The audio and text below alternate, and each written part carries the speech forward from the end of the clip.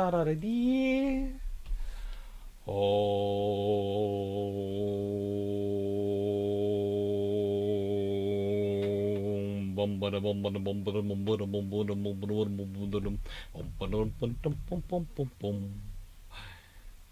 Right then, hello everyone. Let's see who we got here today.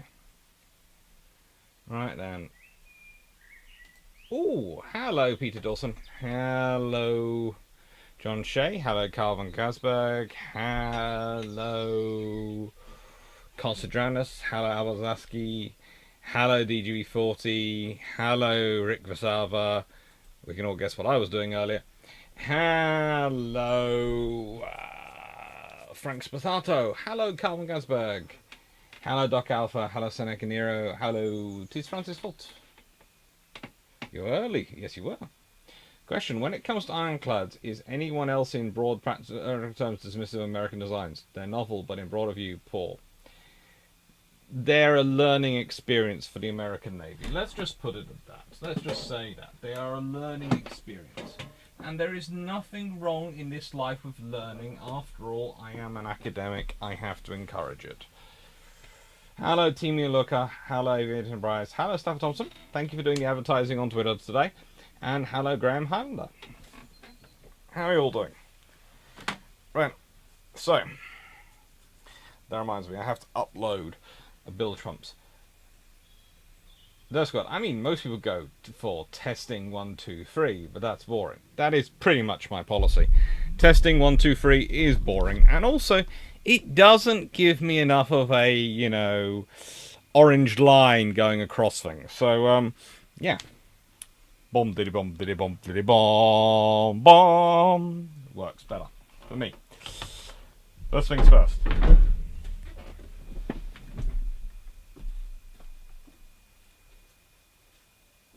Now, there is going to be something interesting today because, honestly, most of the best books I have on this period that cover the Age of Iron, as I like to call it my students, are not what we would call very specific books. I have a book on HMS Warrior. I might even get it out at the end. But they're not really the books I go to when I'm trying to cover this entire period. Books like this are. Now, from the picture on the front, you would think that's nothing about the Age of Iron. But as we'll be getting into, it has a lot in there. It also has a lot of very cool pictures of HMS Dreadnought.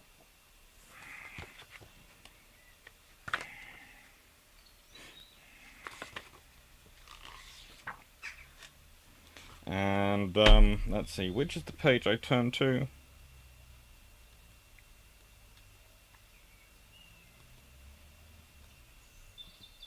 Yeah. If I go to, this page, that tends to keep certain people very amused for a while, especially as I can just flick over to this one.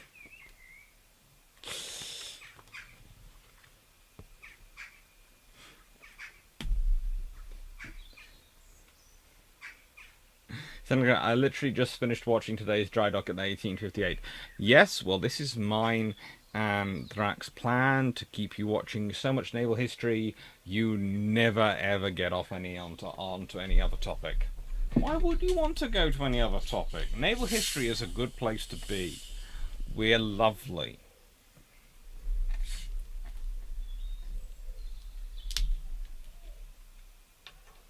There is some very interesting in-depth ones which I will be getting into because frankly they are cool, but as said, quite a lot of the ones I'll be discussing today are books which look more like,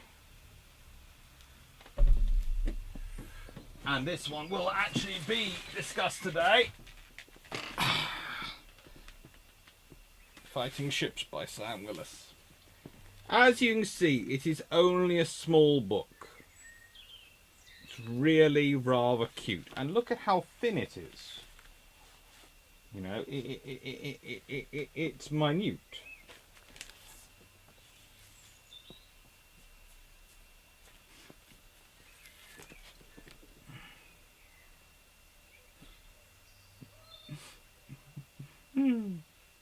Hello, Cahedron. All hail the mighty Catalina. Hello, Kilo 19. Greg Sarsky, click on Opera next time. Who knows? That's good. Careful not to get anywhere near the Star Wars theme. Disney are famously litigious. That they are. Look, I'm fine. Just got all the nice episodes watched on Amazon Prime on a series called Clarkson the Farm. It's a good thing. So far, I have watched one episode. I watched it with my mum because I thought I'd notice because she likes farming and she really, really likes Jeremy Clarkson. So she seemed to enjoy it. So hopefully, watch out for the rest.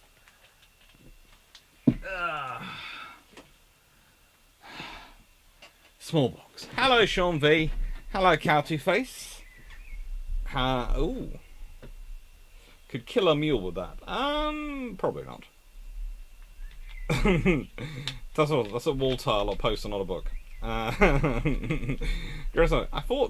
bought Willis's book on sailing ships without checking the size first. Oops. Good luck. I know how big that book is.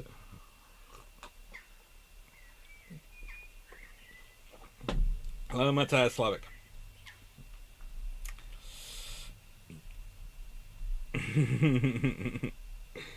No, history is nice, but I have tests coming up in, oh my god, in July. Hello, Yikas. Well, it's Seneca, you know. Perhaps the test could be on naval history. I could set a few.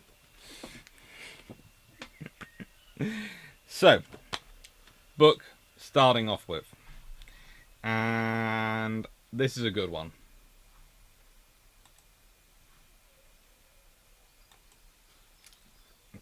It's always a nice one to get into.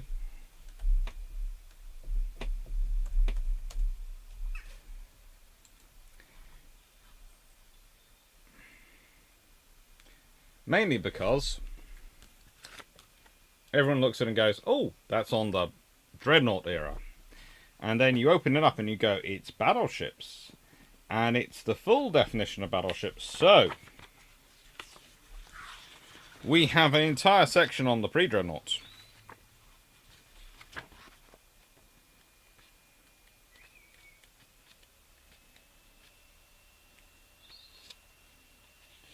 Which you can sort of take back that far.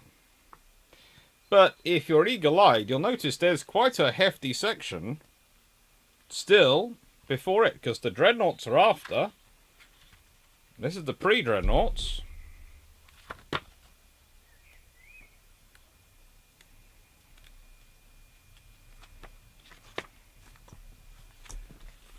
HMS Conqueror. HMS Edinburgh across on the other side.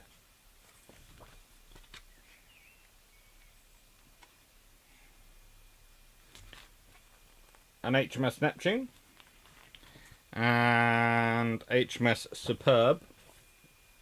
That's... one second, this is Neptune. This is Superb.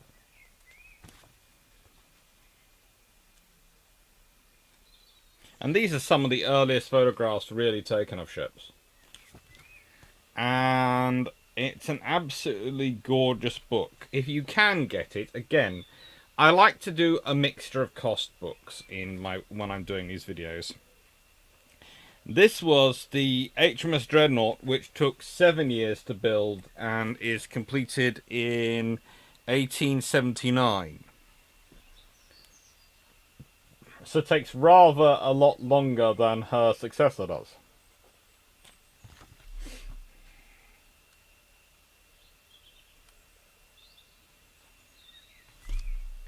And then you start getting into the ships which look rather HMS Warrior-esque, which rule the world for a short while. This is 1886, and this is HMS Sultan, who can be powered, one of the last battleships to be designed that could be powered by both steam and sail. Although you really didn't want to try to take her out on the sail.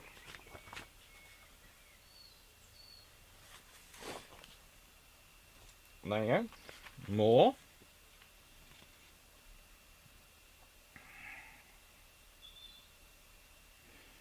This is HMS HMS Iron Duke. Not an Iron Duke many of you will be familiar with, but she spends quite a large portion of her life on the China station as the flagship, and she's built in Pembroke Dock. Can you put the book in the text section? This book is in the text section. It's one of the first ones listed. It is the first one listed. Yeah. RN Battleships and Battlecruisers. In Focus by Commander David Hobbs. And it's actually part of a whole series. So it's, you know, there. I've got the rest of the series there. I will show you some of them.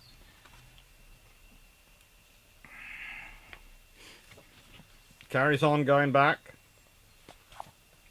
We have Repulse. We have Hercules. We have the Lord Warden. We have HMS Scorpion. And here we have HMS Warrior. And I said it would be the starting ship, though. We'd be discussing the starting period we'd discuss. And this is HMS Agincourt. Okay. Agincourt. Warrior.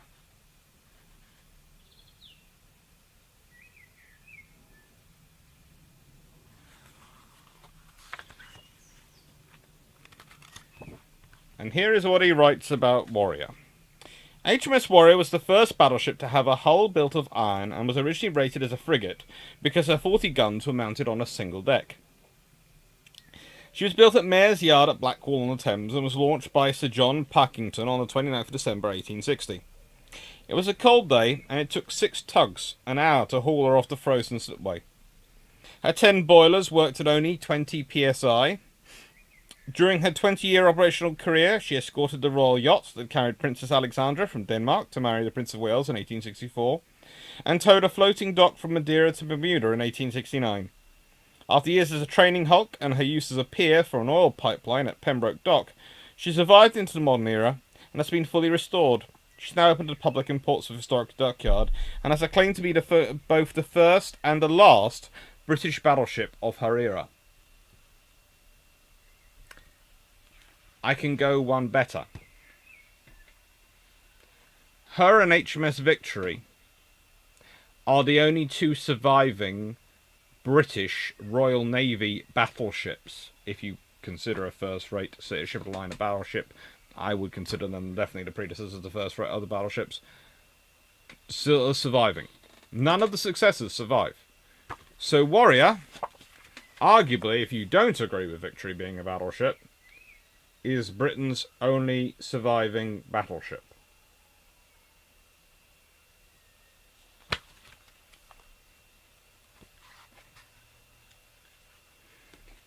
Seneca Nero, did the copper shielding of some sailing ships offer any armor protection? No, it was copper hulls. It's copper on the bottom, so no, it has no effect on their armouring.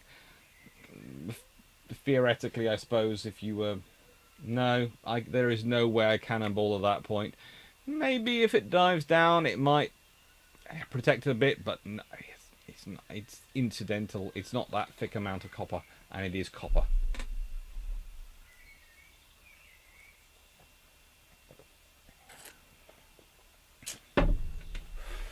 Now, before we get on with the other books, I will point out there is also the Royal Navy in Focus 1930 to 1939.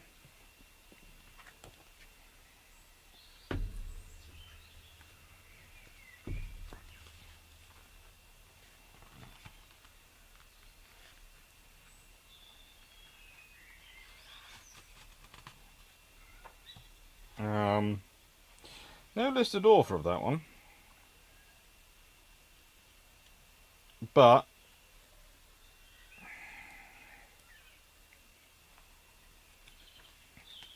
it does have some lovely pictures of, including HMS Glowworm.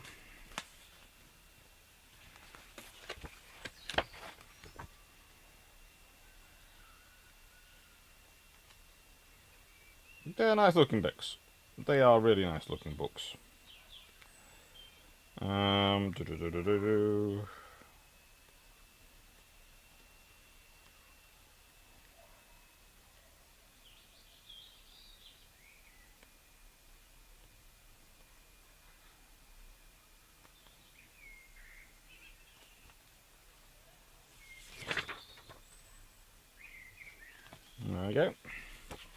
HMS Nelson's port 6-inch battery.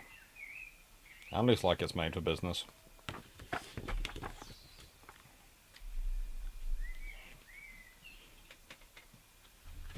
Peter Dawson, you're pointing out Battleship is a contraction of the line of Battleship, and that is HMS Victory's description. That is certainly one of the potential origin stories for the phrase Battleship. And yes, you can go there if you want to. But it's a bit... It gets into a bit of murky waters.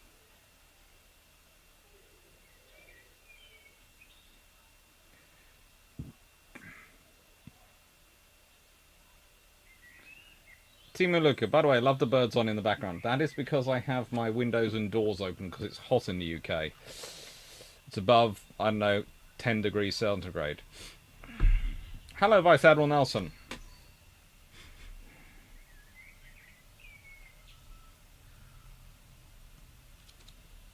Doc Alpha, I happen to agree with you. And this is another one of David Hobbs. This is Royal Navy aircraft carriers in focus. And it's cool. It doesn't have this picture, which is Empire McAlpin, which shows how small the Mac ships were, because,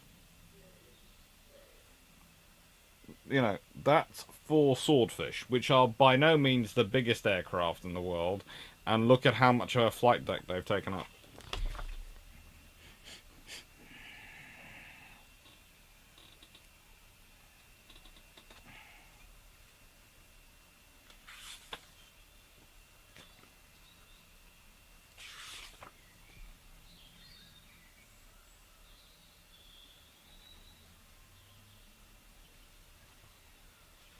And this, of course, is HMS Illustrious and HMS Unicorn.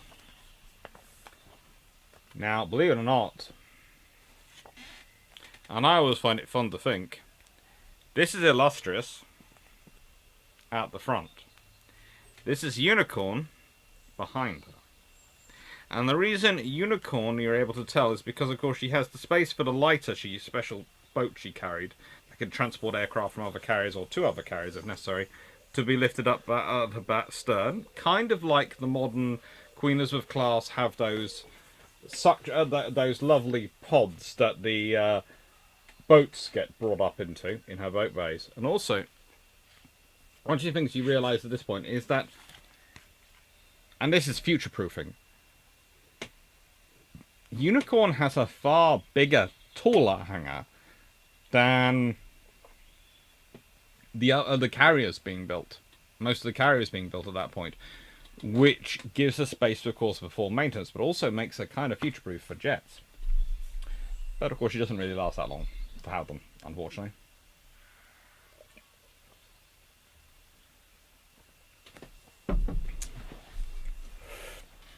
Now, Lieutenant Kinner, did HMS Warrior sail out to go with the ships of the line, or was she planned to do that? By the time you get to HMS Warrior coming into existence, there are still ships of the line in service. But several of them by this point have been retrofitted to have some form of steam power. There are a lot of steam frigates in service, and Warrior is in many ways an improved steam frigate, in that all the guns are on one deck. But they are very, very powerful guns. So that's why when she starts out with, she's treated as a frigate rather than a battleship.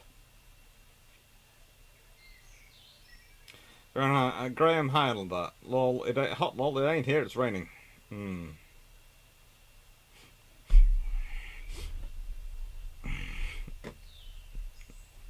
We all want to visit Portsmouth. It is a lovely place to go. It is lovely. And as I've already pulled it out, and because I like the exercise, oh, it's caught on that book. Oh, there we go.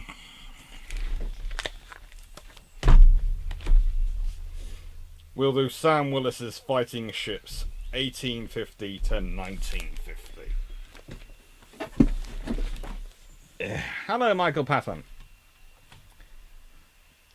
Right.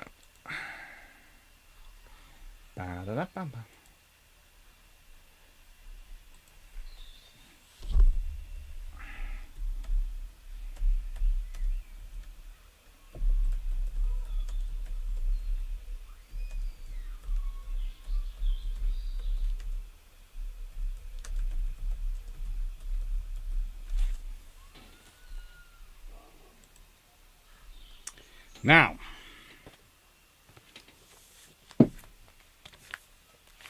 please excuse if at any point this book sacks.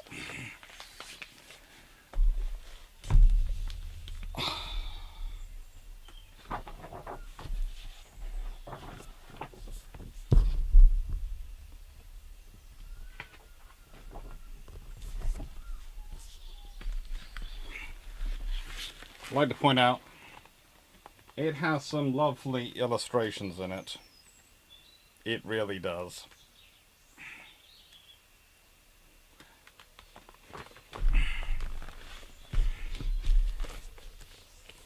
But finding pages in it is sometimes a bit on the interesting side.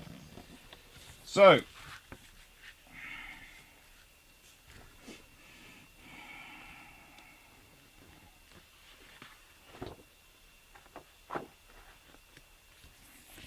here you have an example of what's appearing not that long before HMS Warrior does, of a steamship. If I'm not mistaken, HMS Marlborough, I think. Yeah, Marlborough. And as you can see, she is a triple-decker, which has been turned to steam power. Basically, so she's not too different to an Age of Sail Victory or something like that, but she's been turned into steam power. And they've otherwise on the top, she is pretty much the same. She's a wooden hulled ship. She's got a bit of iron, but not a lot in her.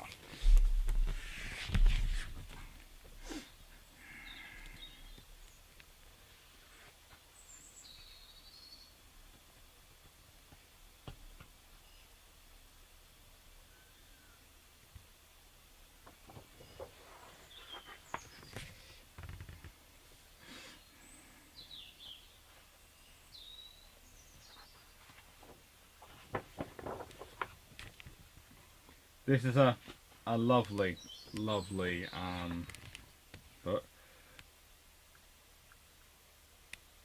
You find the various pictures of Commodore Matthew Perry, the gentleman who first really upset the Japanese, and possibly, you can say, indirectly led to the interesting relations between America and Japan, which laid the groundwork for World War II.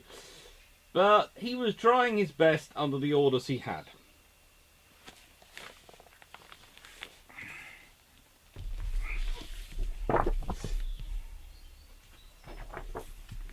And to be honest, the Japanese hadn't done themselves any favours.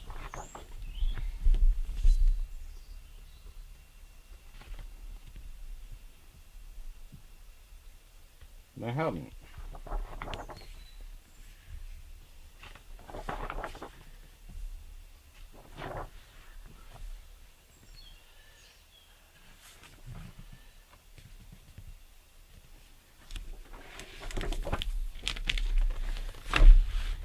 Here you have HMS Warrior and La Gloire, the ship she was built to fight.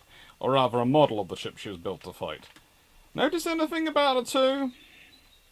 Which, let's be honest, which looks sexier? Yeah, Warrior is by far the prettier, sleeker ship. She really is. And I'm not just saying that because she's the British one. She is just better. In every single way.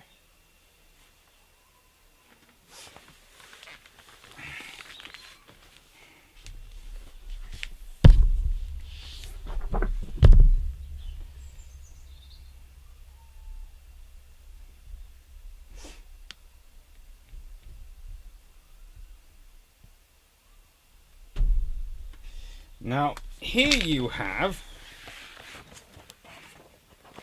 American Civil War. Now, what in this painting shows, and rather cool, and again, you could almost stick this book up on your wall and have a different page on every day, and it would be a very, very pretty display. You have on, and I need to lift it up a bit, this side, you have the barges, which are carrying the big bombard mortars that are part of the sieges. And then you have, readying to rush the defences, you have the armoured paddle steamers. And this is the kind of force you got put together by the Union on the rivers. And this was one of the reasons why they had an unfair advantage, because they were able to mobilise a large amount of iron. The Confederacy was always short of metal. The Confederacy was always short of anything manufactured. And anything which until required a lot of processing. They had certain sort of forces of it, so on paper they looked quite strong in terms of their capabilities. But because none of their infrastructure joined up, they could never really bring it to bear or get it to work together, and so, boom. Whereas the Union, a Union side, did have enough east-west connections, not much more, but just enough, to be able to really bring this to bear. And you just get a lot of cool pictures. But let's be honest,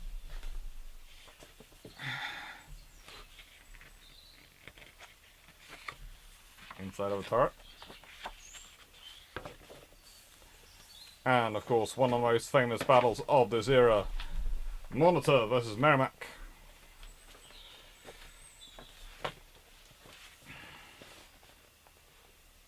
Nicely done. Good descriptions. My god, this is a huge book.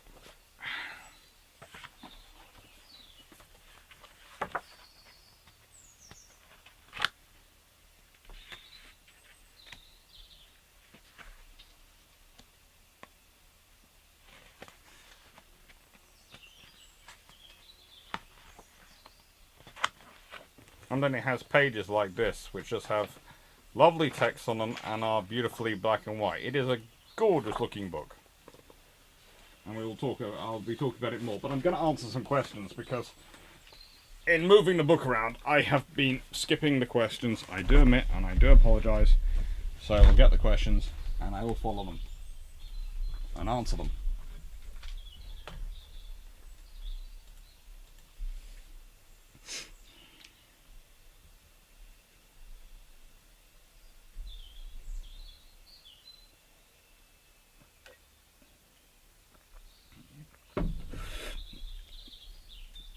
Sebastian Nelson, how compare Warrior to a top-rate ship of the line in terms of cost?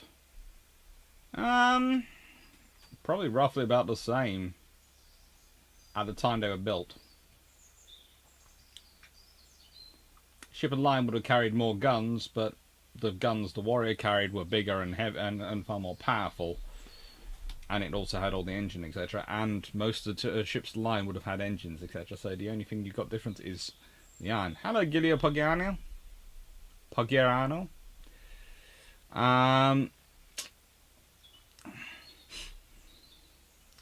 Seneca Nero, didn't the Ottomans build 140 gun sort of shield line near the time? Or yes, they did. Nick Waters, if that's on a coffee table book, you need a bigger coffee table. I think you do need a bigger coffee table for this one. This is the notion of sailing in a wooden hull steamship scares me. One shell to a boiler? Boom. Yeah. Because the publisher should be paying Alex for this. I think possibly my gym should be paying me for this with doing this one. Perry, if anything, you stop Japan being a China 2.0. Concentrate, targeted marketing like this is crazy.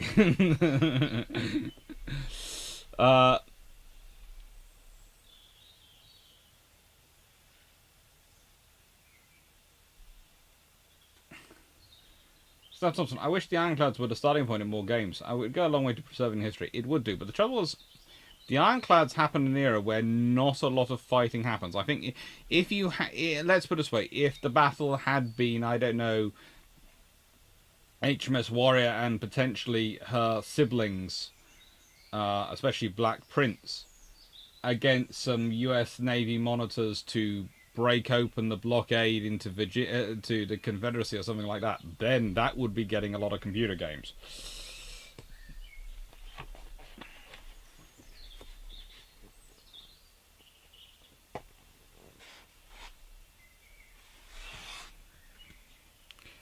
But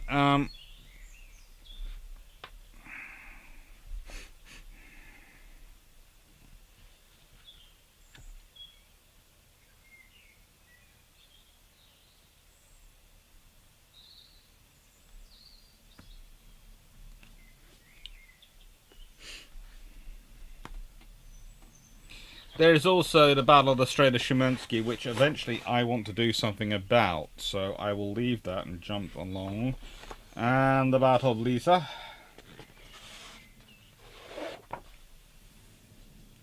Battle of Lisa, of course, gives us Admiral Tegenhoff, and I will show you him. It has a great painting of Admiral Tegenhoff and the Battle of Lisa in here. There you go. I think that is supposed to be Tegenhoff. Cool, calm, collected, and in charge is the expression I think they're going for.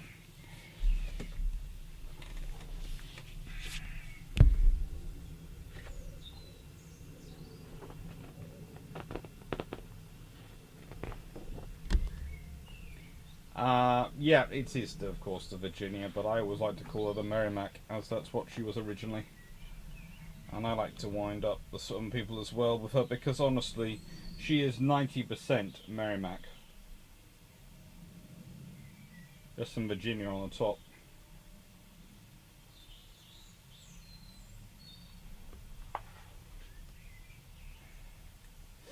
Even has a great plan for HMS Rupert in this book. Oh yeah, HMS Rupert.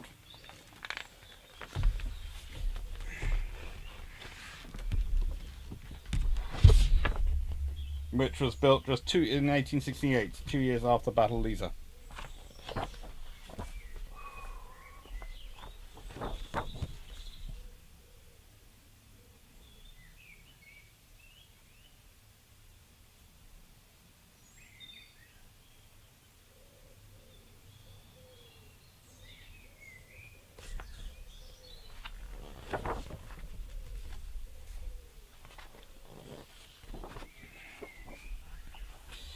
Also,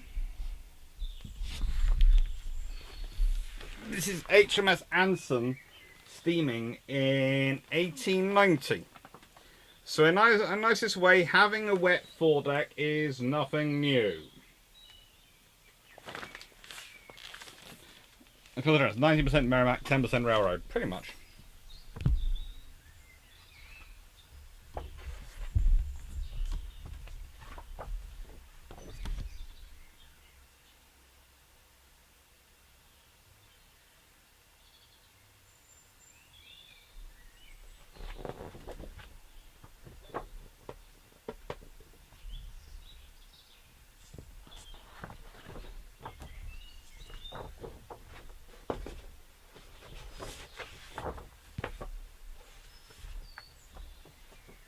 And it's got the full early spar torpedoes.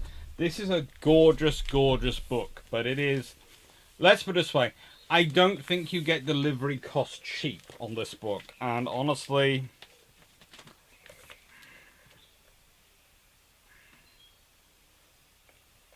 okay, it's not gonna replace a set of weights, but you can get a good few reps out of it.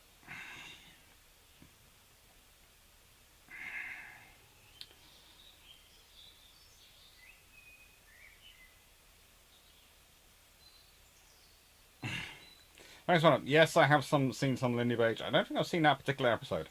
Hello, Dr. Travanius. Since first of all, what's folks' take on Armstrong versus Dahlgren guns?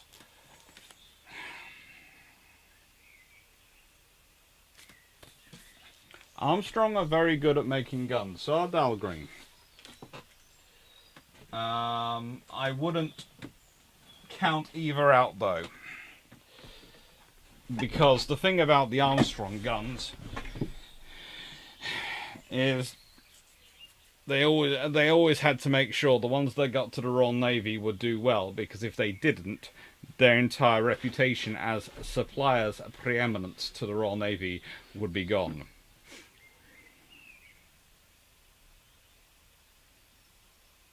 Discord, should we talk about it as a wet foredeck or as a dry centre and aft deck? I think we should talk about it as a foredeck which needs to be raised.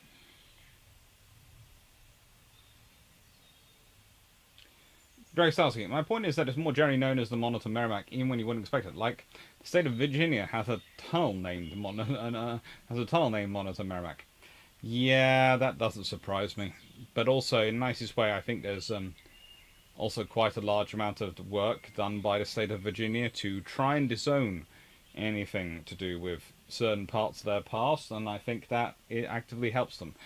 It's kind of like a certain person in history is often rated as the most famous German of all time, when in fact they were Austrian.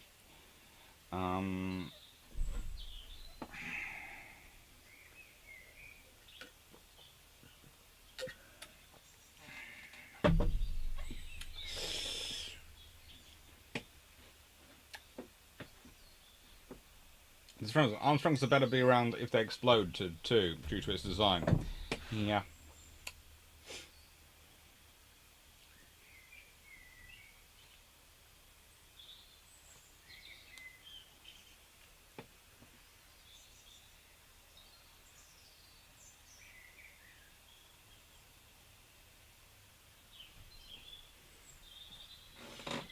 There's always going to be a new Scrim remaster. There is always going to be that being upgraded.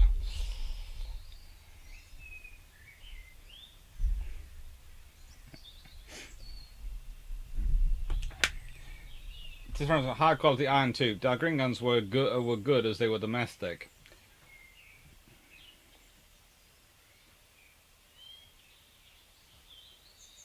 And a certain German musician gets called Austrian all the time. Mozart. Yes. But shh on that one. We had the fluffy research assistant before our current fluffy research assistant was given a very regal Austrian name. That's what Mum decided, and it's called Mozart. He was also a Pastana Poodle.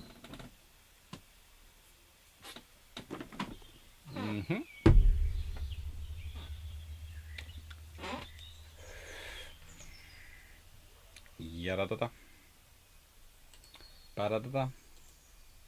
Now, the next book is the complete opposite, in many ways, of that last one.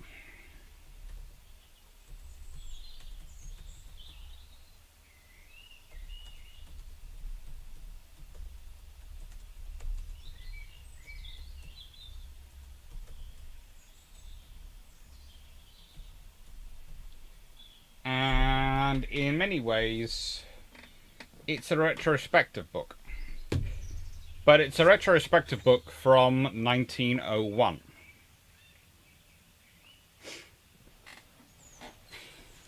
So, yes, technically it is published about 10 years after the period we're sort of talking about, because honestly it's about 1850 to about 1890. Is when I start talking about the Iron Age, or the Age of Iron and Ships. Depends how Game of Thronesy I'm feeling.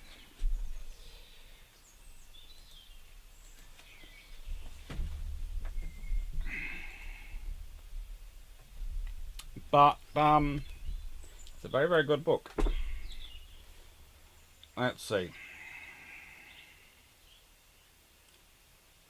So, Thompson, I believe the German misconception about that gentleman is reinforced by other Australians, by the other Australian that is currently trying to take over the world.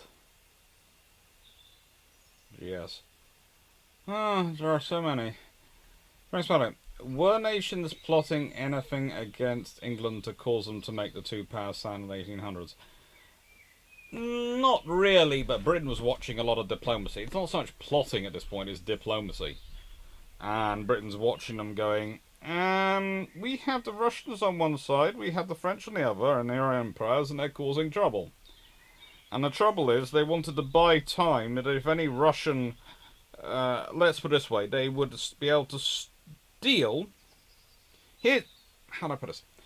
The British felt that as long as they could prevent the French from interfering, any Russian attack on India they could defeat.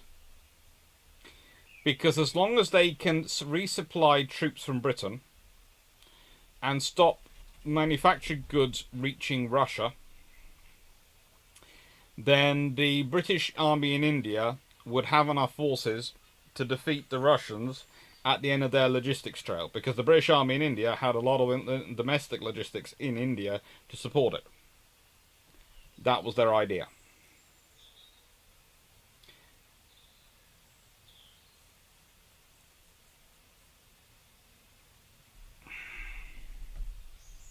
Now, I can't help but feel Wolfgang is the better part of the name for a doggy.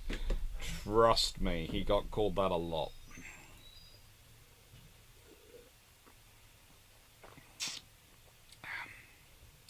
Now goes on. The most Germanic ethnicity, i.e. the Prussians, are in fact of Slavic origins, so welcome to Central Europe. Oh yes.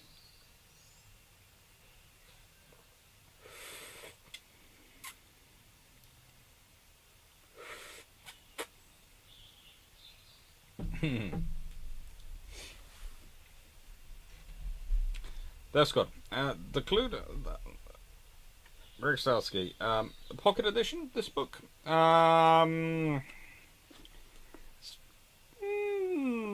If you have a very big jacket, maybe.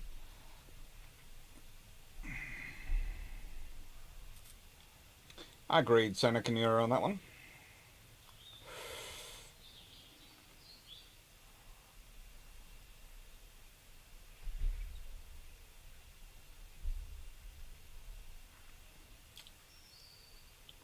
So, structural design of warships. Now, here is the thing, and I know I have a fair number of naval architects who watch me, so yes, this book does have the formulae in it.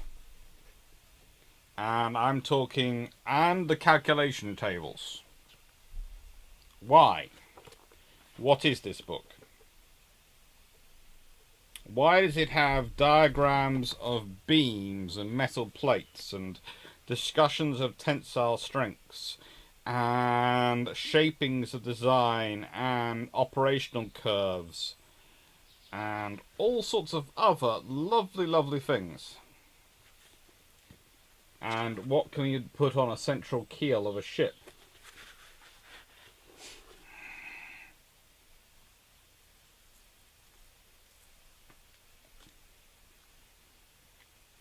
Where the shearing force is, where the bending moment is, all those sort of things are explained. What is this book? Well, here's the thing. This book is a very, very cool book for those of an engineering interest or those who really want to understand what was the foundation of ship design going into the Dreadnought era and what the reason was for that foundation. Because this book, as described in the preface, this work is based on a series of lectures prepared for a course in naval construction which was established by the Massachusetts Institute of Technology in 1901. Yes, the very great and glorious MIT. For officers of the United States Navy detailed to take this course in preparation for their duties as naval constructors. The lectures have been developed during the last 13 years. Having now taken a fairly permanent form, it was thought desirable to print them, partly for reasons of instruction and partly in the hope that they might be useful to naval constructors and designers of warships in general. The course in naval construction extends over 3 years and consists of lectures and design work. The general plan of lectures will be here briefly outlined in order to show the place which the present work occupies in the course. Imagine that, saying, right then, you are a professional naval officer, but you are now going to be detailed off to the constructors department to help with the production of future warships, and I'm going to send you on a 3-year course. A 3-year training course. The Royal Navy did it at the time. Lots of navies did it at the time. Imagine doing that today. Imagine what it might have an impact on. Let's hear what the course is about. First year, a historical account of the development of warships, beginning with the introduction of steam power, iron and armour. Preliminary design, comprising a discussion of the different types of warships, determination of the principal elements of design, construction of lines, stability, seaworthiness, general description of weights, weight calculations, watertight subdivision and vibration of vessels. Second year, structural design of warships, comprising materials used in hull construction, strength and strength calculations, riveted joints and main structural features. Preliminary design and installation of boilers, engines and propellers as far as these problems concern the naval architect. Coaling and coal storage, liquid fuel, rudders and steering gear. Third year, drainage, ventilation and heating. Anchors and anchor gear, boats and boat handling gear, disposition and installation of artillery. Ammunition, transport and stowage, design of ammunition rooms, torpedo installations, effects of gunfire, resistance of armour, principles of design of armour protection against submarine attack, conning towers. The present volume covers somewhat more than the first half of the second year's lectures. It presupposes a general knowledge of the theory of naval architecture, as well as such familiarity with warships as is ordinarily possessed by young naval officers. What is the purpose of this course? What is the purpose of this book? It is to create informed customers. Think about that. Informed customers. Think about that with modern procurement. Informed customers. Customers who understand what they're being told by the engineers and the architects, and who can argue back with business personnel because they can go, no, you're not telling me what I've asked for. You're trying to sell me something different.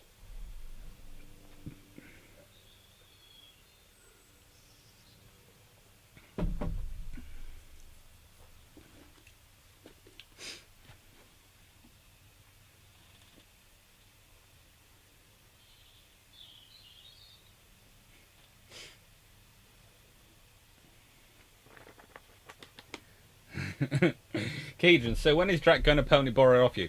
I think he is actually. I did say that he could have this book anytime he wants the other day, actually, because he was looking. I was looking for it to loan it to him, and we couldn't find it then, so I found it today.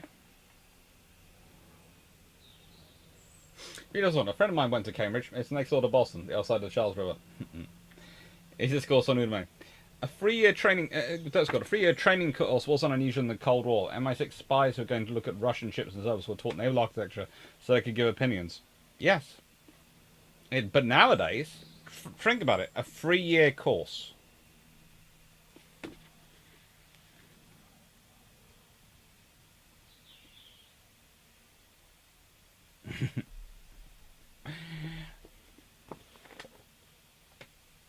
And as Derp Squad has just pointed out, informed customers are now everyone's worst enemy.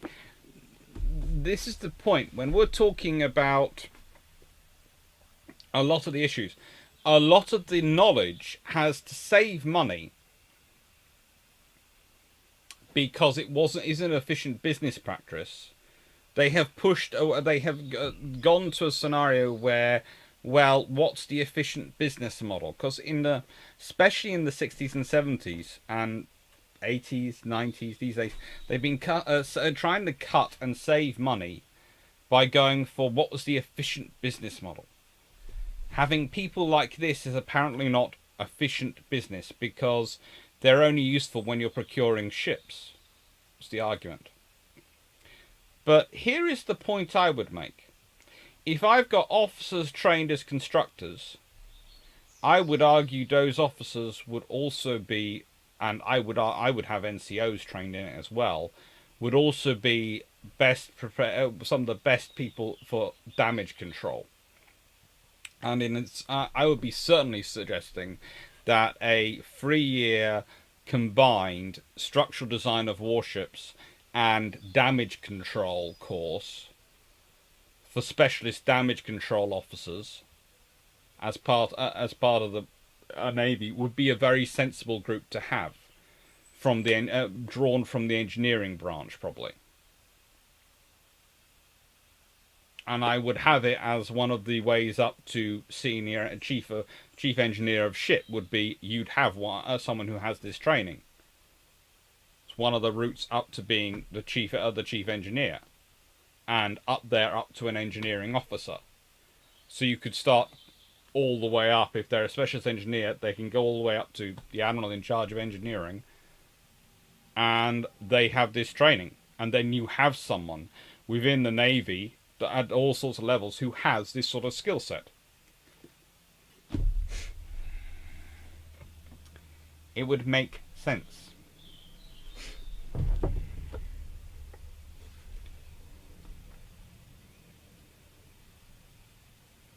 Now, just because I've read the beginning bit of it, I should also read some of the content.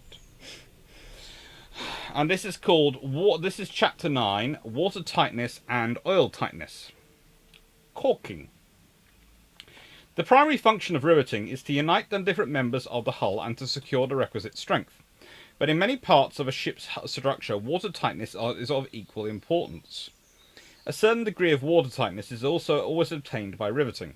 In fact, if the rivets are spaced sufficiently close together, and if the workmanship is good, perfect water tightness can be attained without the use of other special means. And in course of time, the water tightness will become still more absolute and reliable by the formation of rust between the fraying surfaces, whereby all the interstices will be filled up. Since it is not, however, in all cases desired to adopt a very close spacing of rivets, and since the workmanship cannot be relied upon to be perfect everywhere, all watertight work is caulked wherever possible. Caulking consists in forcing the metal along the edge of one or both structural members, which are joined together, in between the fraying surface, so as to prevent the passage of water or oil. Efficient caulking demands that the distance between the rivets along the caulked edge shall not be too great relative to the thickness of the plate, but otherwise the plate will yield to the caulking tool, and the caulking cannot be relied upon when the joint is severely strained. Hence it is seen a maximum spacing is given for watertight work, varying from 3.5 to 5 diameters. Kind of like calibers, you had between rivets diameters, i.e. if you're doing, let's say, 1 inch steel, and you're putting that together again, you would be doing a rivet every 3.5 to 5 inches. If the spacing is expressed in terms of diameter of the rivet, as it is usually the case, it is rational to make it smaller for light plating than for heavy plating, since the rivets are relatively large for the lighter plating. Yeah. So, I think I mentioned diameter of the plate, and I forgot to mention it was diameter of the rivet. Sorry, that's me. But no, if it's diameter of the rivet, if the rivet is 1 inch, then you want them every 3.5 inches for close, 3.5 inch gap between them, close. If it's diameter, if it's... Hello, fluffy research assistant. You've gone running around, have you? We have a fluffy research assistant doing a wander. Oh, he hasn't got out on purpose. Oh well.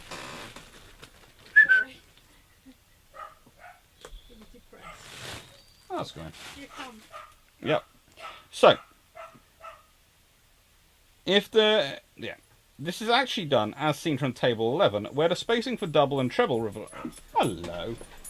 You wanted to come say hello to everyone? Alright, hello. Ah, be gone. You're killing your papa. Hello. So, you going to say hello? You're very well behaved. Do you want him caught? No, he's alright. He's alright to run around. Okay. He's a bit depressed. Oh, why are you depressed? Too hot. Too hot. Too hot for a fluffy research assistant. That it is. There's a water bowl down there if you'd like it. There is. Hello. I've just set your photograph. Thank you. Hello. So, shall I get on with the book? No, you're not getting into the whole bag. No. It's bad for you.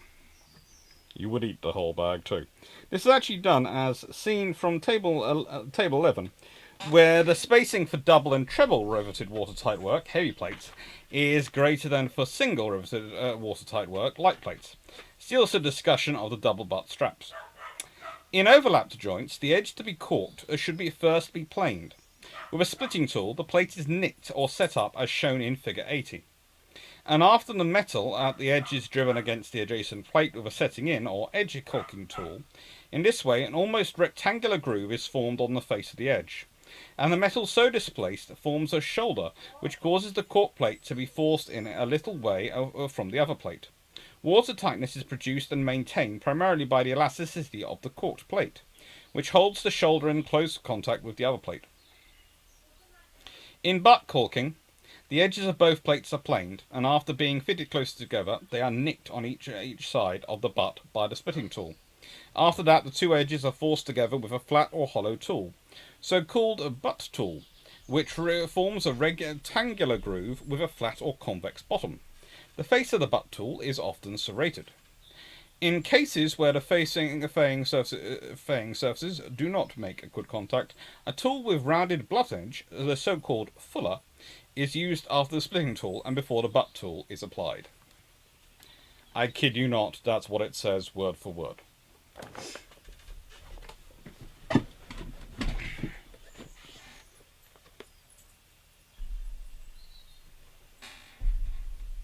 Mm-hmm.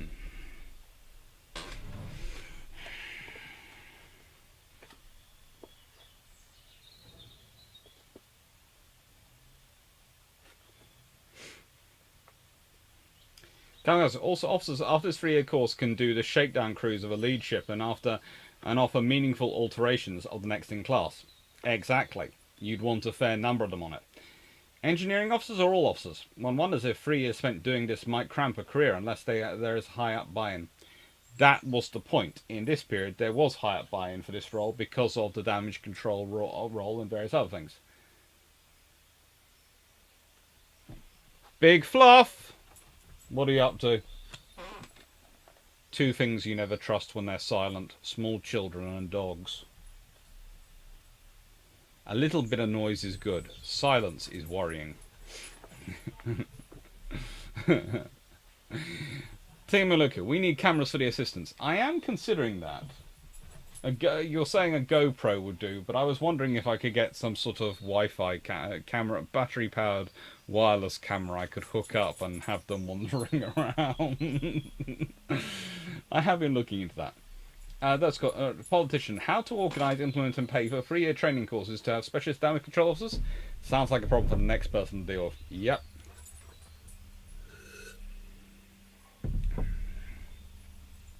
Sean Mack. Yeah, that's a good point. Perhaps you should you need to rebrand the damage control officer position to ship specialist or something like that.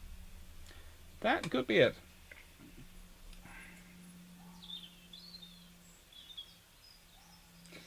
In accordance with the ad fabrication, my first thought about such a course may be part of a way for an engineering officer to get to ship command. But wait, how often in Ironclad era engineer officers get to come up to command ships?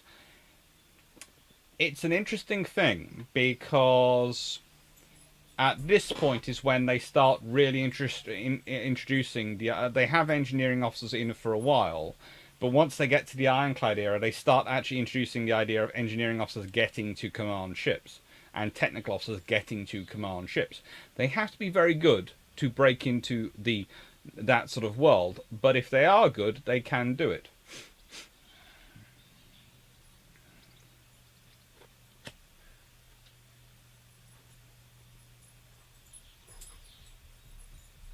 Caulking.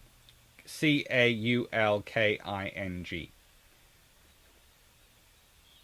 Adfab, just sheared all my sheep. They are loving the comparative cool. Fluffy sheepy assistants are less fluffy. That's good. The fluffy research assistant, I think he has about another 3 weeks to go before he gets shorn again. And in regard to ironclads, who had the best for iron for such throughout decades? I'd say British, German, and Letfield are the Spanish providing the best iron. The Americans get quite good iron. I know Bath Iron Works does a lot of good work, but I would say you probably have a competition between the British and Germans because it depends on how much. Hello, you're coming in again. On what kind of purity of iron they're managing to work with, and how they are managing the purification process, and how they're managing the iron creation process. Takes a while. Iron. The first thing you learn when you start studying naval history in this period is iron is not necessarily iron. In fact, most of the armor and most of the metal you're dealing with, it's called iron, or it's called steel, or it's called all sorts of different things. But they're all, to an extent, far more of a mixture than a purity.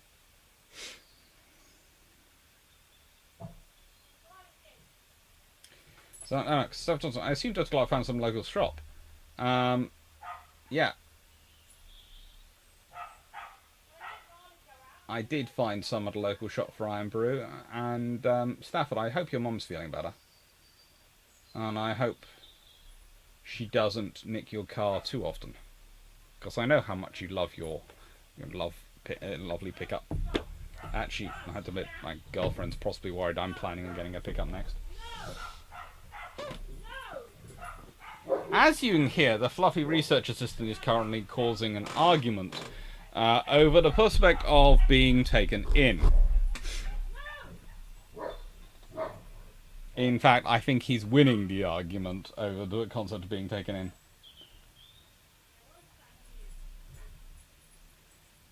Let's see. I think he's bouncing. Peterson, alloys. Yes, it's all alloys. Hello. What's on for... Raleigh?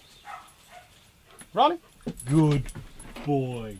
Hello. Aren't you a good boy? You come straight to your papa every time. Quickly dispose of the evidence. Right. I take it you're supposed to go in. Oh, we want a hug first, do we? We do. Oh, we're good boy. Now, but I take it you are supposed to go in. You are a good fluff. But you are supposed to be going in. I know you like to bounce around and come and say hello to me. But your mummy would like you. So, I'm going to go put you through the gate. Okay? Back in a second. Come on, fluff. Come on, mate. Come on.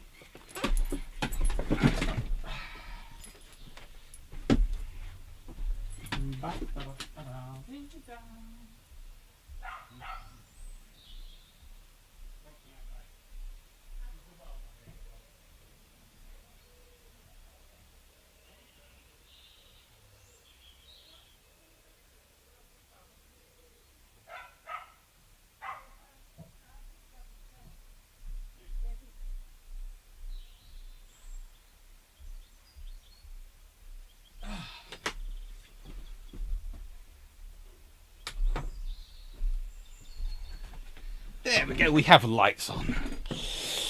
Now, as we all know, that Raleigh just came to me, my fluffy research assistant, just came to me out of love, didn't he? No bribery was involved in that at all. You're all with me on keeping that secret. Right then. So, Bath built his best build. Now look, Bath gets better as time goes on. I would certainly say by about 1910, 1912, Bath and Armstrong, well, Bath and the various Armstrong subsidiaries are the two you have to really count on for the best quality armour. The Germans would claim it's them, but honestly, the Krupp method is a very good method of producing steel, but it doesn't. Once the others have got onto that methodology, the allies and the combinations they're producing are actually better. Hello, you. You've come now because your big brother was here and you don't want to be left out.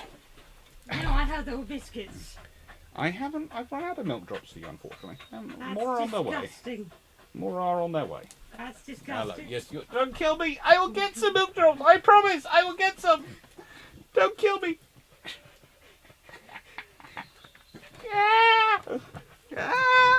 Hello, you. Hello. Good boy. Good. Wow. You hot today? Yes. Very hot. We need to get a paddling pool for you, don't we? I have a hose thing. You have a hose thing. That's not as fun as a paddling pool. No, I have a paddling pool. And yes, that was the Tafra. Came for a quick visit. Very quick visit. And apparently to eat my ear. No, to demand biscuits. Yeah, as part of his demanding for biscuits. Alright.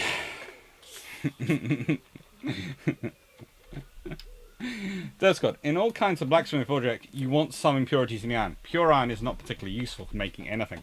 It's too malleable. And as everyone will remember, if you are at school about a decade or so ago, but I still think they do, they had a tendency to have their stands for science tend to be very, very close to pure iron rods, which everything was gripped onto. And if you were like me, you could bend those into all sorts of interesting shapes with not much effort.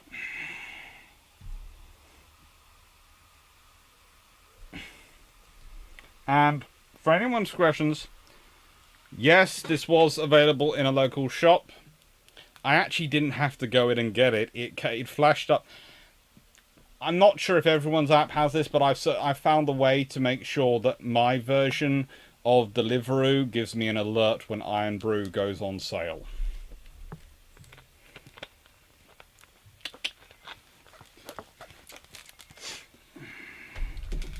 Adfab, when did shipwrights start looking at aluminium? About as soon as they found out about aluminium. It was supposed to be beautiful because it's lovely and light, but the trouble is getting aluminium in quantity. We don't really perfect getting aluminium in quantity and the purities you need to use it, and the alloys you then need to really make it work till, well, really the 1920s, and even then it's not considered good quality for armor, but they are looking at it for ships which want to be lighter. In fact, at one point they're even looking at it for various cruise liners in the late 1930s, I think.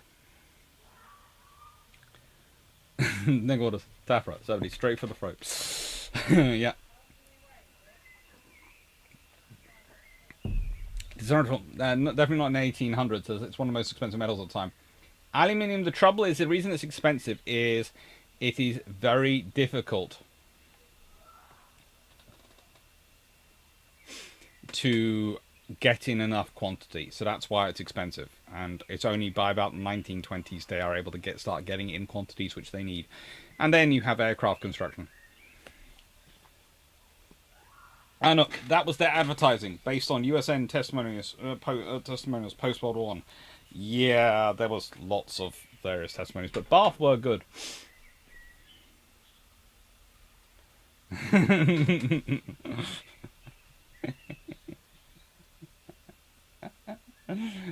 Because I'm afraid he's training his dogs for when AC gets some stands. You never know. And there's something like, how does your sister sound like a parody of British woman who sound on the frame? I'm not sure. She just does, magically.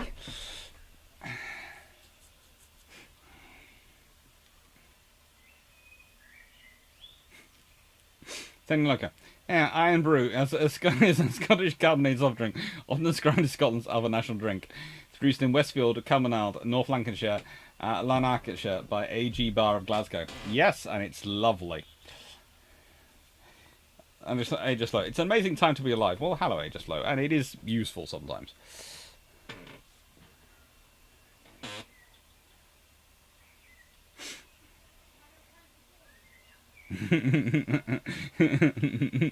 Schumacher sets up a Google alerts so he knows when the Iron Brew stocks are replaced at any local shop.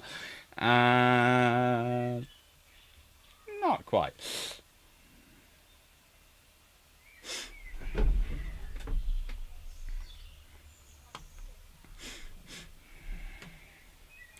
It's still now cheaper to recycle iron than to process new metal from bauxite. That is true, which is why I often suggest that when people start talking about the federal gold reserves in the United States, I sometimes suggest that, frankly, the federal aluminium reserves, i.e. the boneyard, is probably worth more money than the gold reserves. Adfab, always wondered how much post-Cold War titanium was recycled Soviet subs. Not as much as you'd probably think, because trying to get the titanium off the fricking subs proved very, very difficult.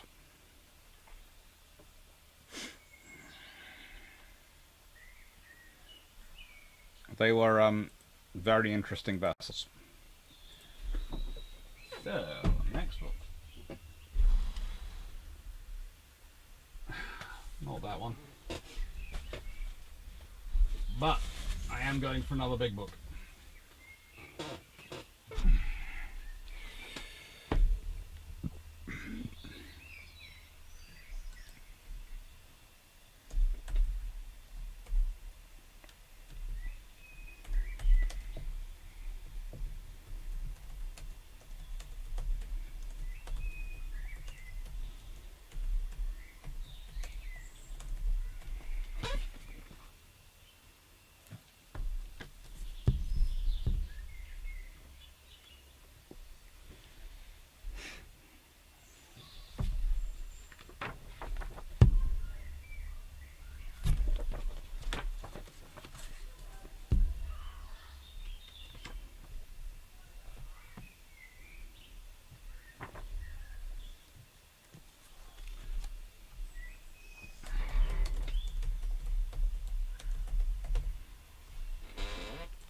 So, this book is very rare and difficult to find. It is almost made entirely worth it by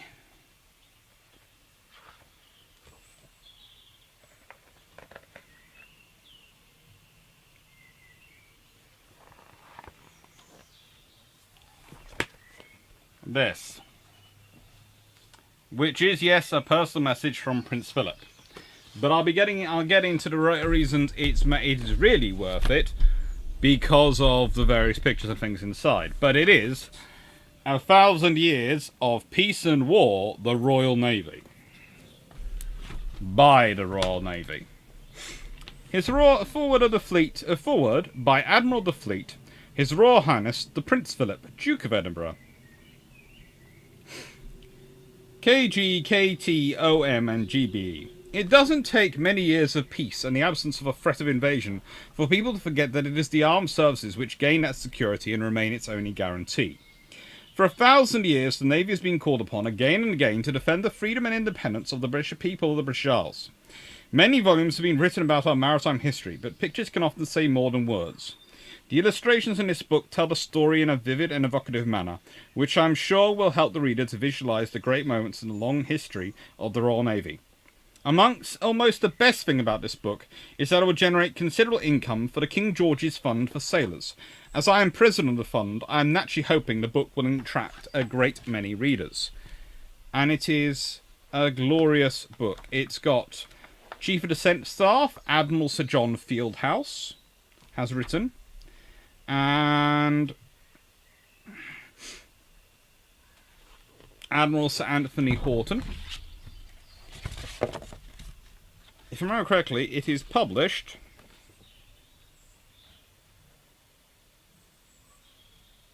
I'm trying to remember the year. This was the second edition. This one is. I haven't managed to find a first edition. But originally it was published... Trying to find a date in this thing is freaking difficult.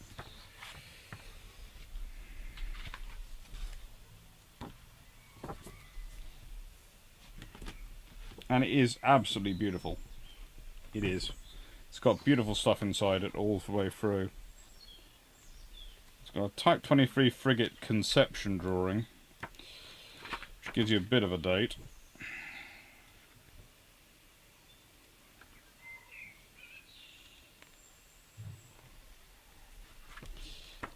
It's post the Falklands War.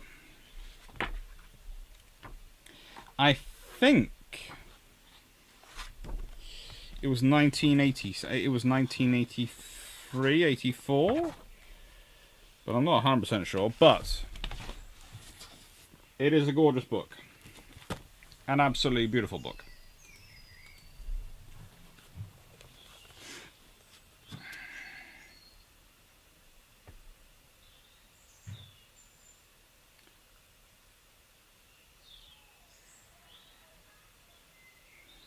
Seneca, most bauxite is purchased in Iceland because they have cheap energy there. Yes, a lot of hydro and thermal energy.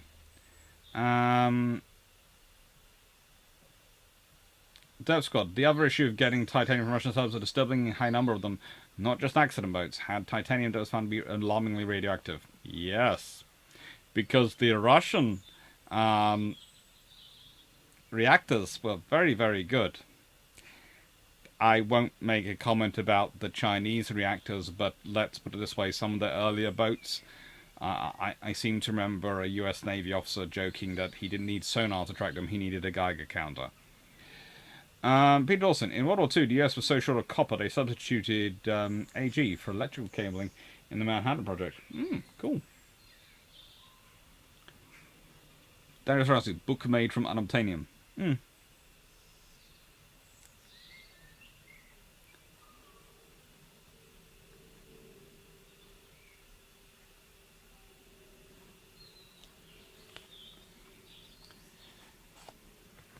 Darius Rossi, well, they start off, and they do admit this, they kind of start off with, I'm fairly certain these ships are Alfred the Great's navy,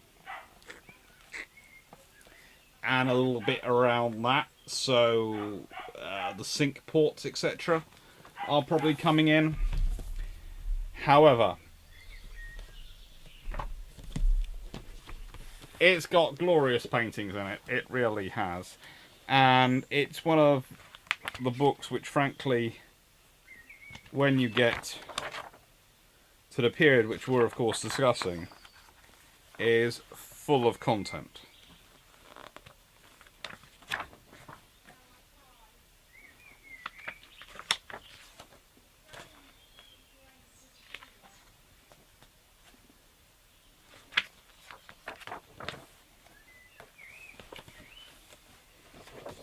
And it just is full of content.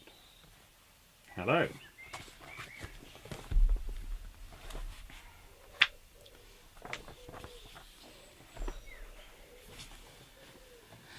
And the Queen Victoria Diamond Jubilee Fleet.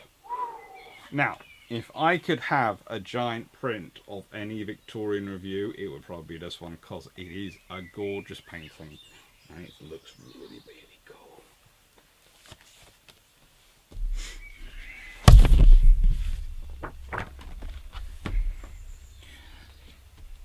Shulmac, I don't think the hand class are actually out of service yet. I think there's still knocking around somewhere. If you want to be really, really worried.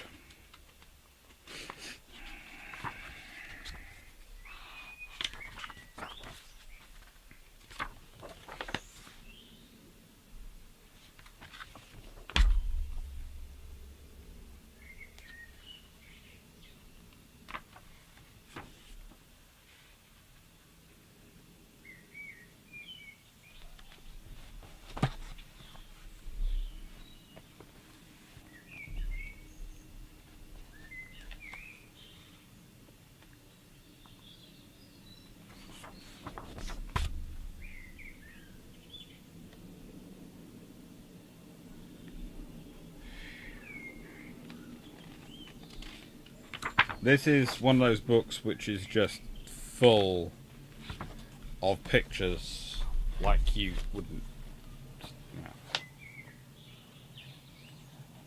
One of the Royal Yachts and the first battle squadron in 1935 being reviewed in the Mediterranean.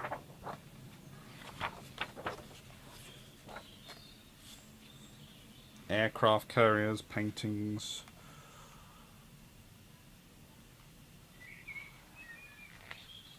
Some really great history going on. And pictures. Lots of pictures. Now, of course, we're going to get back to the Iron period, but, you know, I did want to talk, I did want to show it as well.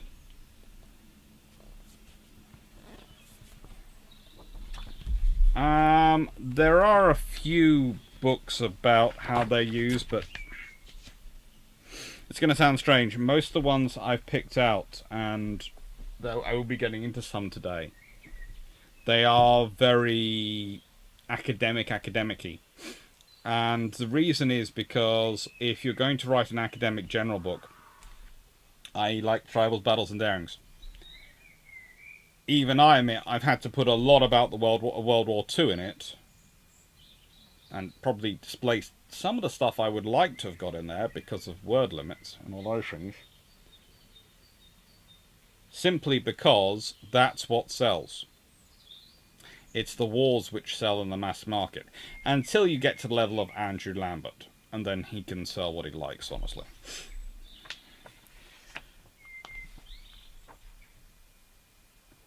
In early 19th century, the change from wood to iron for ship construction was gradually increasing. Though not without opposition from supporters of the hands off our wooden walls to those who said, but iron won't float. Sure, we don't understand where those people are. Tim Looker, can you mess your hair around to make it look more like you? It's about as messy as it's gonna be today. I'm not Boris Johnson. My hair doesn't mess up on the ground.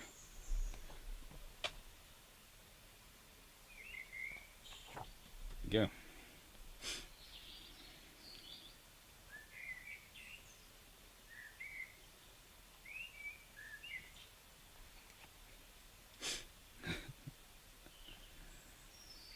Man. Eric Arkan. Afron's Great Navy had raised-floor castles. They did have castle-like structures on them. Anyway. At a time of tension between Britain and France, the Admiralty ordered the construction of HMS Warrior to counter the French building programme of ironclads, led by de Gloire. Launched in December 1860 and completed the following year, Warrior emerged as the largest, fastest, best protected, and most formidable warship in the world. Whilst Gloire displaced 5,700 tons and had an armoured wooden hull, Warrior, also a frigate, was built of wrought iron.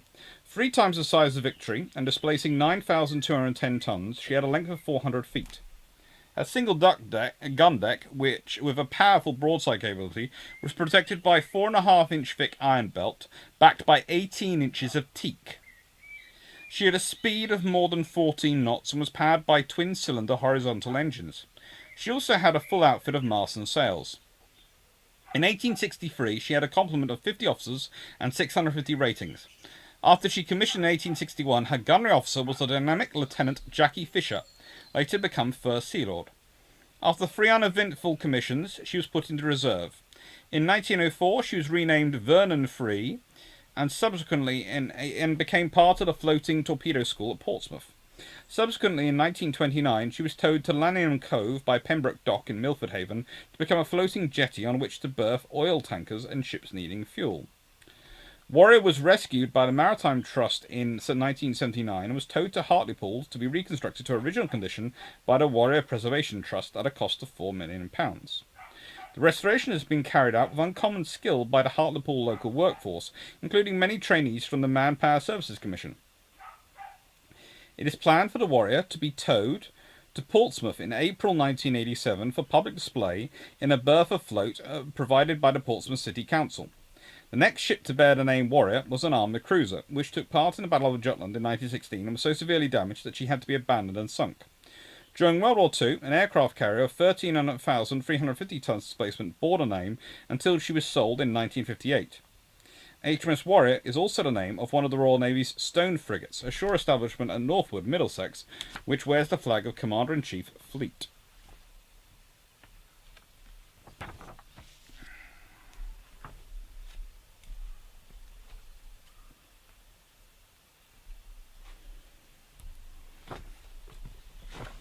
They are good.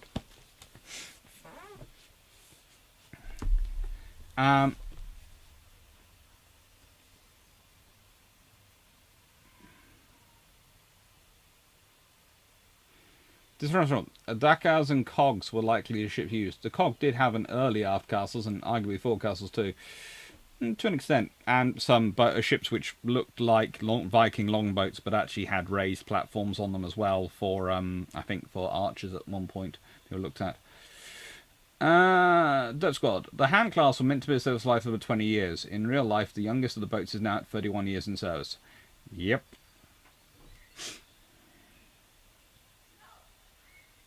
The books are just shown had a fair amount of writing as far as I can see. Yes, it does have a lot of writing in. It has huge pictures, but it has a lot of writing in.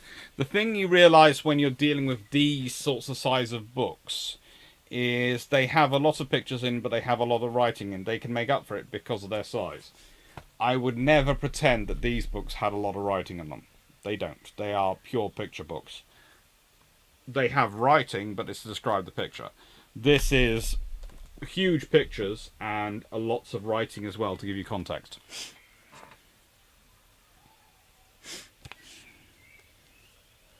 I like the Boris look on you. Thank you. Adfab, did love the before and after TV posts. A professional seemed to have attended your coiffure in the interim. Nope. No one touched me. This is the thing you have to remember at the moment when filming television, which is always a lot of fun because you meet some very cool people, is that what you're dealing with and what you're doing a lot of is done yourself because people aren't allowed to get close anymore. I'm lucky. I have managed to avoid having to have makeup put on so far. I have nothing against it if I have to. Honestly, I've done stuff with when I'm hanging out with the Navy and the Royal Marines and various other forces where I've put on camouflage, and that just seems to be operationally relevant makeup to my mind. So if I have to for a TV filming, I have to. But yeah, no one gets close to you. They keep at least 2 meters away from you. Especially, it's going to sound strange, me, because despite being vaccinated, when I'm talking on camera, I of course have to take off my face mask because I'm talking to the screen and to the camera and all these things. So what you have, and this was, I'm literally describing one sec. You have the camera set back by 3 meters away from you, and you have a camera person sitting behind you. That was behind that, and then a little bit in front to one side of that, you have a laptop, and on that screen and coming out the speakers is the producer, who is usually sitting in the next door room. Because then if something goes wrong, the cameraman can talk to the producer and then they can come back. And you have a big circle on the ground around you and around the seat you're sitting in with an X in the middle. So you feel like you're on an Acme set. You know, you feel like something's going to drop on your ceiling because you're literally drop on your head because you're sitting literally on an X in a circle. It's kind of, you know, scary. And that's what you say. And if you want to leave, or you need to do it, you have to put your face mask on and then walk out. And you have your food and, you know, I did a picture of me being out having a walk afterwards. That was the only space I didn't have to have my mask on. Or if I was eating food, at which point, if I was eating food, I had a choice of going outside and sitting on a park bench somewhere, or sitting on the seat I was already sitting on. Which, by the way, they gave you something to clean yourself. So, you know, that's the sort of scenario you're dealing with. It's very, very COVID secure. And, oh, windows open and everything else, and it's, yeah.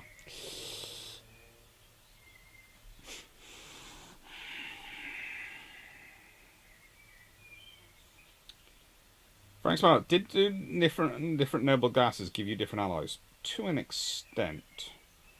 But to be fair, that won't affect it that much, because the whole point about noble gas is it's the inert thing that doesn't mix with anything and just comes off.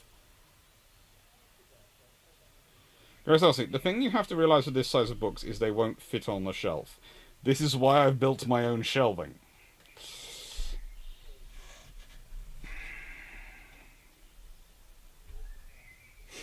Eric Cogan, hello. I have... by the way, if everyone doesn't know, Eric occasionally does videos himself on YouTube. He did one the other night on on Norway prior to World War II. Very, very cool. I did tweet out about it. I do recommend, if you haven't gone and watched it, go watch it. Dr. Clark, I have sketches of those ships with fore and after castles looking like the Viking longboats. It is basically a platform near the stern and one near the I'm presuming a platform near the stern, and sometimes there's a platform which is put forward. It's very rare. Dirk Scott, the book you just replaced on the deck shelf is causing a risk of books going flying all over the office.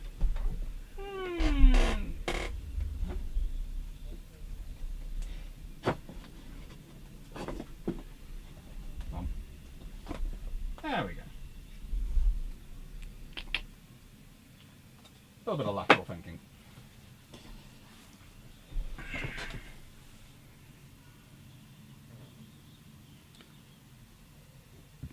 Frank Swallow, can alloys be explained better?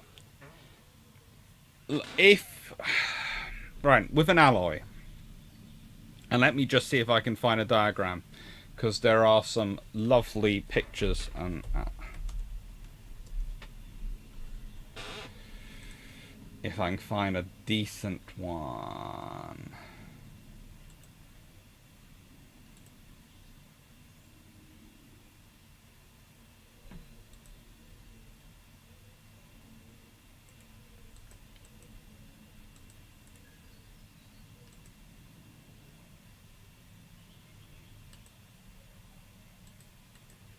Okay, I have found a picture. I need to just adapt it quickly, which will probably take me a little bit of a second.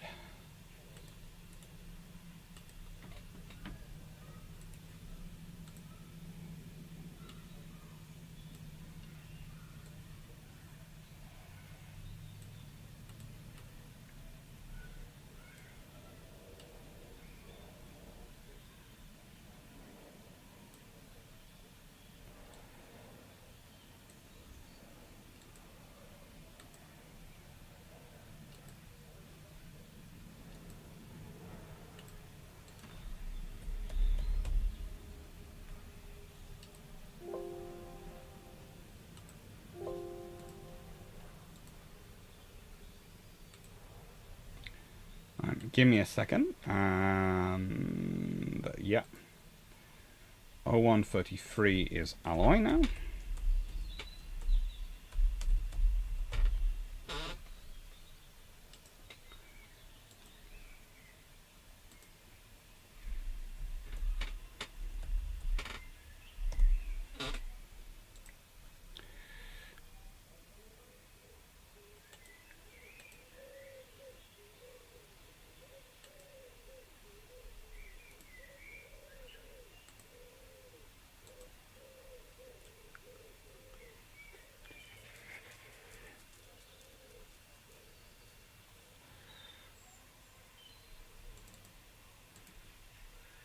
Hopefully this works.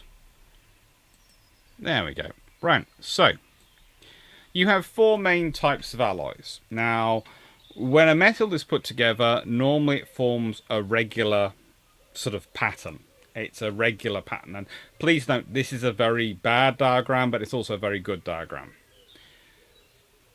So, what alloy you're going for depends on what you want. Do you want an alloy which is stronger? In which case you might go for an interstitial alloy. It might be something which is going to fill in those gaps to make the metal stronger. But you might also want a metal which is better able to flex. You might want a version of steel which has more flex in it. In which case, you can put in something which will give it which will substitution alloy. So something which will replace some of the molecules which make up your steel or make up your iron, and you'll turn it into an alloy which is more flexible. Still has a lot of strength, but is more flexible, so less likely to break. Sometimes you want it to both try to make it stronger and more flexible, i.e. if you're talking about armour, which you want to be able to disperse energy and therefore withstand shock and impact that much more. So that's when usually you get to a substitutional interstitial alloy, which is fun things. Now,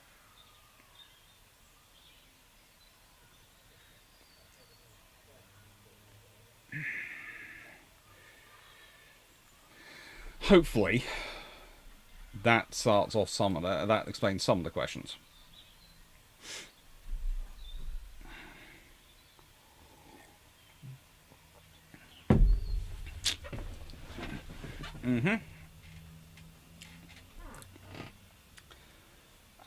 So what metals do you put together for what you're talking about? Well,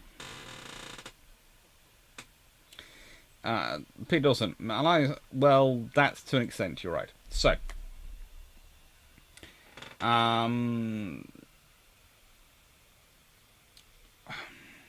well, let's start off with the original steel, the original alloy steel. Iron is combined with carbon or silicon to produce steel. That's what iron is doing. That's how we make steel. We combine iron with steel, with carbon. Silver is combined with copper to produce sterling silver. Because let's be honest, silver itself, it tends to not be that great a material for certain things, especially for cutlery. But combining it with copper, and you can produce a lot cheaper, but also a lot better cutting implements.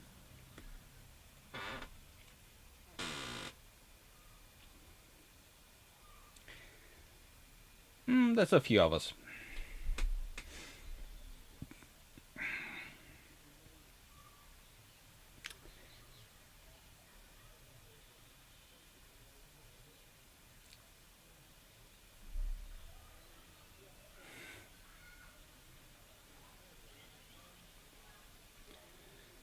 Let's see. Let's find my favorite example.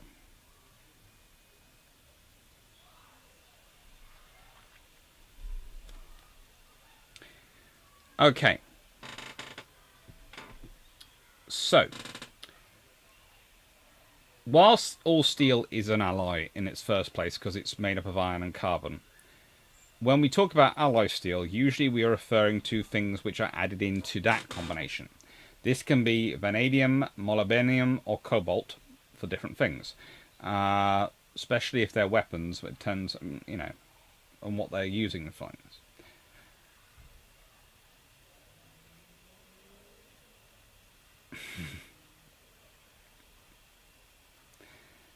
This can actually cause quite a lot of effort, because if you consider, for example, Sheffield was routinely known for barring visitors and tourists from entering the town to deter industrial espionage because they had so many specialist steels being produced there.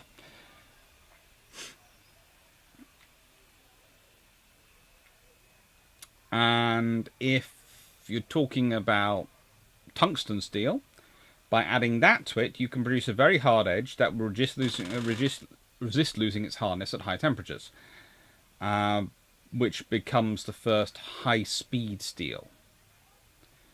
Now, that steel was then replaced by tungsten carbide steel, which was developed in 1900, which doubled the tungsten content and added a small amounts of chromium and vanadium, producing a superior steel for use in lathes and machining tools, also occasionally in engines. The Wright brothers, or rather Charlie Taylor, as you'll remember, used chromium nickel steel to make the crankshaft for their airplane engine. And Henry Ford used vanadium steels for parts like crankshafts and valves in his Model T Ford due to their higher strength and resistance to high temperatures. Now, Krupp Ironworks in 1912 develops a rust-resistant steel by adding 21% chromium and 7% nickel, producing the first ever stainless steel. And here is the thing, alloys are still being created. The materials which will be used for spacecraft, which will be flying people to Mars, are still being developed. They're not here yet. There are lots of their siblings are here, but they're still working on improving those steels, on making them better. It's the same with engines. It's the same with guns. It's the same with tanks and armor and ships. Modern steel used for ships is quantum leaps beyond the alloys available in the 1900s. If you could go back in time and make HMS Warspite from the modern alloys available, you would have a ship which would have never been penetrated by any gun built in its period when it's conceived. By 1940, we know there is an 18-inch battleship wandering around the world. Okay? And again, that's me saying never penetrated. If a shell hits in the same spot twice in a row, the second one's probably going to go in. But you get what I'm talking about.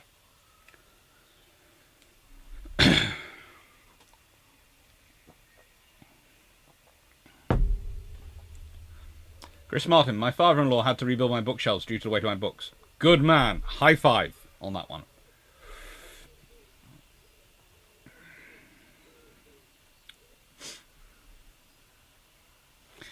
Chemistry, could you pick a more PTSD academic subject thing?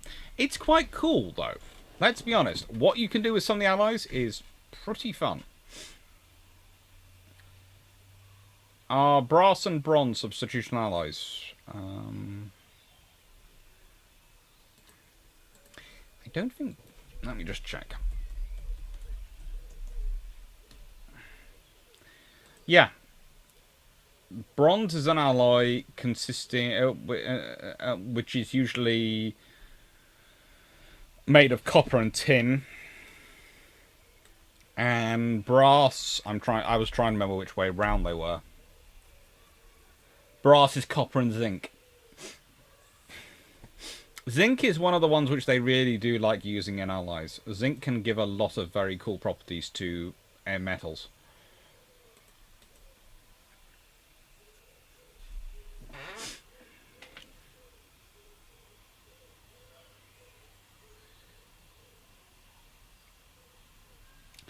In the 1850s, 1860s, 1880s, we're talking it's the initial purities of steel. It's the initial starts of generations of iron into steel. It's the initial times when they're starting to look at that. What you have to remember, though, at this point is it's getting the purity of carbon. Because a lot of the carbon comes with various other things in it which can cause... actually can put problems into your steel. So that's where a lot of the work comes in. Hello, Richard Author.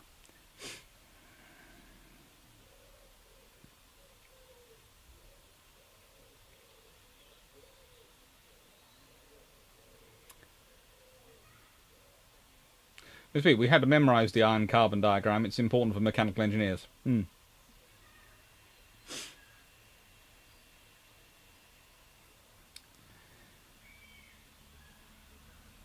Shark, so it turns out there was a very durable design for the period to a design that could stand up to ships that laughed at the concept of armour in the 1940s.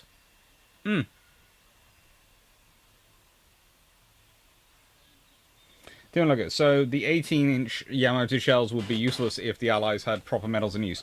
They would still be viable, but let's be honest, they would cause...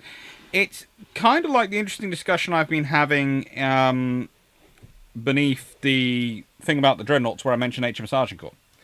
And various people pointed out that as Drac has pointed out, and we've had this, have had this discussion, the 18-inch guns which go onto Furious are 39s. They're 18-inch 39s. So they're technically too slow for a battleship. But they're still going to pack quite a blast. It's my thinking. So if they were using 39s, that would be viable. But the thing is, that was really sort of the maximum length of gun which you could fit on the Furious hull was a 39.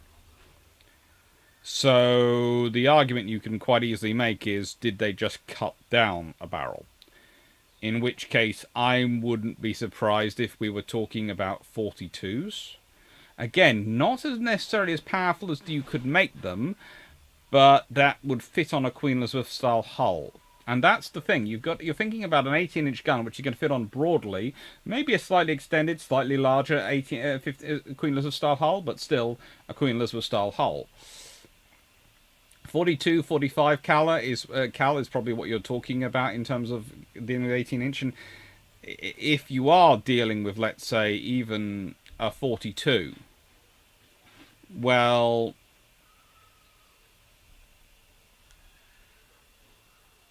that's 63 feet, or rather, not quite 21 meters, because it's 3 1/3. Which equals 3 1/3 equals 10 feet equals 3.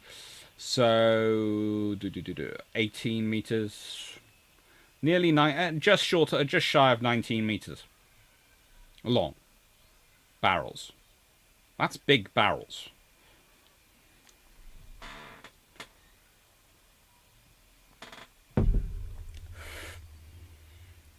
Hello, old Richard. Frank, did I hear right that medals can be made today that are unpenetrable to large caliber guns? As I said, they can be made today that the first shot of a gun wouldn't actually, on large caliber guns below the 18-inch, wouldn't get through. They can do that. At the time, at those guns available then. Let's put it this way: if we were making, and this is going to sound strange, a 15-inch gun which we could make today could have a higher velocity than a 15-inch gun that could be made in the 1920s or in the 1910s. It just would. You could do it with the metals and the various things we have today. We could introduce supercooling into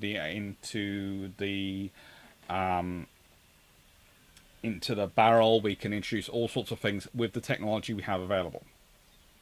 So we could probably make it to the point at which our guns could, yes, penetrate the armor. But if you took modern the modern technology and understanding of alloys back to 1910, and you were building battleships with that armor then, unless the guns rapidly evolved, and I'm talking rapidly evolved, those ships would be able to basically survive the first hit. I will never say about surviving the second hit, because that's a completely different ballgame. Because the first hit, even if it doesn't penetrate, will do something. Will alter the chemistry. Will subject to a massive amount of heat and energy, which will affect the strength and the cohesion of that metal plate. So that's what I'm saying. First hit, they would all bounce off. Second hit, if it happened in the same place, would go through and cause a lot of damage. That's right. 45s? Yeah, basically 18-inch, 45 caliber, 42 caliber. My instinct is 42s for some reason. I don't know why.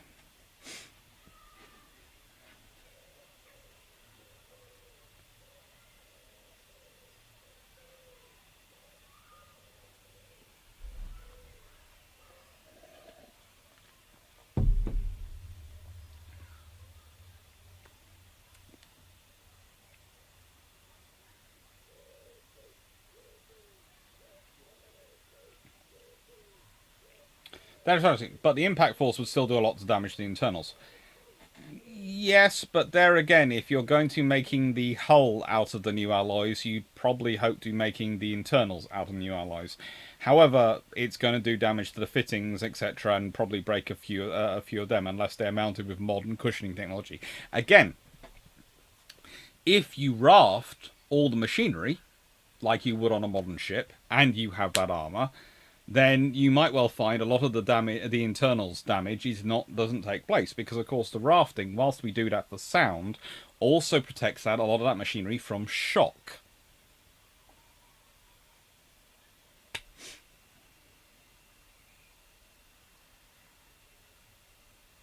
Old Richard, a shell hit is the same as cold hammering. Brittleness intensifies. And also, Sabo rounds focus versus high velocity subcaliber rounds. Exactly. If we were producing a 15-inch gun this today, they would probably be firing Sabos. So you can imagine that fun. And it would be maybe a Sabo, which would be a 1-inch kinetic kill dart or a 5-inch kinetic kill dart. It might even be a, let's put it this way, a 6-inch shell Sabo inside a 15-inch gun. So 15-inch gun launched it, and it's got a tungsten or maybe even depleted uranium head to get it through the armor, and then boom, once it's in, it goes off. This is the thing. Technology advances at such a pace. That is what you have to think about.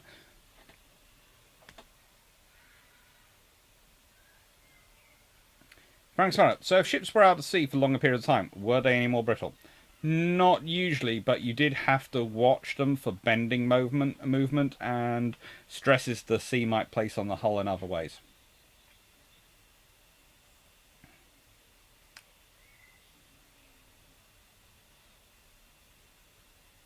Sure, maybe because that was what the RM was using before on the 15-inch gun.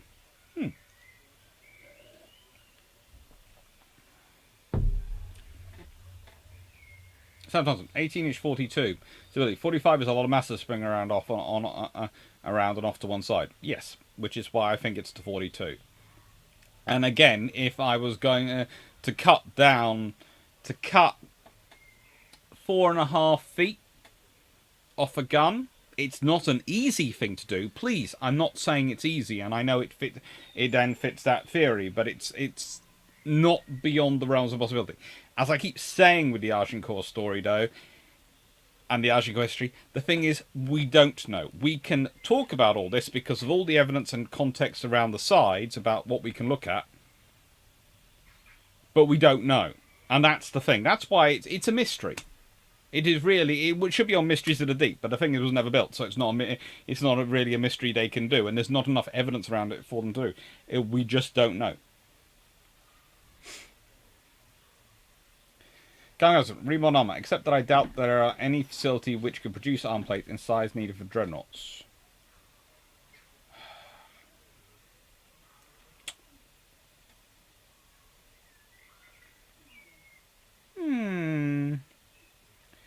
With a bit of work, maybe. I think possibly the ones who most likely, and this is going to shock everyone, is actually the Swedish. Because the Swedish can produce some very, very high quality steels. And quite large plates for ships, etc. already. So I think if anyone could probably start producing armour needed for dreadnoughts, I think it would possibly be the Swedes. More than the Americans, or even possibly even the South Koreans could do it.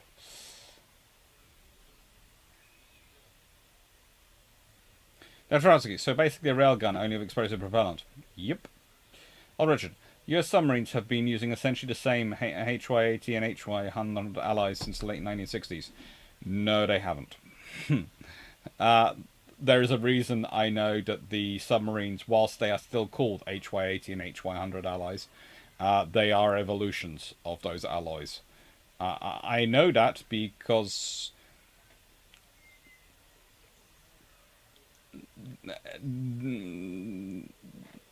conversations with my father is the only way I can really explain that without tripping up several security agreements.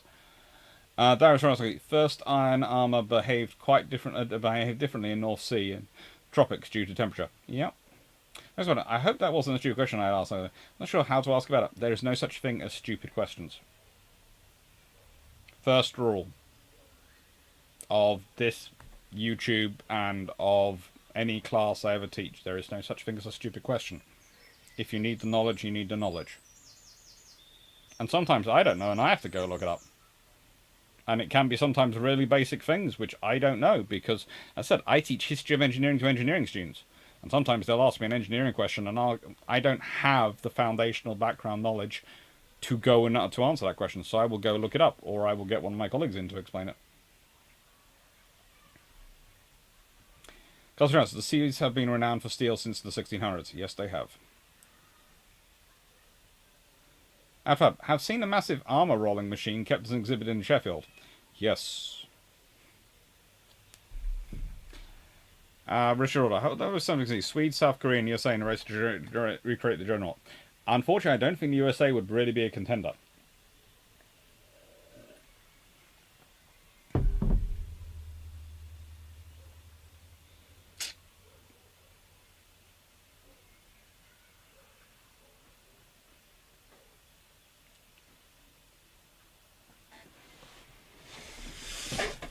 Right. So, but that's a fun interlude. Let's see. We wanted some books which are far more wordy.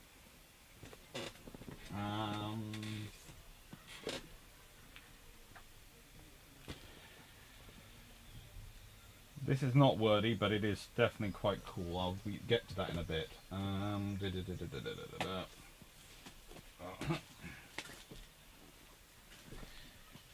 That's from World War II to present day, so that's not the one I'm looking for.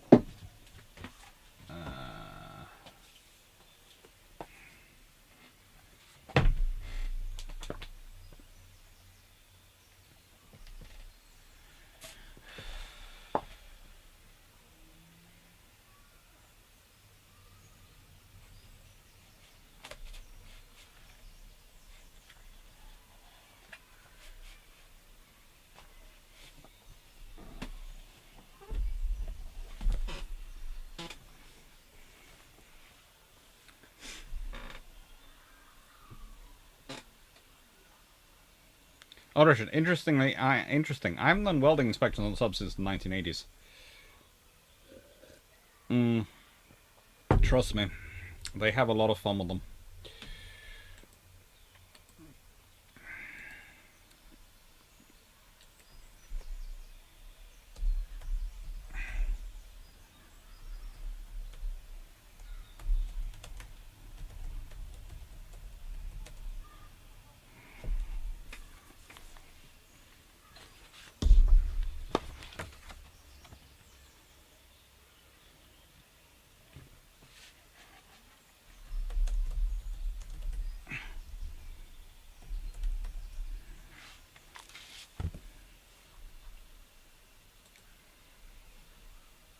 Now, this is definitely a wordy book.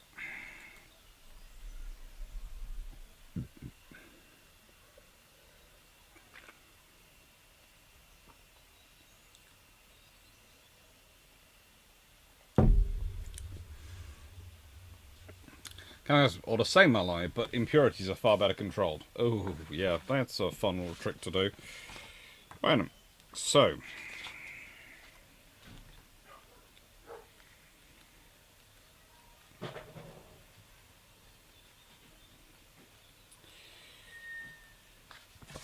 as is quite common in some books,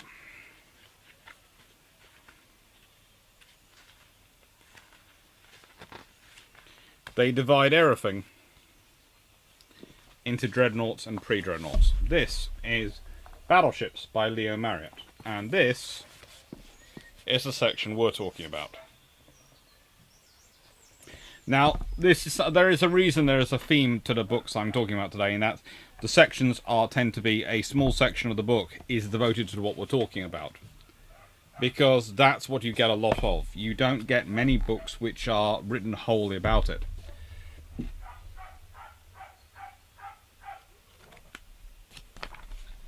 Odd Richard, that's a freaking tough job you were doing then. It is and that's not me joking, anyone who's listening. That was a really tough, exacting role.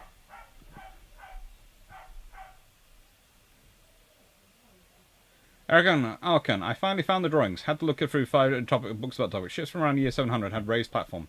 Later developed to castles. Next is from 1200 from Winchelsea. Cool.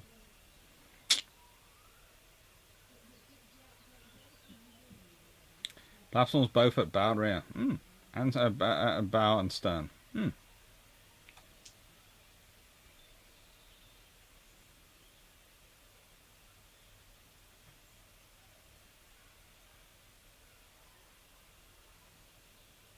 And there is a whole debate going on about whether the Zero was made entirely of wood. I will possibly get into that at some point, but not today. Now, interesting enough, Leo starts off this book with a picture of the Gloire. Yes. The French Gloire was the first major seagoing armoured ship, although it was based on a wooden hull. And the response was...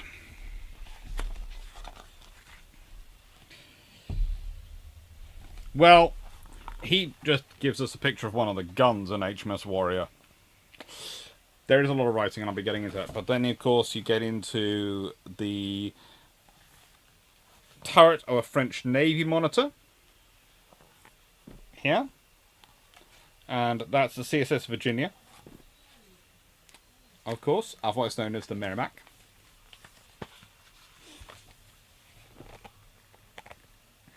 Monitor versus the Merrimack. And then you get into the things that are going on. And this has got a lot of writing in it. It is a very, very good read. And it is the ultimate guide to the world's greatest battleships. I am not sure about it being the ultimate guide, but that's definitely a good salesmanship. And for starters, it has a Deutschland class at the front, which is not a battleship, it's a heavy cruiser. But what this book has that most people really like is 1905 to 1945. It has the full list of battleship specifications and the big guns and aircraft carried by battleships. But although the guns in the Monitor had a very slow rate of fire, it took about 7 minutes to ready the guns between shots. The fact that a ship armed with only 2 guns had stood up to one armed with 10 guns was a clear demonstration of the advantages to be conferred by the use of revolving turrets. In fact, such an arrangement already had its advocates in Europe, notably the Royal Navy's Captain Cowper-Coles, who had already patented the idea as early as 1859, but did not receive any funding for that from the people who produced the Monitor.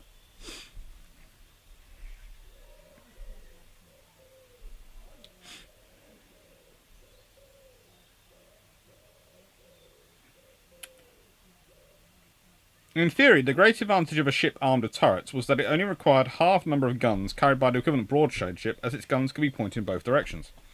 In practice, there were numerous difficulties, one of which was the effect of heavy armoured turrets on the stability of the ship. In addition, at that time, the ships were still fully rigged, and various masts and shrouds obstructed the gun's field of fire. Nevertheless, Coles succeeded in building a small ship, HMS Prince Albert, to prove the concept. In 1862. In 1866, the 8,300-ton HMS Monarch was laid down, armed with 4 12-inch rifle-muzzled loaded guns in 2 turrets amidship. Monarch was the first such ship intended for deployment as part of a sea-going battle fleet, and carried a full 3-masted sailing rig.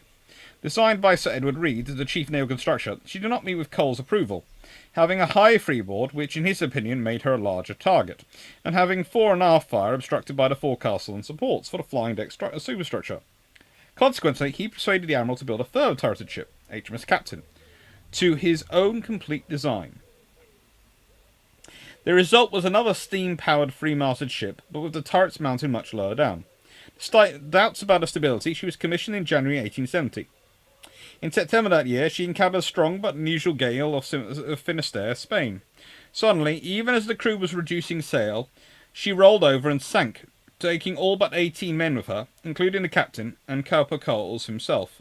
Despite this grievous loss of life, the turret was still seen as the way forward, and Reed solved the problem of stability under sail in a simple and revolutionary way. He discarded all the sails and associated masts and rigging. The result was HMS Devastation, the first major warship to rely entirely on steam power, and effectively the first recognisable modern battleship. Devastation displaced 9,330 tons on a length of 87 metres, or 285 feet. and a beam of 18 metres, 58 feet. The hull, protected by 30 centimetres or 12 inches of wrought iron, backed by 45 centimetres or 18 inches of teak. The freeboard was only 135 centimetres or 4 foot 6 inches, so the main deck was constantly awash when the ship was underway. But a 2 metre, that is a 7 foot, armoured breastwork occupied the middle 2/3 of the ship, and at either end were turret rings with revolving mountings, each carrying a pair of 12-inch muzzle-loading rifles, contained in an armoured gunhouse. Between the turrets was a superstructure carrying a flying deck through which 2 funnels were led and in which the single pole mast was stepped. Despite the low freeboard, the ship was intended for ocean-going duties, and a bunkerage of up to 1,800 tons of coal gave her a respectable range of action. As well as her heavy guns, Devastation was also fitted with a bow ram, a piece of equipment that was de rigueur for ironclad warships of the day. There were few naval actions involving the early ironclads, and those which did occur were eagerly analysed to study the effectiveness of new weapons or new construction. On July 20th, 1866, an Austro-Hungarian fleet under Rear Admiral Teganov clashed with a superior Italian force under Admiral Temple-Patterson off the island of Lisa in the Adriatic. The Italian fleet included large ironclads, both armed with numerous Armstrong rifle guns, firing shells weighing between 45 and 135 kilograms, that's 100 to 300 pounds, as well as 5 well-armed ironclad frigates. There was also a rather odd 4,000-ton vessel known as a turret ram that was fitted with 79-metre sharpened iron prow, as well as 2 300-pound Armstrong guns. Teganov's ships were a much more varied group, consisting of 2 armoured frigates, including the flagship Ferdinand Marx, 4 smaller ironclads, and a number of other vessels, including a steam-driven wooden ship of the line. When the fleets met, their initial sailing formations quickly disintegrated, and a close-range melee resulted. In the course of this, the Ferdinand Marx rammed and sank the Italian flagship Re d'Italia, but despite the great quantities of ammunition expended by both sides, the only other ship sunk was a small Italian gunboat, when a fire started by a shell hit caused the magazine to ignite. The apparent lesson of this engagement was that shells were generally unable to penetrate armour, and the only effective way to sink an enemy was to ram him. Consequently, for at least the following 2 decades, every major warship was fitted with a ram. And although no other warships were sunk in this way during a battle, there were several accidental losses. HMS Vanguard was rammed in a fog by HMS Northumberland in 1872, and an infamous incident in 1892 when the battleship Camperdown rammed and sank the Mediterranean flagship HMS Victoria in broad daylight. The latter was caused by a badly thought-out fleet manoeuvre ordered by the Commander-in-Chief Admiral Sir George Tyrion. The Battle of Lisa also had another effect on warship design. Teganov had led his fleet against the Italian line in an arrowhead formation, and this was seen as a factor in the success. As a consequence, great emphasis was placed on ships being able to deploy the maximum possible firepower directly ahead. This was obviously not possible with the traditional broadside battery of the early ironclads, and even a ship with a fore and aft turrets could only fire forward with half its armament. Consequently, some rather curious ships were built in the effort to concentrate fire ahead. With the Admiral Dupré, launched in 1877, the French Navy came up with one solution that was subsequently incorporated in several other subsequent ironclads. Displacing almost 10,500 tons, the ship was characterized by the significant tumble home of the hull sides. In other words, they were angled steeply inwards. This allowed structures to be built up on either beam clear of the superstructure to act as gun mountings. In fact, these structures and the similar ones protecting other guns mounted on centerline fore and aft were another French innovation known as a barbette. They were heavily armoured breastworks behind which the guns could be loaded and trained, and were a popular alternative to the more complex and heavier armoured turrets. The Admiral Dupré carried 4 340mm, that's 13.5-inch guns in single mountings, one on either beam and one fore and aft. In this configuration, 3 of the guns could fire directly ahead, or directly astern, or directly abeam. In meantime, the Royal Navy had built several central battery ships, in which the main armament was carried in armoured citadel amidships, with the decks above main deck recessed fore and aft citadel to allow some guns to fire directly ahead or astern. The first of these was the 9,490-ton HMS Alexandra, launched in 1873, and armed with 2 11-inch muzzle-loader rifles, 10 10-inch muzzle-loader rifles, and 6 1,300-weight breech-loaders. At the period, it was quite common to designate guns in terms of their weight rather than their calibre. However, the introduction of barbettes and turrets required a different arrangement, and it was Italy that came up with the idea of mounting the guns on either beam of the echelons amidships.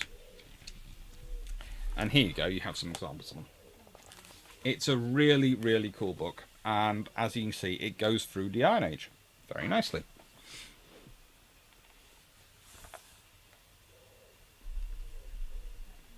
It's Iron Brew. Don't worry, Trent. It is Iron Brew today. No Captain Means. No.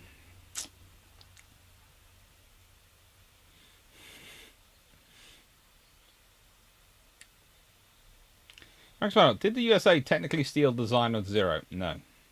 I don't think they ever really used it. They did steal. They did manage to capture a few Zeros and use them.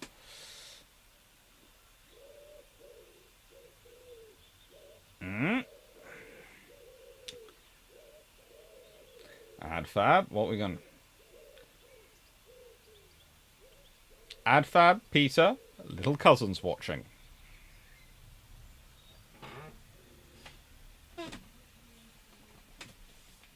Right.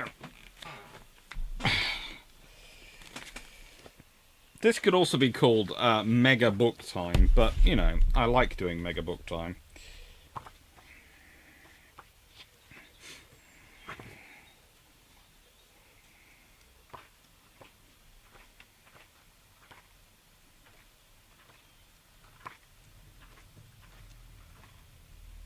So, the interesting thing about this next book is it's by Christopher Chant, and tends to produce fairly good books.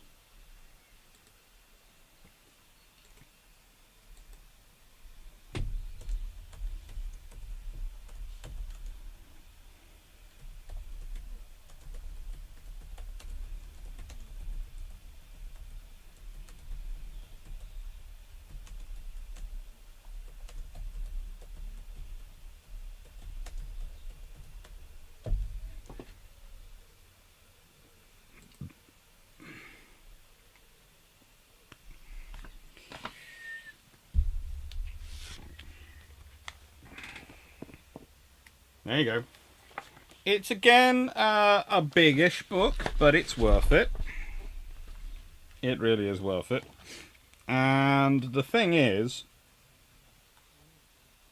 the period we're going to be talking about is actually split between the sailing warship, the battleship and cruiser, battleship and battleship cruiser, and I do love the fact he calls it the battleship cruiser, not the battle cruiser, the battleship cruiser. I, of course, call them battle cruisers. Two words. He calls them battleship cruisers. Trying to make a point. And the destroyer and escort vessel and the cruiser. There's also a section in the fast attack aircraft. Now, we've been doing very much on the battles range, so we will do the battle. We'll do the end of the sailing warship.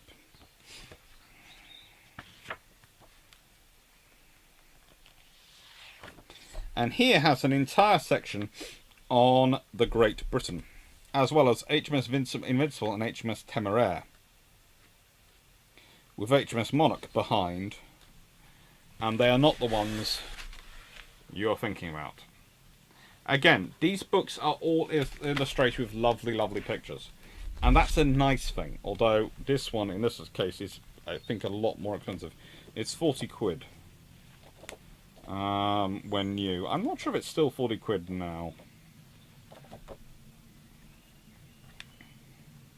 It's certainly worth it, though, because it's a beautiful, beautiful book if you want to cover the entire history of warships and just find your own niche area. This is what I've been doing a lot of. I had to submit these books today. I could have called this The Age of Iron, which is what I have done, or the other one is Find Your Niche.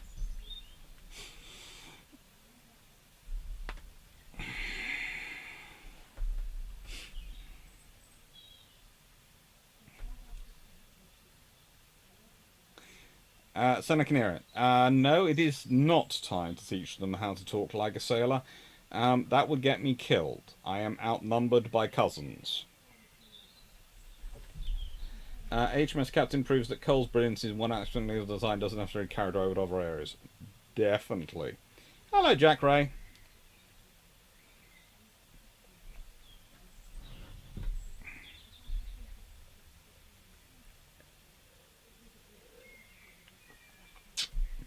we can get into USS Olympia at another point.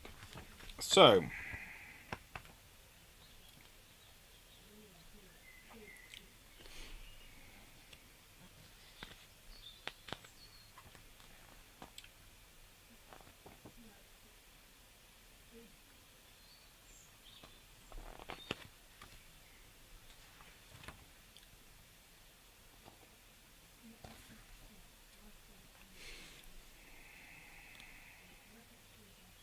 the single most notable feature of those early steam vessels is their use of one or two paddle wheels to transmit power of the engine to the water, and so propel the vessel. The use of paddle wheels was not in itself a complete innovation, as the Westerners at the time believed, for the use of wheels fitted with paddles or blades had been known to the Chinese and Egyptians several thousand years earlier, though of course with man or animal power rather than steam. The first steam vessels readopted the concept at first with a single wheel, mounted between two hulls, or within the stern, as in the Charlotte Dundas.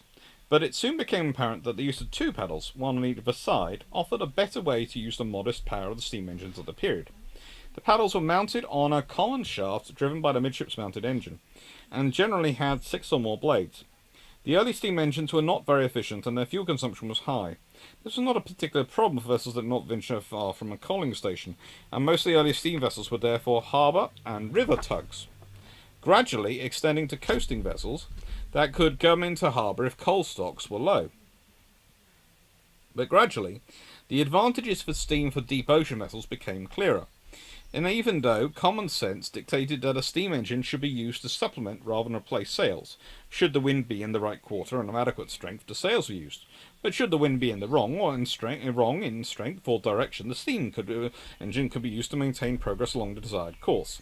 The tendency was not to use the engine unless absolutely necessary. The captains of merchant ships were under orders not to use expensive coal unless it was unavoidable. And captains of warships disliked the damage and unsightliness inflicted on their sails and decks by the engine's smut and smoke, and also had a concern that devotion to the steam engine would reduce the emphasis placed on basic seamanship. Given the emphasis still placed on sail, it was sensible to make the paddle wheel as units that could be dismantled and stowed on deck when not in use. The first ship to make a crossing of the North Atlantic entirely on steam power was the Sirius, a 700-ton British ship designed for ferry operations across the English Channel and powered by a 320 horsepower steam engine. The ship was chartered by the British and American Steam Navigation Company, which had pinned great commercial hopes on achieving the first steam-powered Atlantic crossing in a ship built especially for the task. But with its British Queen late in completion, and Isambard Kingdom Brunel's Great Western nearly ready for a rival company, the company chartered the Sirius in 1838 and dispatched her from Cork in Ireland on the 4th of April 1838 with 40 passengers.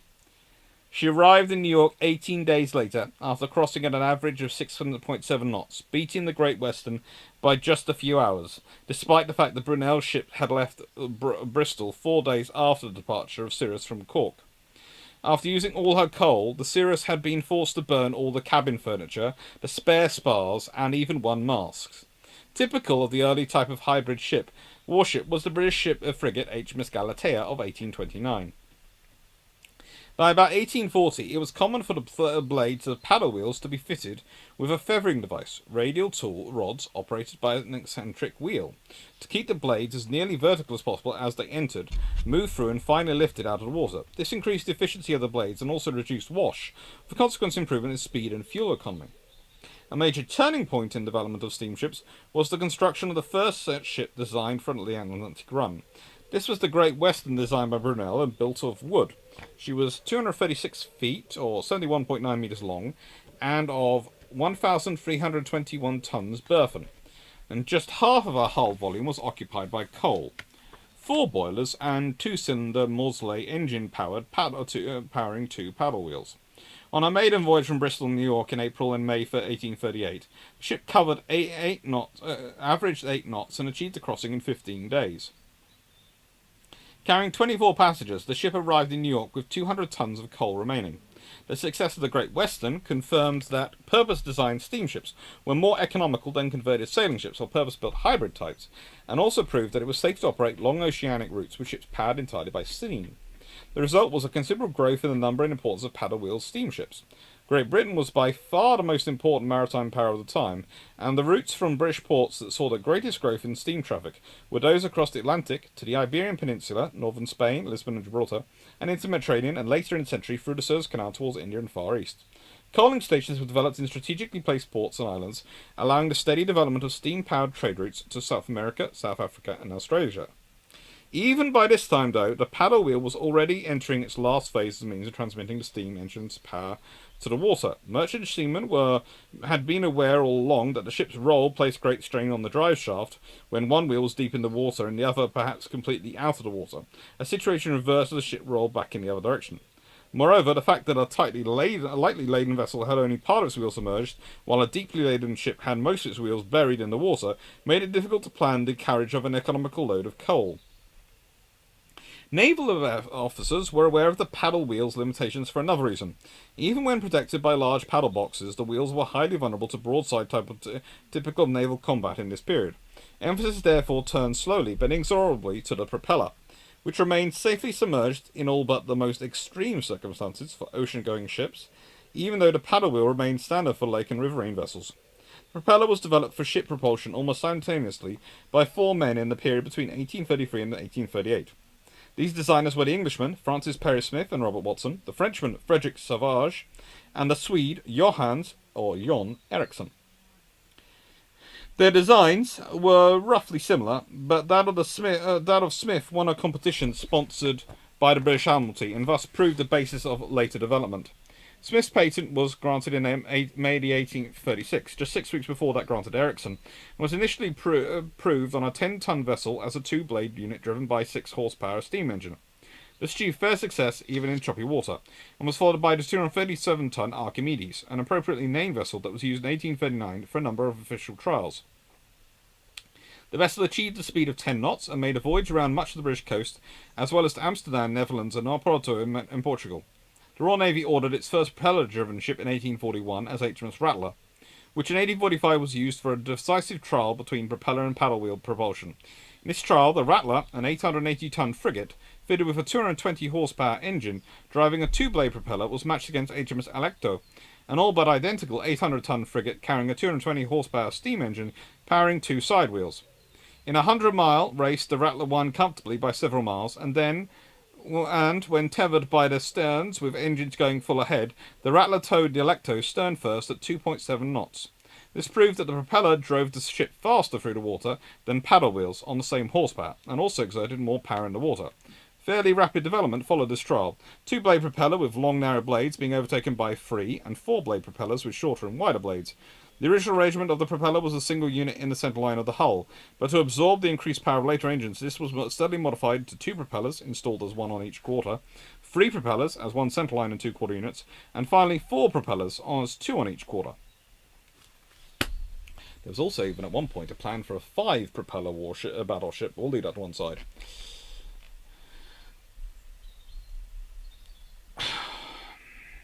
Hello, Tom Golding.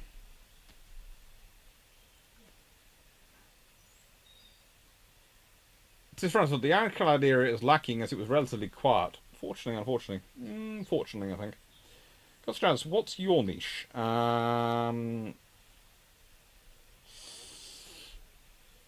Naval history as a whole. I've always tried to narrow the niche down more, but I don't. I'm always told I need to as an academic, and I don't. I mean it lacks a large body of study. True.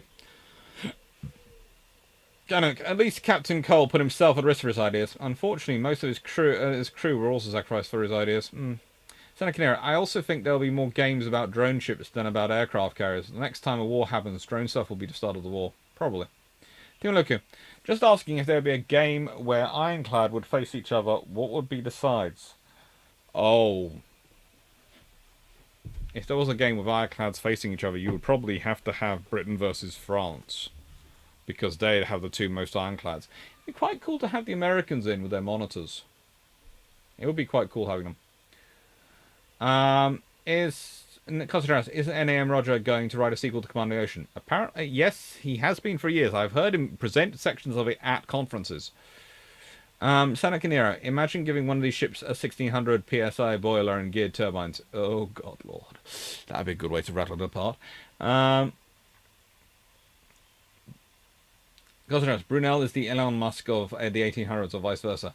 Brunel was a very, very good engineer. Seneca Nero, they burned the frigging Musk. Yes, they did. How much money did Brunel make? A lot, but not as much as, you know, he could have made. He spent a lot of money, his money as well. Frank Sparrow, did Brunel make personal flamethrowers too? I don't think he copied Drac.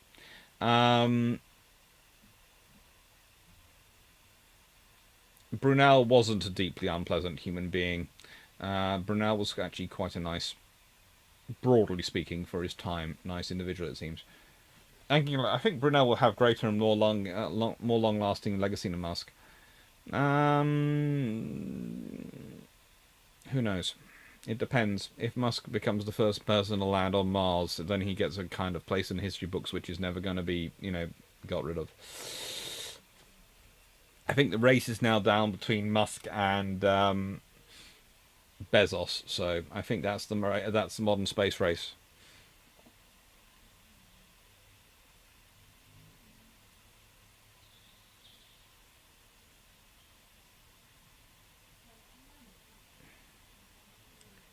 There are lots of battleships still around. Chap Ericsson happens to be the same Ericsson who developed the gun turret, or was it just a common Scandinavian name? I think he was the same one. He was a very, very good naval architect and engineer. I think. It's either him or his son who develops the next turret.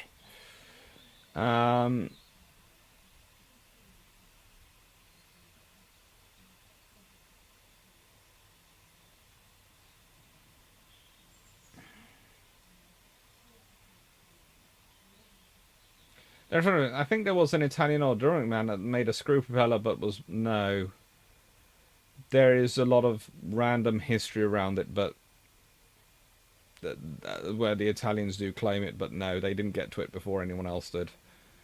It's an honest thing to say there was a race of 4, and then there are a few others who come in afterwards with slightly evolved designs.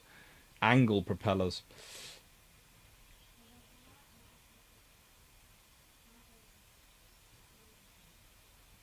Take care, old Richard. I'm glad to see you using the Blackburn emoji. I spent a lot of time on the Catalina emoji, and that's one of the new ones I made. Disturbingly enough, as said, I have now certified myself in emoji creation. Doug Alpha, and I didn't think you were. I was just trying to be nice. Enjoy your tea, old Richard. No, but this is a good book. This is, as I said, one of Christopher Chant's books, and it's a good one. I have a fair number of his books.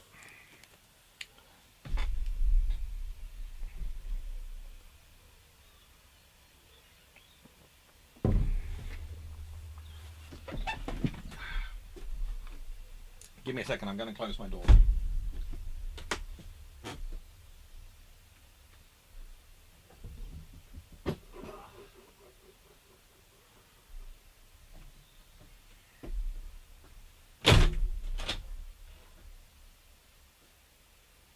It has been hot today, so I had the doors and the windows open. And now it's starting to cool down, so I'm going to go down to just one window open, I think.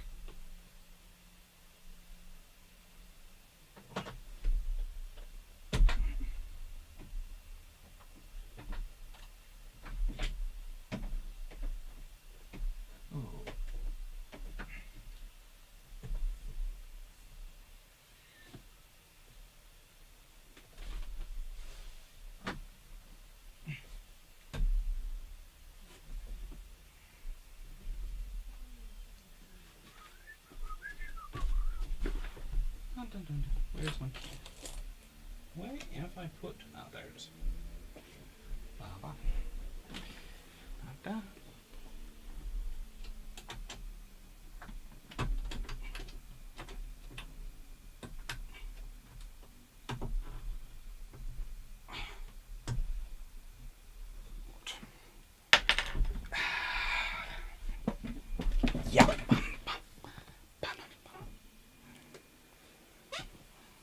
I'm glad they not had Twitter back then. No, the Twitter wars between Stevenson and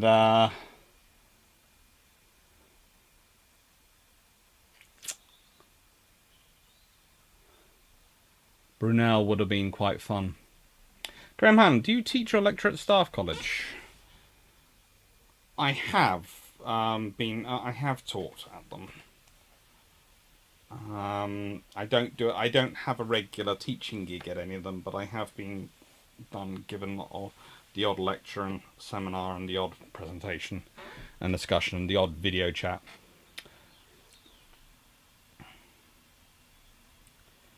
Doc Alpha, I'm not sure BT will be any more use in a Twitter war than a shooting one.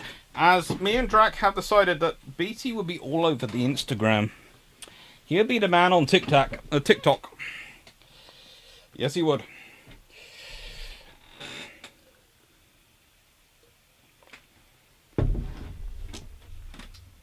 His social media presence would be viral.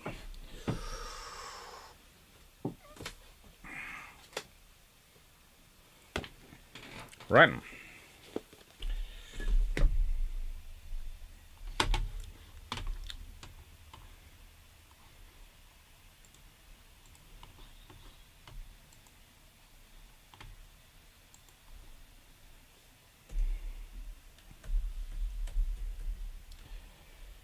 I have to admit, the one thing I wish I had done today is remember to have lunch. I think I missed breakfast as well.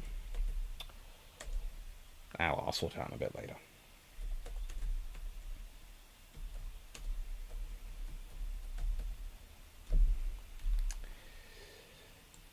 Now,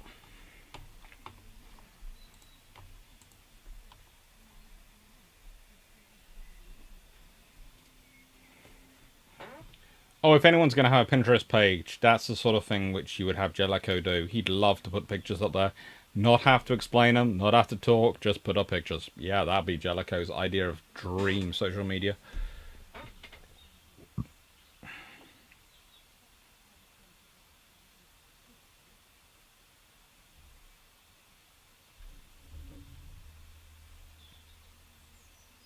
Press one, Napoleon on Pinterest. Oh, good lord, no.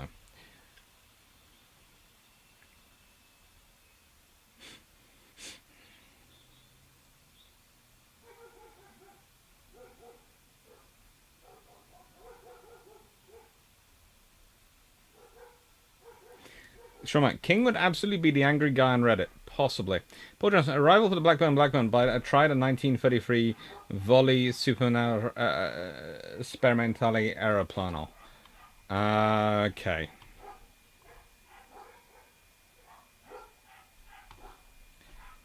I didn't see the Leifer Laja SMS Leifer Laja thing. If you point it out to me, Carl, I will look it up. At the moment, I am probably going to not like myself in a second because I am going to look up an aircraft. I warn you, Paul, if this hurts my eyes, I will get revenge.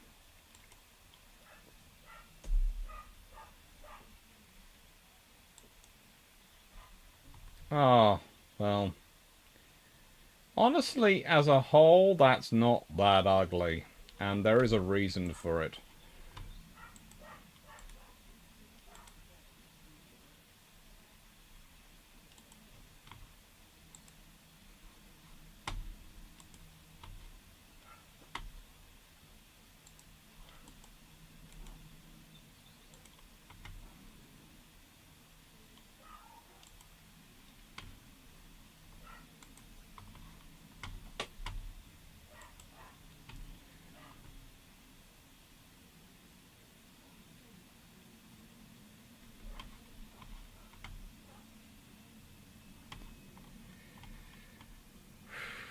Okay, let's start off with this one.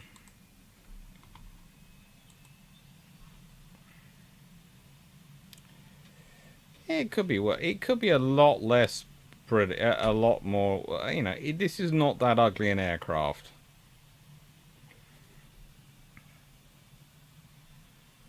I have seen in my life a lot worse.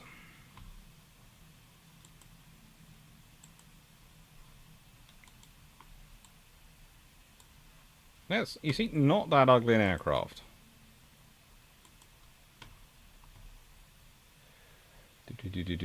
Do.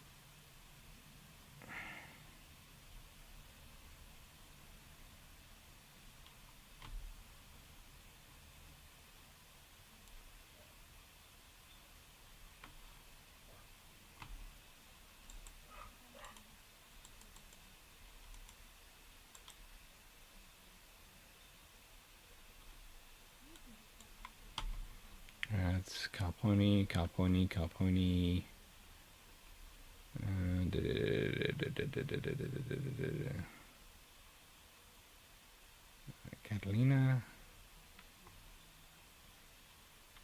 Carponi. Here you go. It's not that ugly, and the idea is basically the idea of trying to produce a version of a jet with a propeller. So no, it's not that bad.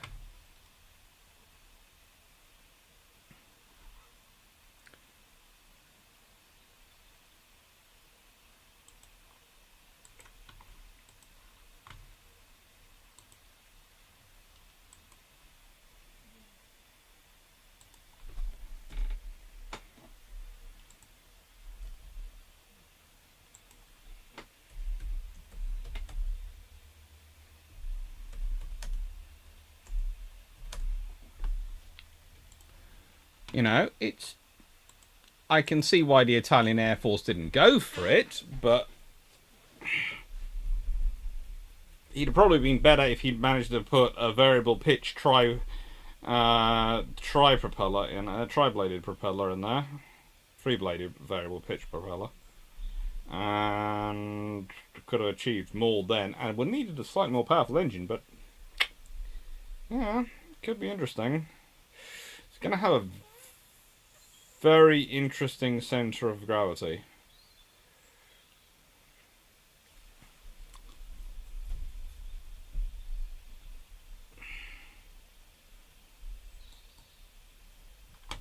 And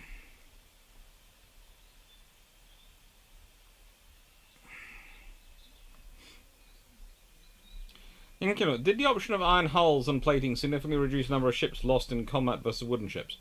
Not really, because again the guns will get more powerful, so it doesn't affect what's lost. Because just as defensive, it's like when I was talking earlier. If you took modern armor and alloy design back and used it to build ships in the 1910s, you could make ships which were very, very strong. And the guns at the time wouldn't be equivalent. But if you took modern guns technology back in time to the 1910s, you're able to make guns using modern sort of stuff, then there would be no point in fitting any armor onto any ship, because there'd be no armor which could pretty much resist it. So every ship would be going for speed and firepower.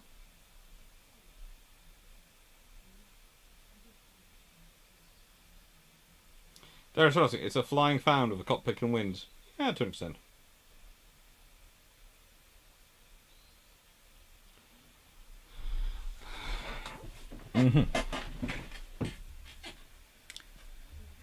Just with a counter-rotating prop, it would have more effectively utilized compression principles. Yeah, if it had contra-rotating, if it had two free-bladed variable pitch contra-rotating propellers on, it would have been a very interesting thing. What would have been Churchill's preferred platform? I have a feeling that if Churchill had been called to the modern world, he would have most definitely have pushed for YouTube, because he would have liked to be able to give the full and frank explanation of his views.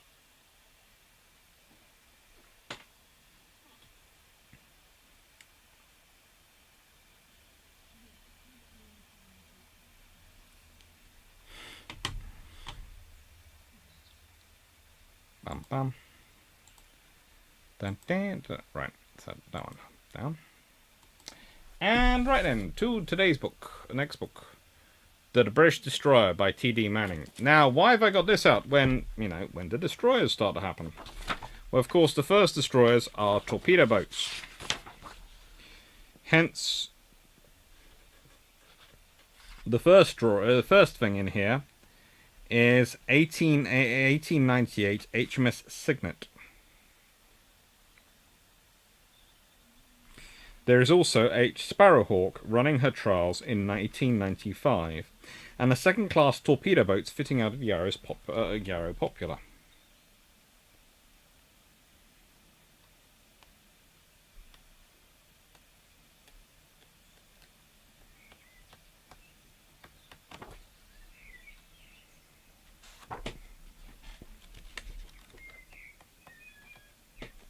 If we get to the pictures section.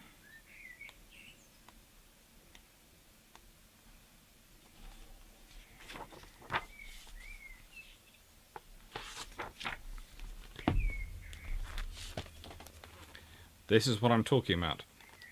Torpedo boats. And they, of course, become torpedo boat destroyers. There are lots of these little things starting off quite early. And you must remember, the case has been made by Turbina, which you can still go and see in the Tyrwhitte Museum, where the Tyrwhitte archives are. Lots of these little ships come into service, and pretty much they come into service once people get, how do I put this, get over the idea of the spar torpedo.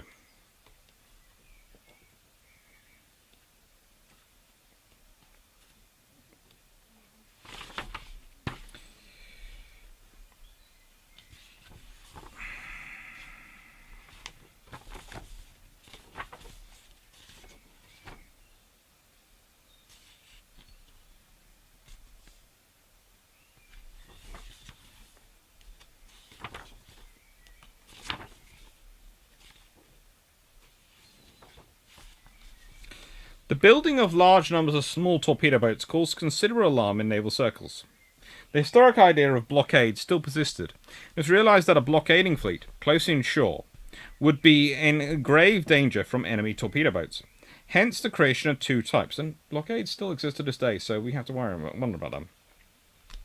First-class lighter torpedo boats, which were sea-going and were expected to act as a defence against the second-class boats, which were purely for harbour defence. These second-class boats were also carrying the most big ships in the 80s, that's the 1880s, presumably for offensive operations on an enemy coast. And also the 1890s, and a couple of them were still being fitted to carry them in the 1900s.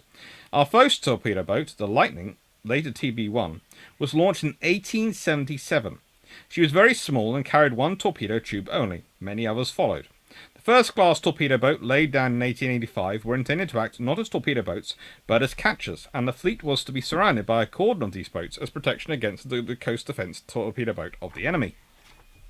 I.e., the response to the Jeune Nicole was the RN's Tiny Jeune.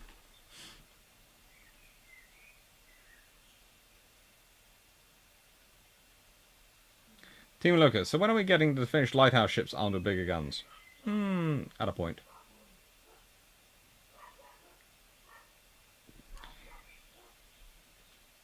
Tom Golding, Napoleon would be someone who eschews showmanship, but otherwise blogs extensively about how it makes them so much smarter than everyone else.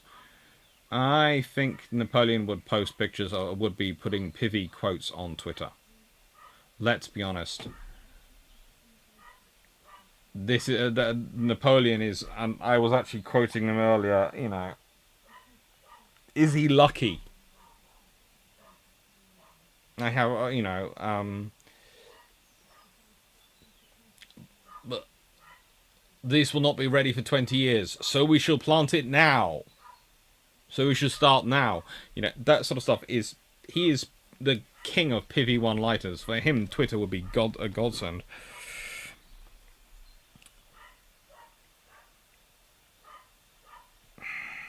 However, once the war scare died down, these boats were armed with torpedoes instead of guns. Moreover, as the need for bigger and better torpedo boat catchers were realised, it was decided to build vessels of a new type.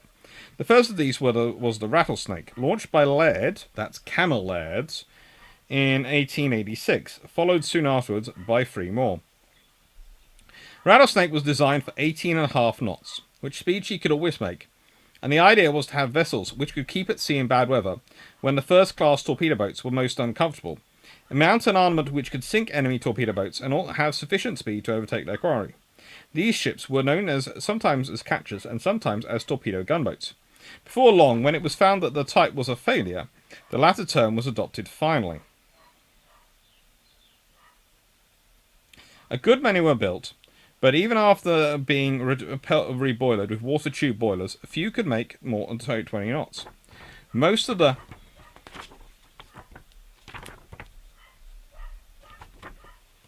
torpedo boats of the mid-90s could do better than this.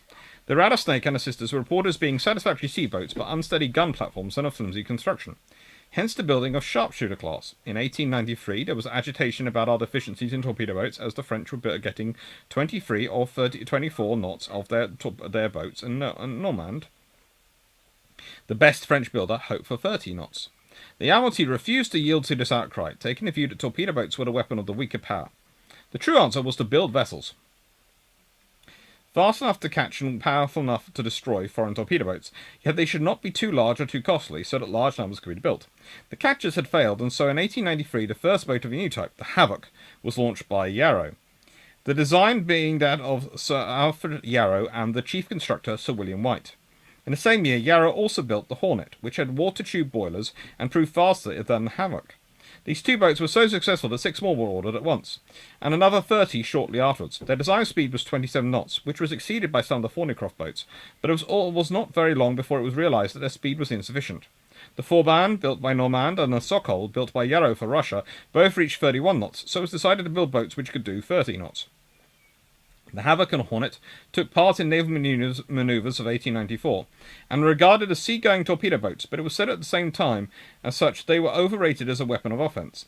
The 1895 manoeuvres were the first in which destroyers took part, apart from the Havoc and Hornet, and after the 1896 manoeuvres, the Times stated the game of the torpedo boat is already up, the destroyer has beaten it out of the field. Most of the elderly boats served with reduced torpedo armament to save top weight, but it must be realised that their function was a gunnery one, and it was not until later that they became torpedo boats also. Though they were able to remain at sea in weather which was too bad for contemporary torpedo boats, they were wet and uncomfortable. Their turtleback forecastles tended to make them bury their noses in sea. It was said of Ardent, which served in the Mediterranean, that though life on board was hardly comfortable, it was endurable.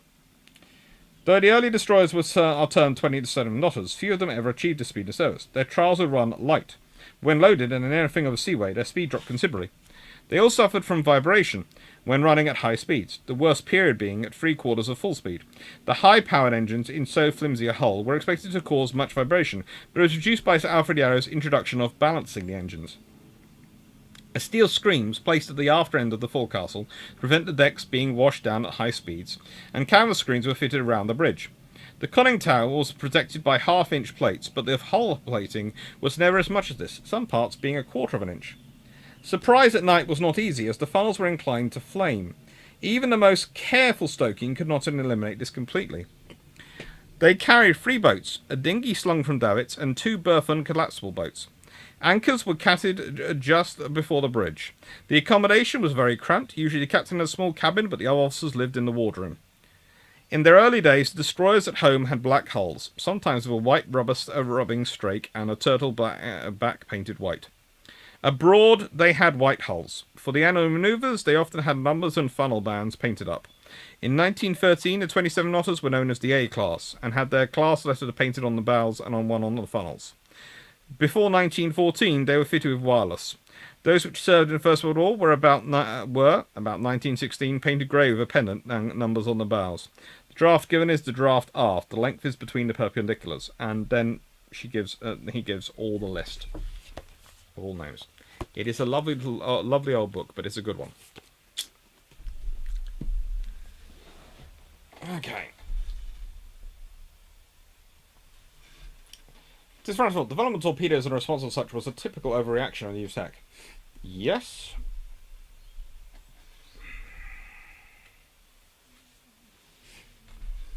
I'm sure. Then who's the guy that told the lady who called him a drunk that she would always be ugly, but tomorrow he would be sober? Something like that. Yeah, Churchill was probably. Well, Churchill was fair. You see, you have to remember Churchill is raised in a slightly different time, and his tolerance, the sheer amount of alcohol he could drink before he was actually probably technically drunk, would be a very different thing. Plus, people tend to accuse their political opponents of being drunk even when they're not. Although he did drink a lot. I just think it would have taken him a while to get actually drunk.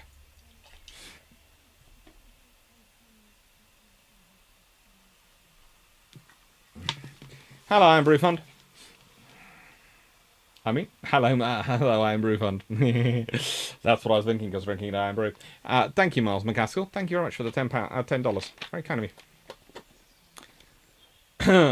Charles de Gaulle on Twitter. Oh, good lord, don't get me started on that one. That would be just annoying.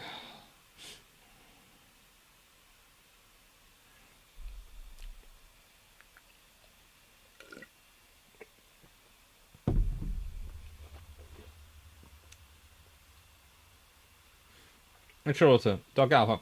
Sure. I'm enclosing 2 tickets to the first night of my new play. Bring a friend, if you have one. Churchill. Cannot possibly attend the first night. Will attend second, if there is one. Ah, yes. Churchill had fun with those. Right, how many of the books have we done?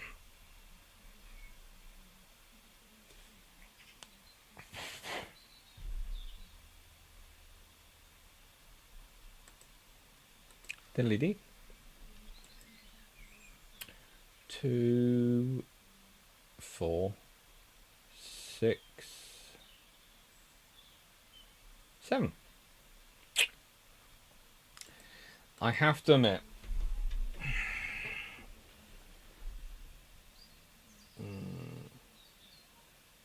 do I fancy doing? Well, if I'm going to do those, I'm going to do it as a sort of as just the Bruship section as we carry on, because that's far more.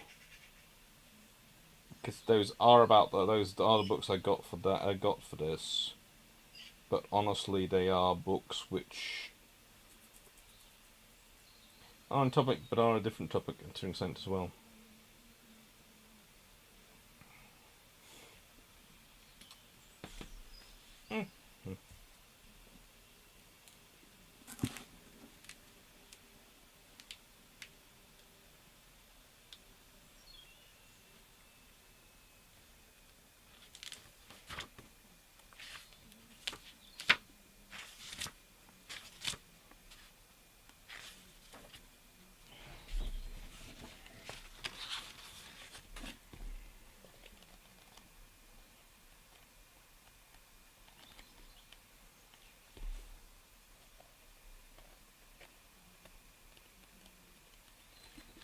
Okay, let's see if I can find the illustrations.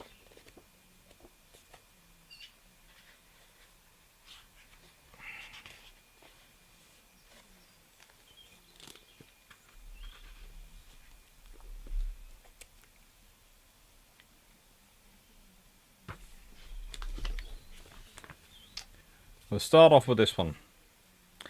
And you have got Lieutenant Beatty, Lieutenant Tyrwhitte, and Lieutenant, later, shortly after this, Sir Stanley Colville, while doing their service aboard the Royal Yacht.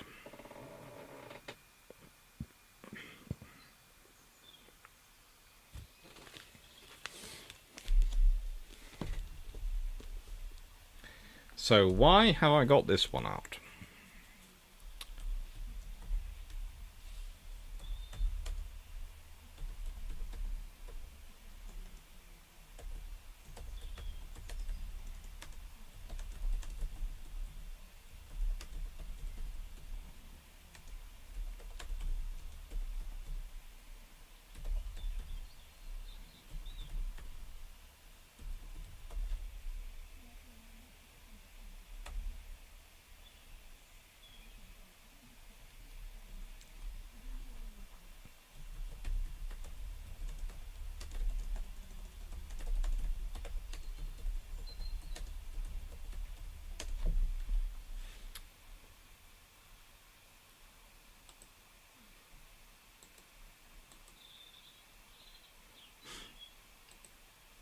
Thank you for the photos on Twitter, Eric. Very cool.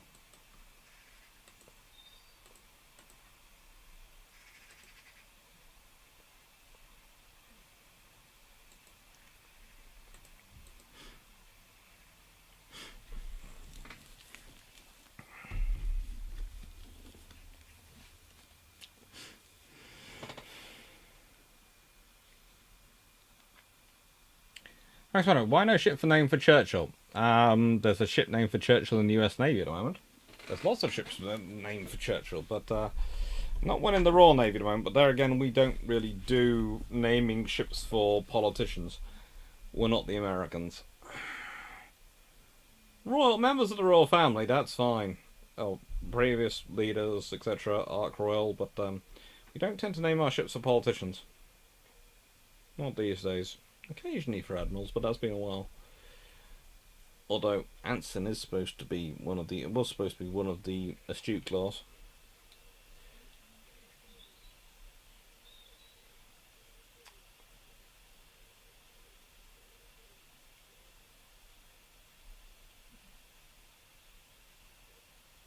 Graham Howler, you always do need to read history forward, but that doesn't mean you can excuse everything they always do.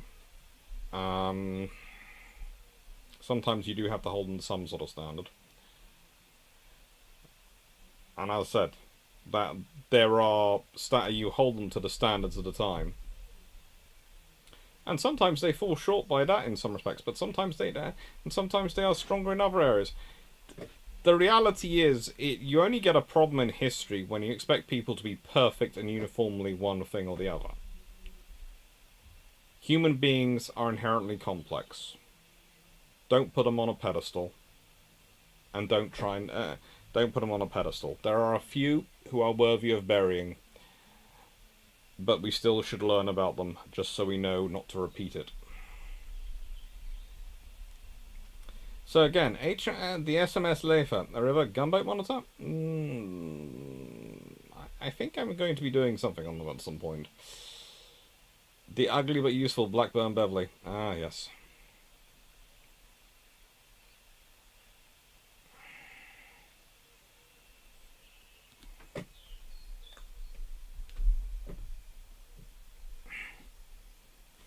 And as Cadron has pointed out, there is also the mess of Gallipoli.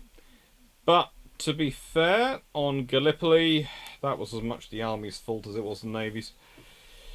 It was a lot of very, very bad management.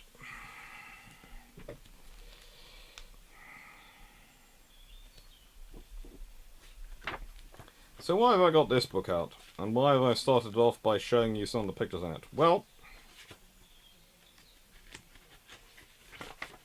Tyrwhitte is cool.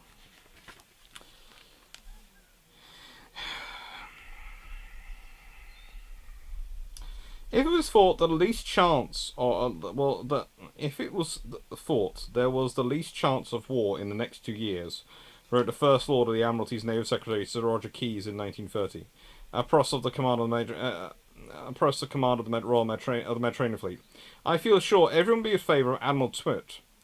But as it seems very unlikely, it is felt that the appointment ought to go to a younger man.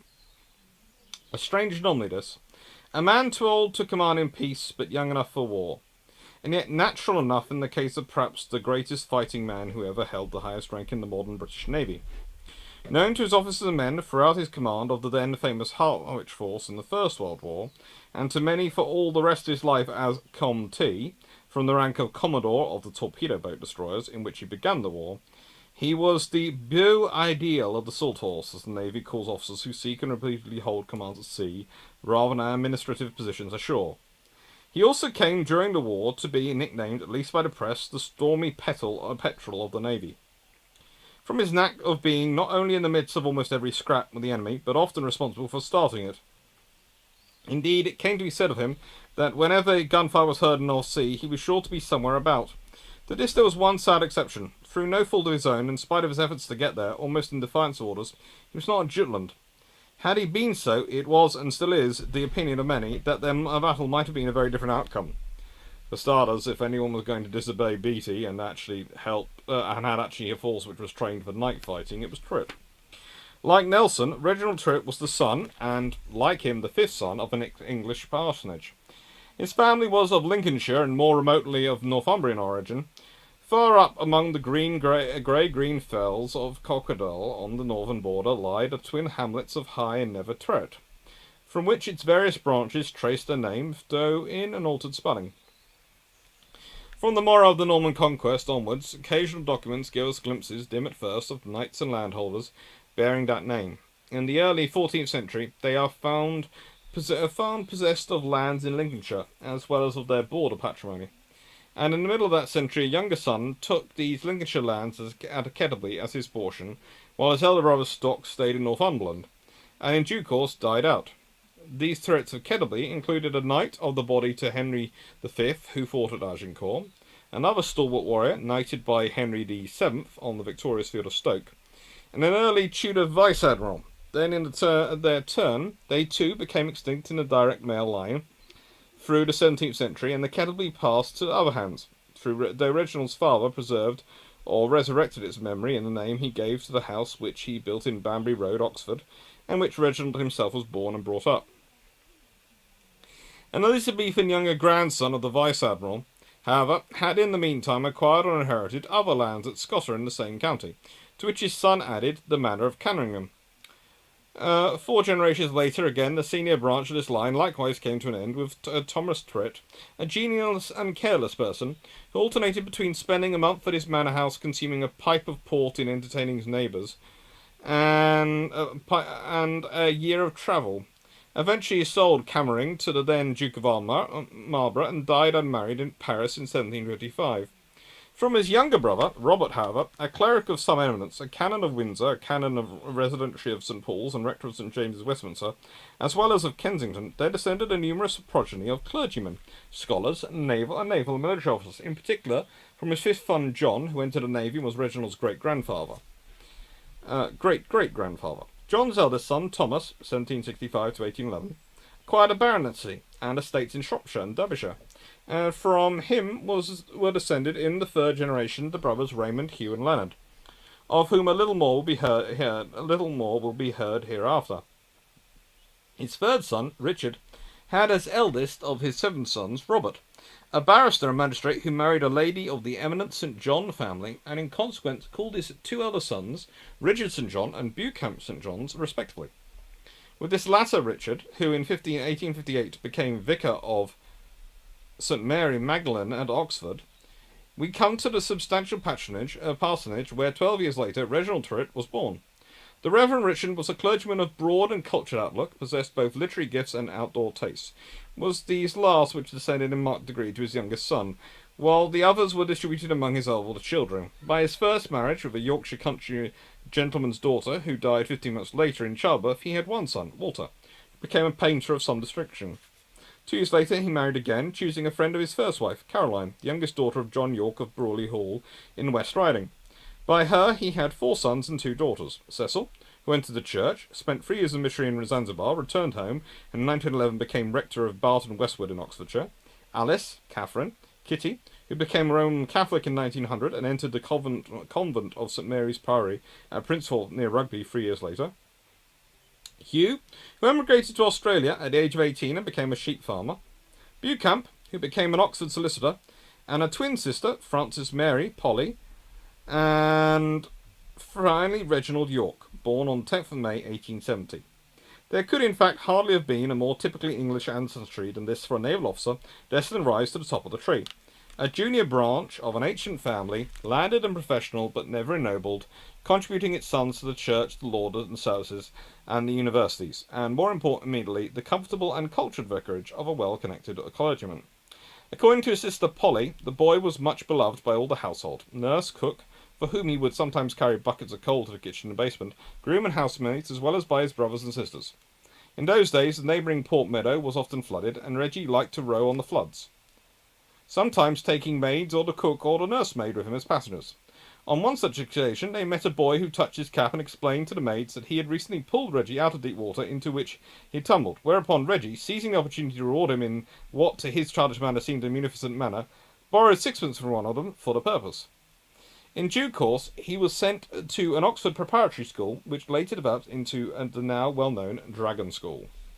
Here his fondness for the water involved him in another misadventure, when a bathing place was open in Cherwell at the foot of the school playing fields, and he undertook, or according to his sister was invited by the headmaster, to open it by taking the first header. Unfortunately, sufficient care had not been taken to ascertain the depth, and Reggie, going in with the same boldness and dash with which he was afterwards to lead on wider waters, struck the bottom with some force and came up scraped and bleeding. Full of spirits and fond of outdoor sports and pastimes such as swimming, boating and bird nesting, he was well liked by his fellows and a leader in the school, but, in his own letter words, not a great success academically. Strong-willed and quick-tempered, he was in fact a rather difficult boy to handle, and when at the age of 12 he was removed to a naval crammer's, his headmaster, who was perhaps not the most perceptive and unsunning man, but may also have been somewhat sorely tried, wrote to his father, forecasting little success in life for him. In latter days, when he had become famous, Tyrwhitte took an understandable pleasure in retailing gleefully this wildly wrong assessment, but it is unlikely that the latter was quite so terse and blunt as the form in which he reproduced it from memory more than 50 years later in a brief autographical fragment, which his family and friends managed to goad him into writing. Dear Mr. Tyrwhitte, your son Reggie is no good and will come to a bad end. Whatever the precise wording may have been, his father, who had a keen sense of humour and perhaps better judgment than the exasperated headmaster, merely laughed heartily. Why am I, in talking about the Iron Age, talking about an officer like Tyrwhitte? Because officers, the ships, are as much officers and the crew are as much a product of their times as the ships, and the ships are as much a product of the crews as the crews are a product of the ships. We talk about HMS Warrior. Could you forecast that half her survival might have come down to the fact that Jackie Fisher, who became First Sea Lord, had been her first gunnery officer and he rather liked her and had good memories of her? That might well explain her survival. Asking, could WCC's original plan to force the Strait to Gallipoli with ships and take Istanbul have worked if the Navy had not backed off in the face of mines? It could certainly have worked if they'd done more preparation for mines, i.e. probably taken some of the pre-dreadnoughts, gone, we're going to lose them, so we will seal up forward compartments, reduce crews as much as possible, maybe stick some anti-torpedo bulges, some bulges around their hull, which will reduce their speed, but not by that much because they're not that fast, and allow them to break through the mines without taking minimal damage.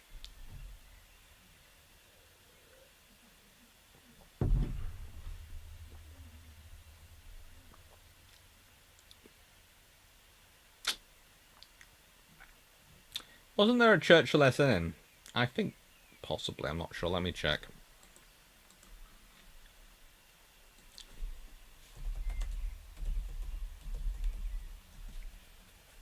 Yeah, well,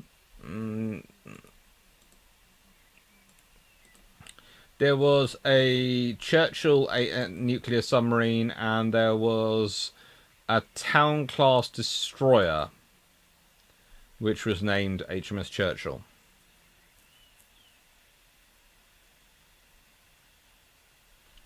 As well, from World War II.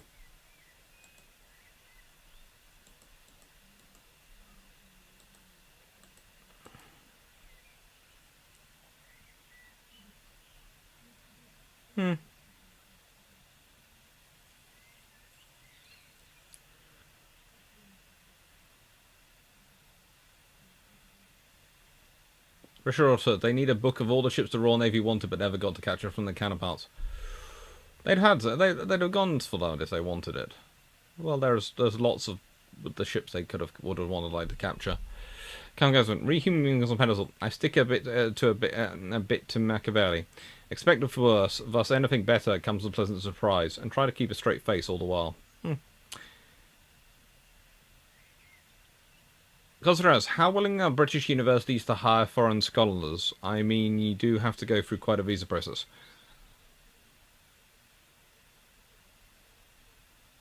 In my experience, there is usually quite a significant foreign cohort. Basically, our universities are kind of like our football teams. We tend to hire the best we can get. Doesn't matter where they come from. It's what we can afford.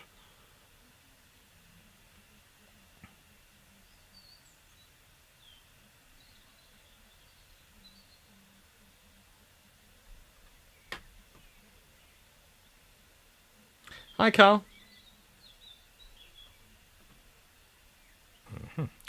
Right then.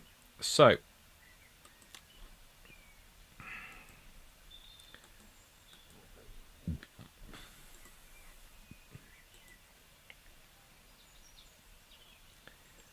I think I'm now going to do taking questions till the brew runs out. Mainly because it is now 9, almost 9:15. And because, honestly, I do want some food at some point this evening, so. But I'll be back in a second because someone's just popped my door.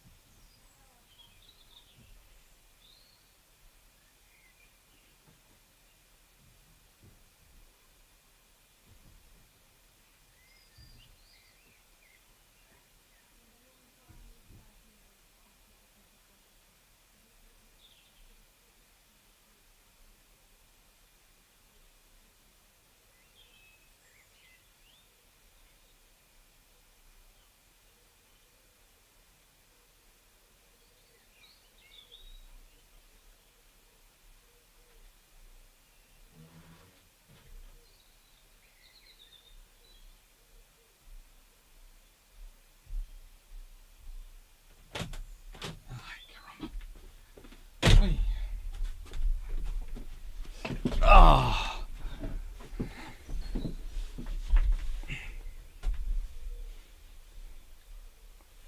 Richard Order. I can imagine in fiction, HMS Megalodon sinks the North Korean turtle.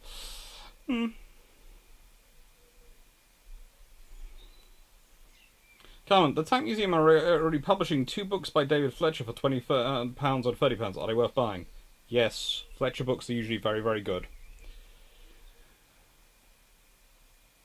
Dr. C, look up the USS Battlecruisers with experimental mothball configuration. Looks like an old caravan wagon. I'll have a look.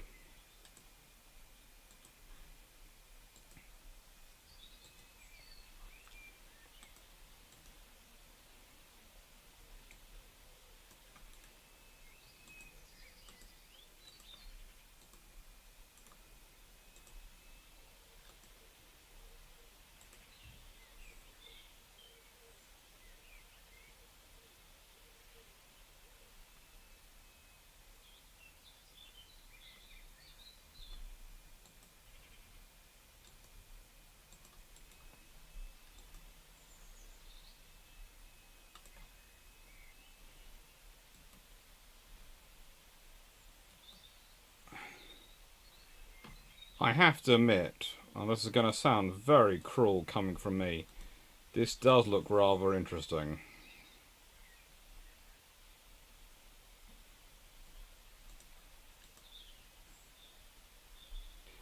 But I think it's an early attempt at creating, I don't know. Well, can we all agree that's probably an early attempt at creating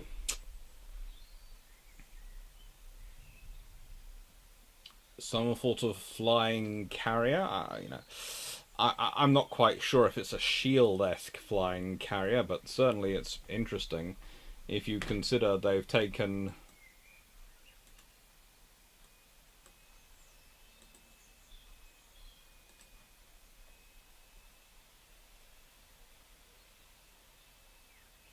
Let me just find a picture of it.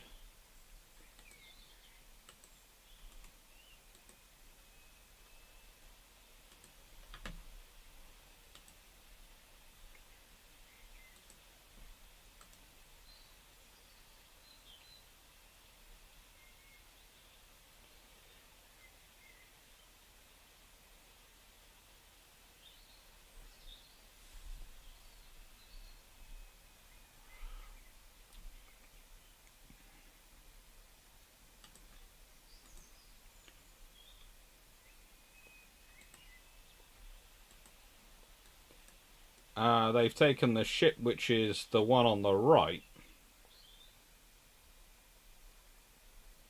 So I'll put it here.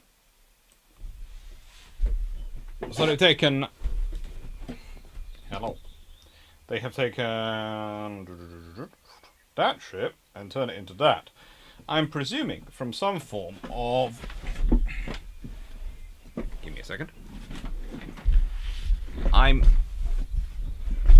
presuming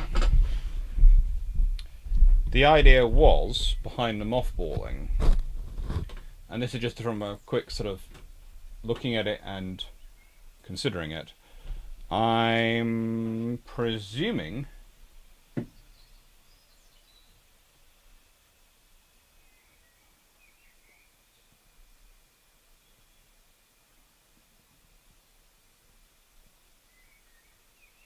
the idea was that if you reduce oxygen getting into the ship and various other things, you protect it from weathering. But honestly, I'm not sure. I think it's a nice idea to work it out, but ultimately the ship is still sitting in salt water, so I'm not sure how much help it's going to be.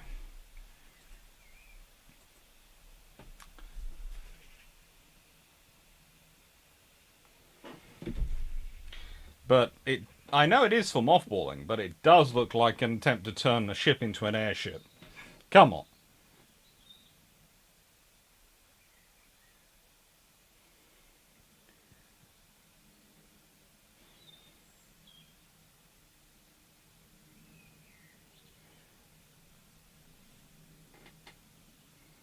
It's rather cool. And now you can get to guess how I am managing to hold this position. If you don't mind.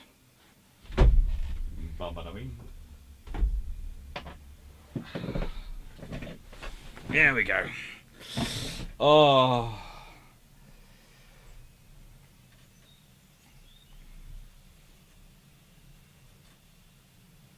Prevent rainwater damage? It's a steel ship. Good painting will prevent rainwater damage. Seneca Nero, thoughts on the shield helicarrier? That is an entirely different... That would be sort of sci-fi carrier discussions.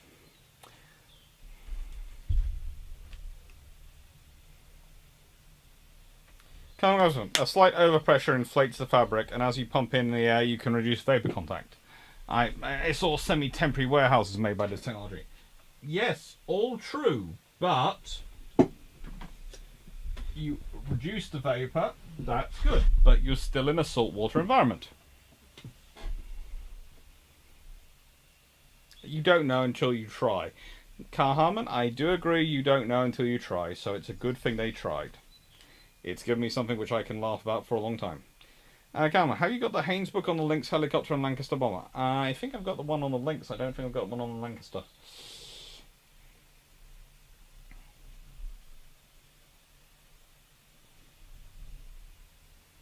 That's a good one. Melanie 640. Hello, Melanie. And yes, good painting wood, but you don't have a crew to do so while in mothball. Well, that's the thing.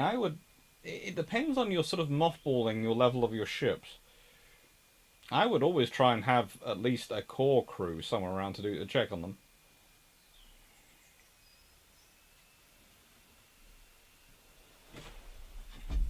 And look, today the locals pulled their boats out of the water for the winter and cocoon them in shrink wrap. That is good. No, sorry, no, that's a mothballing. I guess it's sent to control the armament ship within the ship to prevent deterioration. Yes, it was, but I'm taking the piss out of it because, frankly, it's a bit weird. Richard Order, could you imagine all names the UK went with starting a night class of destroyers? Well, we already had a round table class of landing ships, of LSLs. So yeah, that would there would definitely be Galahad, Lancelot, and all sorts of other things.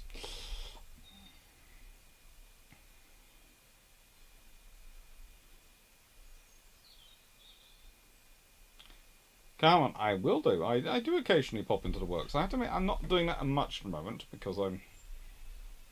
How do I put this politely? Keeping as far away from large numbers of people as I physically can, for my mum and sister's sake. Yes, we've all been vaccinated. No, I prefer not to risk it if I can avoid it until I'm quite happy about the various variants on the rise. Don't worry. I usually am.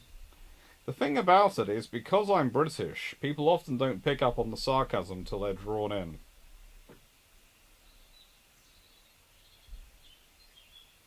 Ouch.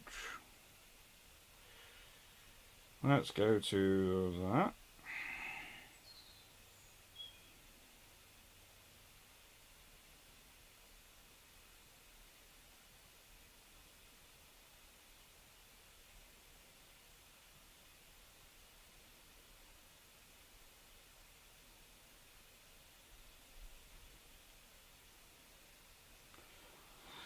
I don't know.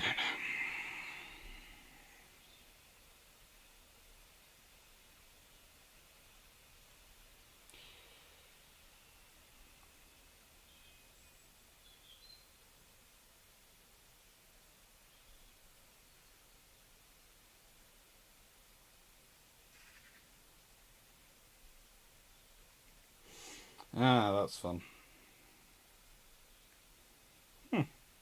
Sorry, just distracted because I'd been told that one of the cameras isn't working.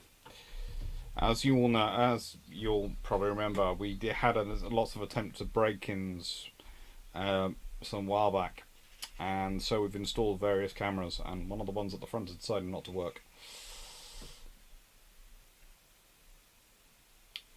Bud Guy 869 could hello Bud Guy for starters, because I don't think I've seen you before this evening. Could a 1941 Yorktown take down Bismarck or early 1942 Wasp be enough to take down the Tyrwhittes? It depends. Do they catch them early morning and have plenty of time to launch a lot of strikes and keep good direction? The thing is, you can take down anything if you're able to hit it often enough. If you catch them on their own without any aircraft airborne, then HMS Glorious gets repeated. If you catch them, if they catch you at range with aircraft airborne, they can take them out. They've got torpedo bombers, they can do the damage.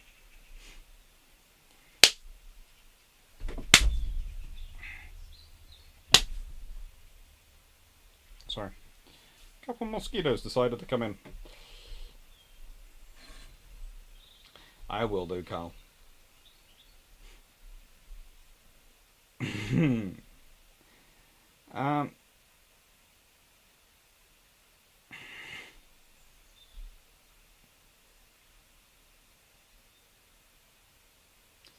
If you should ever come to America, I highly suggest going to Block Island on Nantucket. And Battleship Cove.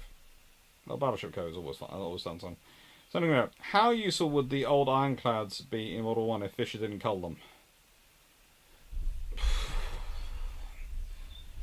Well, you could have put them a few round the world to serve as deterrents to things like HMS, like the Emden, the SMS Emden, that sort of going around the world. But then you still have had to crew them, and crewing them is always a problem.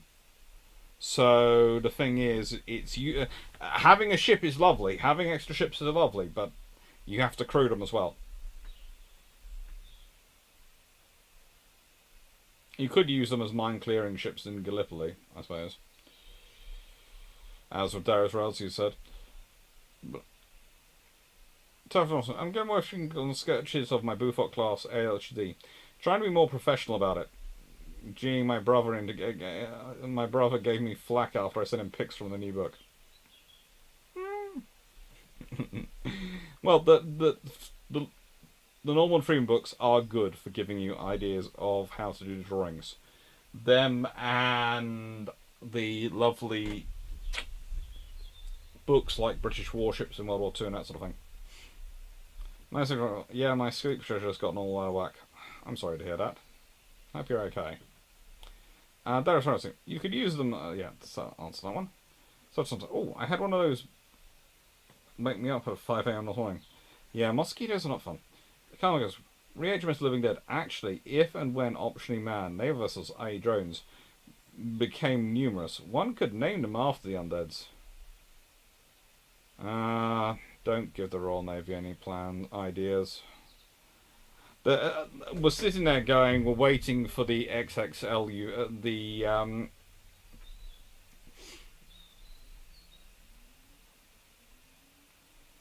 the extra XL UVs to be what they're gonna get named, the extra large underwater vehicles. XL UVs, uncrewed underwater vehicles. I sleep on New York City time and I'm in Poland. That's fun. That's really fun.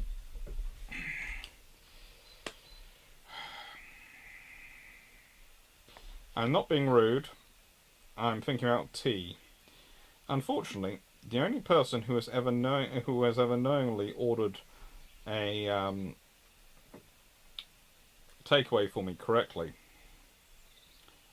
is not at this end of the country.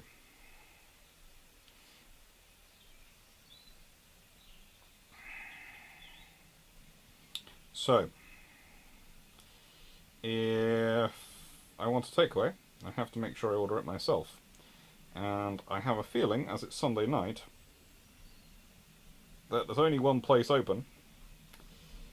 And they will probably be closed if I don't order something soon. So,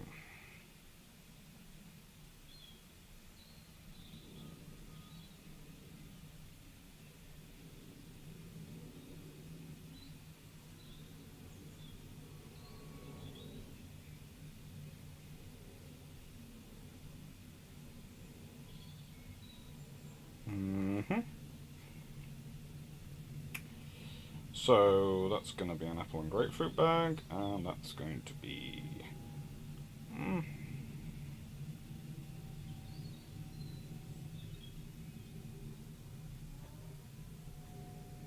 probably a chocolate milkshake, and I don't want any onion in that piece and that thing. Okay. And what else do I fancy?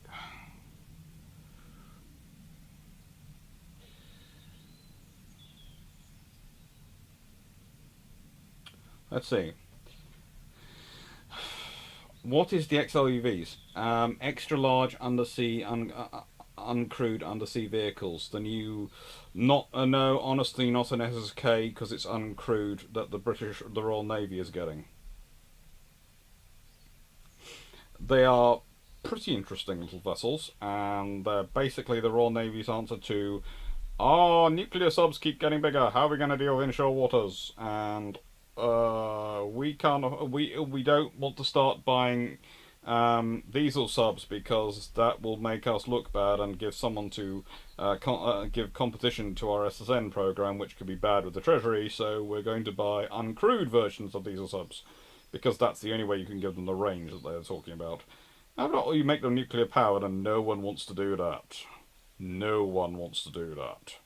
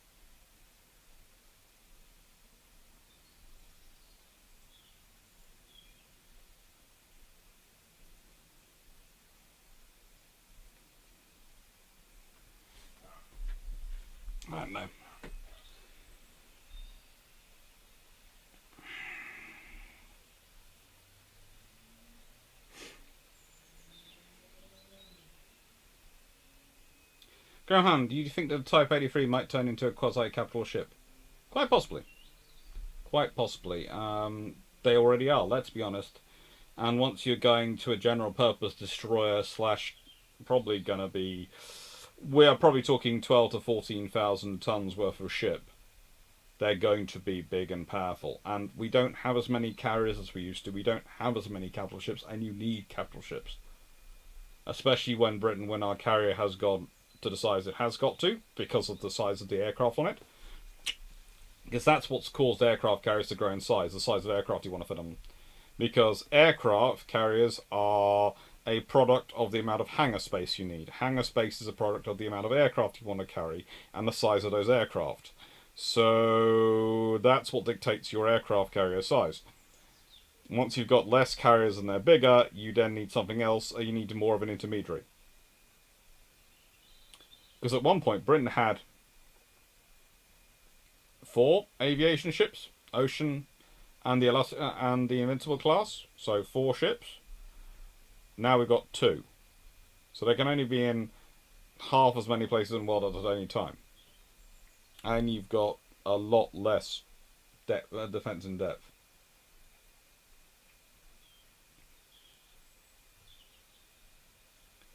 Gary Sassy, mini freezer and microwave for the shed. I've got the freezer, I just haven't plugged it in because I haven't fixed the floor yet. I've got the fridge, well, the fridge and the freezer bit. As for microwave, I doubt I'd put a microwave in here. Probably just stuff in the fridge or freezer would be enough. If I had cold cuts and cheese, I could make something quite happily for myself. And I'd probably remember tea.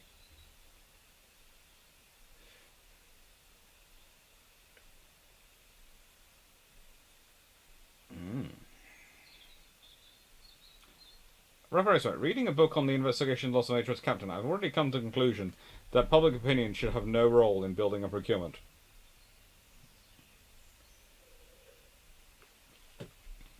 Frank Sparta, how many other potential world wars were avoided because of effective naval diplomacy?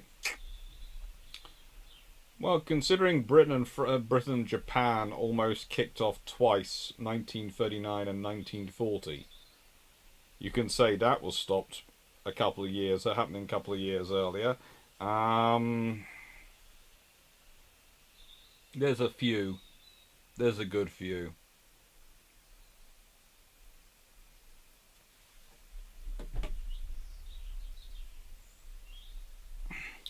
Manly 600, but uncrewed nuclear reactors sounds like an awesome idea. No. Dev's got a nuclear reactor in the middle of the ocean outside of any kind of communications range, so it can't be monitored. What could possibly go wrong? So many things.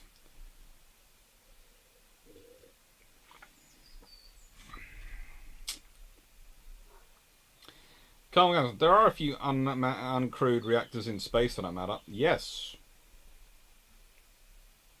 There are. In space. Where if they blow up, the EM field will probably do a lot of damage to other satellites, but hopefully won't damage too much on Earth.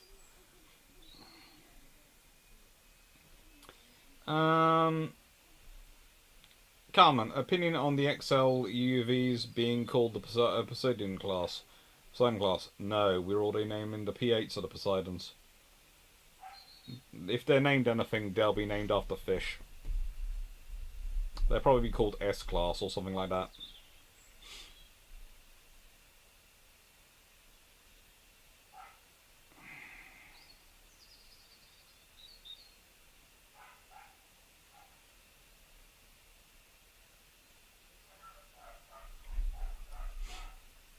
But guys, what would you focus on a replacement for the Super Hornet?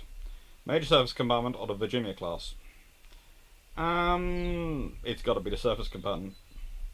And honestly, there is an easy way to produce a major surface compartment. You take the latest flight of Arleigh Burke stuff. You take the hull and power plant off the Zumwalt class, and you combine the two together, and you've got your a fairly safe, concept proved thing to do to go through it. you could expand all those things moderately without too much cost and not a lot of risk.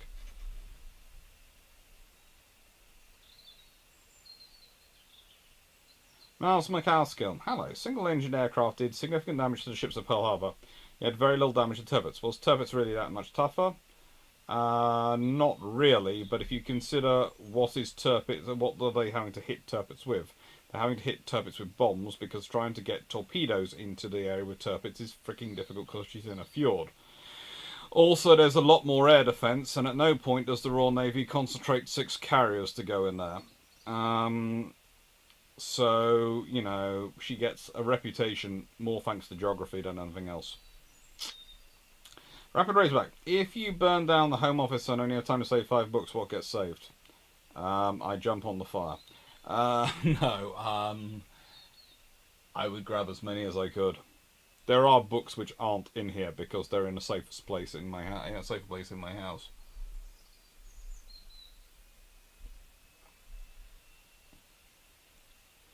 Paul Johnson, still no sign on the railway. Looks like the book's taken over. That's because at the moment there are still tools down that way. There are iron brew bottles up there which are going up on the wall there, because that's going to become a giant iron. There's going to be a nice lit up iron brew thing, so that's going to free up all of the top shelf. That shelf, and the shelves below here haven't been built because the floor hasn't been fixed. Because when I was building this, I noticed that the floor has lots of holes in it left for me by the builders, so I'm having to fill it. So, and what was supposed to happen was all of the stuff which is currently stored on here was supposed to arrive after the floor did. But the floor instead was delayed for 8 weeks, and everything else arrived first. So instead of me having it all clear to stick the floor in and then the other stuff arriving, me be able to put it in on top of the floor, it arrived after the floor arrived. So basically I've got to get everything out and put it in the floor, and then I can build the bottom of shelves, put books down there. Put that, I've got worked out how to do it, so get the plywood I need for doing that and putting that up on that wall, and then I'm done.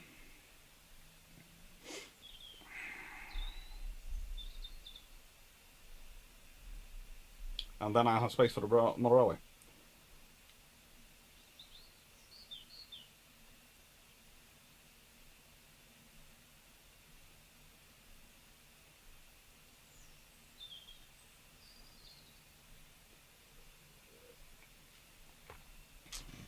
South Taunton, yes, and I have actually got several mini pop-up barbecues. Seem to end up when every time we go on holiday down to Cornwall. Died Harry Productions, do you think the advent of nuclear weapons prevented a third European conflict between the Soviet Union and the rest of the way World War II?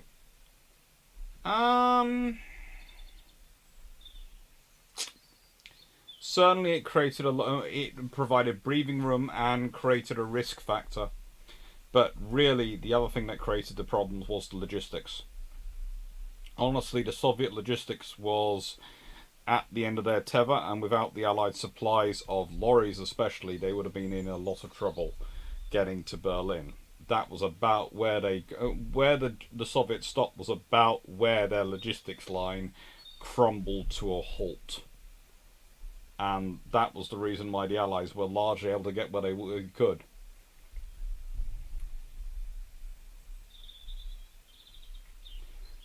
Can we make the UAVs in a form of detachable bow?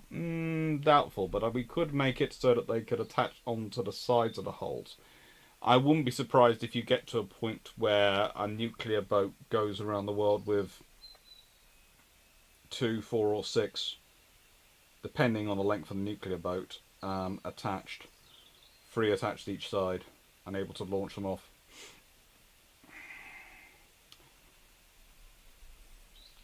What was your take on Bodie McBodyface? Never ask the world for a suggestion if you don't want a silly answer.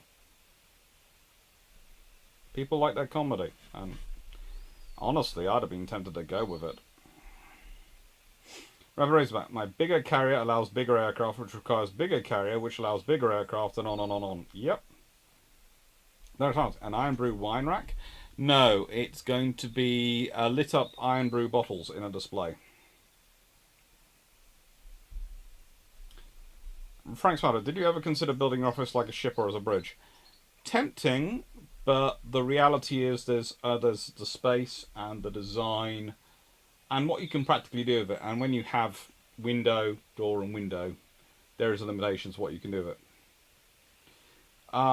Richard, are those Iron Brew bottles antique or special labels? They're the glass special bottles.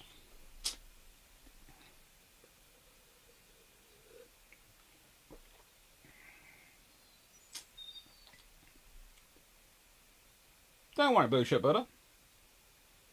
Glad that you join us. Hello.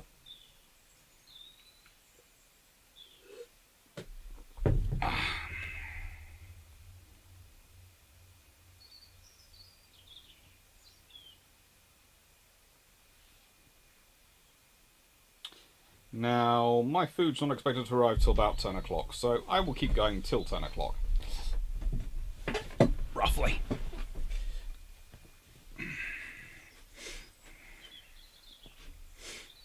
Nice. Yeah.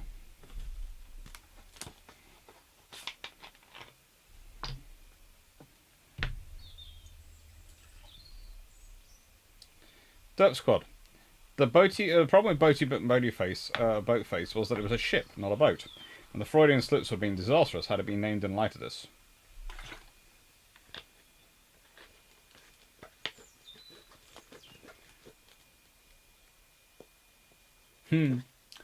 Yeah. It would have been fun.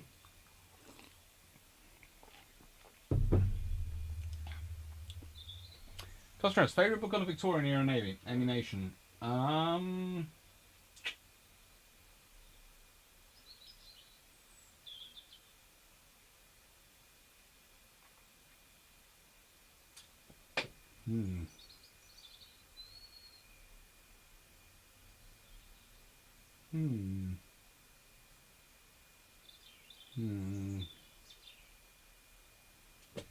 rather do enjoy this one, but Andrew Lambert's Admirals probably is going to win it for me. Or Jack Tar. That's a good book.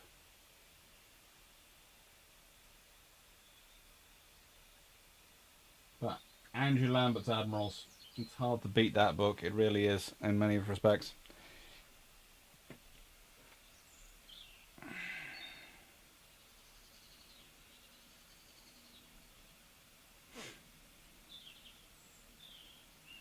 Right, Charlotte, at what point do you think it's no longer cost effective to keep older ships in service for? The question is, at what point do you no longer do you either no longer need the capability, or do you need the capability so much you can justify buying a new class rather than just upgrading and maintaining what you already have? Look at the whole problem with getting the Gerald Fords in place. We all knew the Americans needed a new aircraft carrier. The trouble was, how much technology do you put in it? What do you do with it? And the real problem for the Americans with the Fords was, in the nicest way, that there was a period when everything was about land warfare, and all the Navy ships were designed with the idea of supporting land in mind. Let's be honest, the Zumwalts were very good for land warfare, for getting close and being able to support armies ashore without being able to be easily detected by other forces ashore. That's what the Zumwalts are for. And they're very good for that. The thing was, if they'd been a more general purpose design, and if not so much having placed on the idea of the railgun, instead they'd focused on carrying perhaps more missiles and an advanced gun system, and a more general purpose radar suite, then we might not be having the future surface combatant question now, or the discussion we're having now, because it might well be that there would be Zumwalts being churned out instead of Burks, and they'd be talking about, well, we need to build a slightly cheaper ship at some point that can make up the numbers, while the Zumwalts will keep us going for a while.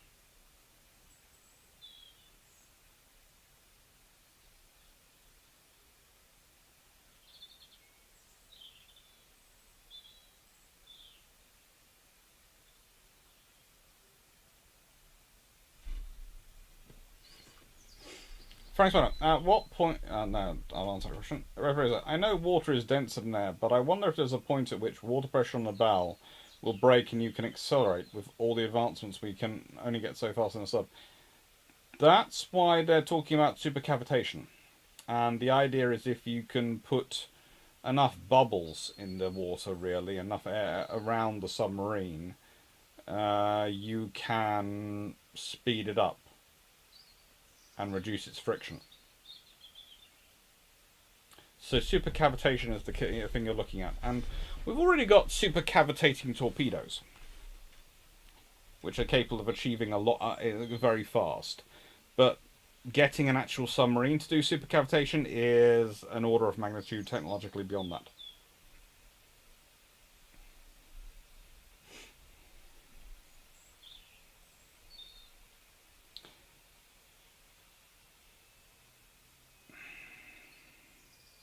Budguy1829, do you think the US Navy will build a new cruiser class or a new destroyer class for its next major combatant, or combination of both? They will probably call it a destroyer, but it will probably be 14. It will probably be 18. Well, probably between 14 and 18,000 tons. So whether you call it a destroyer or a cruiser, it's probably going to be a first rate with a lot of VLS on it. Down Productions, odd one, but I'm spilling here. What's your favourite looking submarine, Holland 1 to present?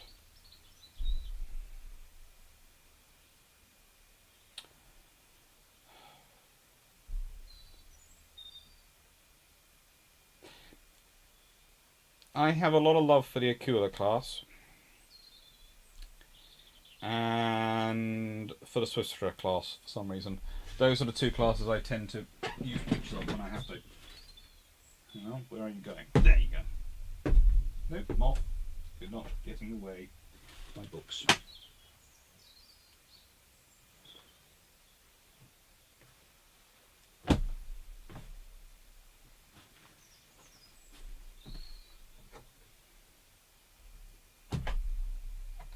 With that, you close the last window. Don't care if I cook, you're not getting to my books. Sorry, Muffies. But you're just not.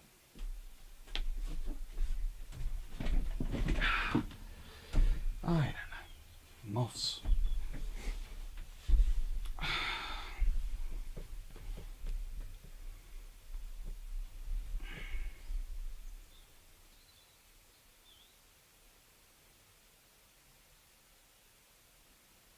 Graham Hanna. Oh, by the way, that was a superb podcast with Commodore Clapp and Major General Thompson.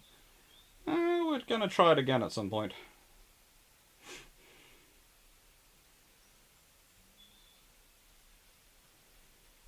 Agrish, I think. The Zoomwad is a classic example of why you don't develop two novel technologies at the same time on the same vehicle. Just two? I'd say there's about 3 or 4 in the Zumwalts, and 3 out of 4 work. I know, the problem with the Ford Zumwalts and LCS is that they wanted a quantum technology leap and not an evolution. I go, it's the concept in the original place. You can do a quantum leap, but you have to be prepared that a quantum can fail. In nicest way, if you're going to do quantum leaps in technology, you have to do it on the DARPA principle. And the idea that something works 75... If you were talking to DARPA and they said, yes, well, this design has tested 3 very advanced technologies, and 4 very advanced technologies, and 3 have worked, DARPA would be absolutely freaking ecstatic. The US Navy is held up as something evil.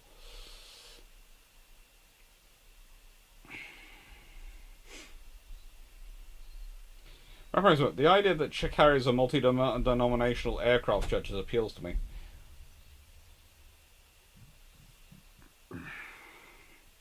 I can see why.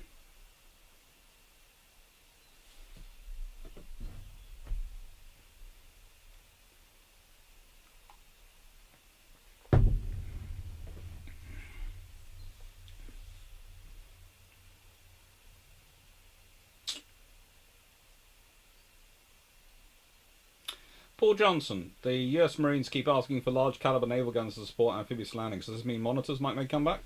If they do, what type of weapons do they have?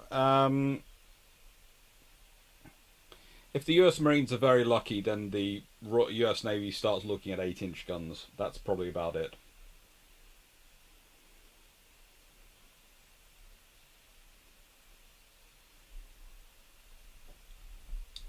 And it would be something which they would want to fit to their general purpose destroyers. They wouldn't want monitors. Honestly, a monitor is a lovely idea, but the closest you're going to get to a monitor is something like the Zumwalt class.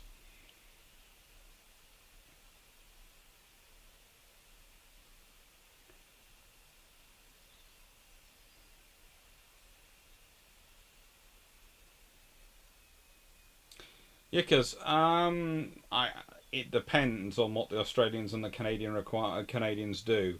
The fact that the Australians are still having issues comes as a factor. But whether or not UK shipbuilders should get involved, well, the UK does tend to work on SSK designs every time they work on an SSN, so we probably have some very up-to-date designs to do with SSKs around the current the most recent batch of Astute class. Because there's 2 batches of Astutes, and the second batch are quite different from the first batch. Rapid any large surface combatant built by the USN will inflate in size, costs, and requirements. Rather like Commander Salamander suggesting CGX have a hologram of Admiral Akbar on the bridge. That'd be quite cool.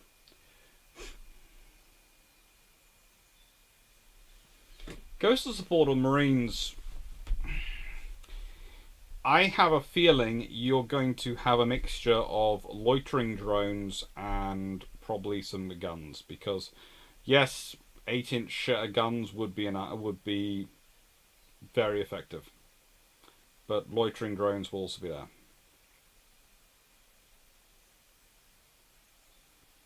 Vision. Warriors Armstrong BLL breech loading rifles guns were a failure, replaced by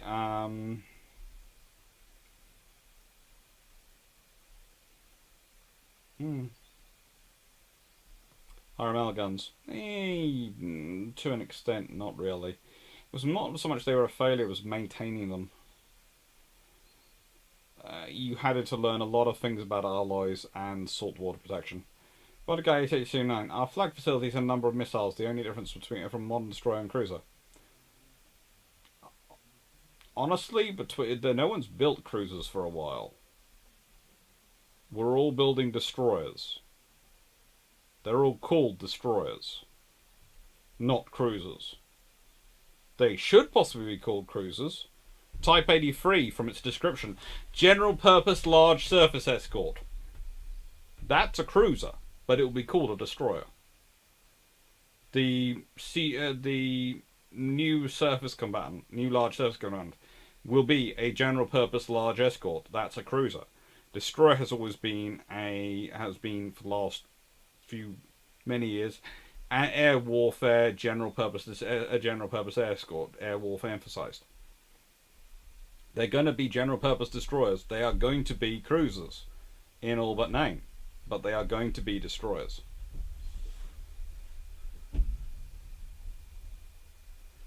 Scott, I think the difference is that the money put in DARPA is effectively considered loss. A success is a bonus. Money put in Navy has to have a return on every investment. But if you are asking the Navy to do the same thing as you're asking DARPA to, then surely you have to give them the same success and failure criteria.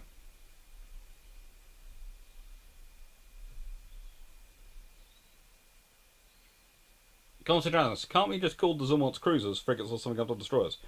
Well, honestly, let's be honest, they are cruiser-sized, but they are technically called destroyers. Frank Spanner, in your last monitor video, you mentioned the monitor was being escorted. How do you escort a monitor? A destroyer basically hangs around her like a puppy dog. And if you try and get close, we'll run you down. But they're mainly the sea-going monitors rather than the river-going monitors, which have to look after themselves.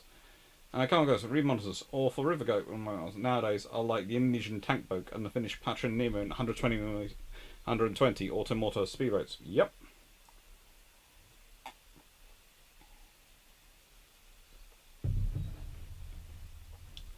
Graham Hanlon, did you guys ever wargame if the Vanguard had been in the south? Would it have made a difference? We have discussed it quite extensively and done a little bit of wargaming of it. And honestly, it depends on how many of the 40mm they've kept in terms of air defense for San Carlos. But also,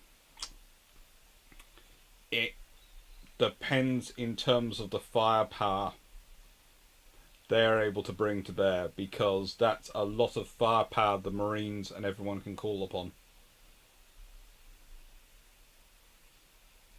Rabracer, beyond per projectile cost, why are the guns better than missiles of fire support? Well, usually it is pretty much the cost, but it's also the rate of being able to bring down a lot of firepower very quickly. And it's able to be directed. And very difficult for the enemy to try and stop. Take care, Richard Orter. Vision, Star Wars calls it Star Destroyers, Jedi Cruisers in Clone Wars. Yeah. Descott, re-navy and DARPA. Now you're trying to apply logic to politics, and that way is madness lies. True. Inflation will lead to 8,000-ton frigates and 4,000-ton corvettes. Nicest way it's already led there. Alright, have you looked at the size of the Type 26 that the Canadians are buying, and the Australians are buying, and the Brits are buying? There are slight differences, but 8,000 tons is roughly around where they're heading for once they're fully loaded. Frank Sparrow, do you feel the modern procurements of ships are not being made by even-handed players? I think they need more experience involved in them. And read DARPA and Navy money. That would be logical, not allowed in government politics. I know, there's a lot of views coming around that perspective. Take care, John Shea. Carl Gasper, in Star Wars, there was no such evolution as in real life from torpedo boat destroyers. Represent, with over-the-horizon amphibious operations being the norm, where are naval landing craft going? Well, your options are able to defend themselves, fast, stealth, or something with them to protect them. That's your options. So you either need to invest in things like CB90s and those lovely Nemo 120s, Patron Nemo Finnish Neiman 120 auto monitor boats, or you need to go for the Catamaran La LCU or the LCAC, and you know there are various options being looked at for how fast you can make them, but it's a difficulty.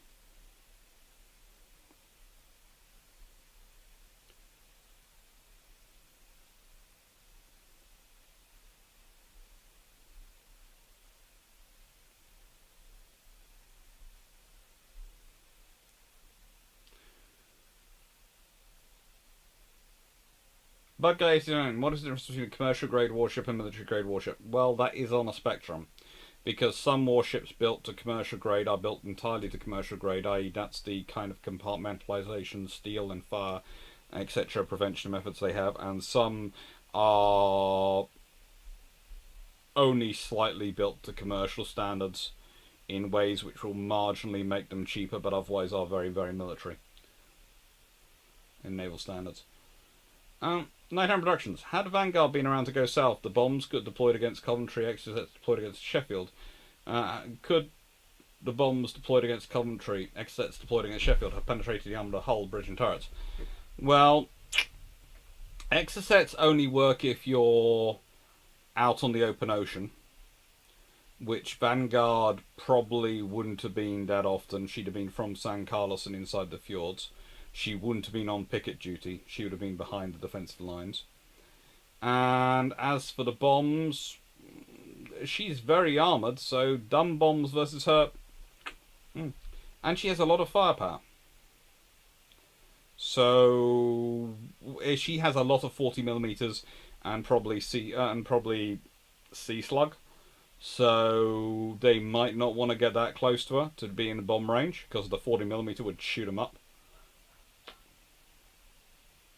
So it'd be the exocets, which would be a main threat, and that's mainly defeated by geography, as we talked about when we were talking with Michael Glapp. Rock trumps missile.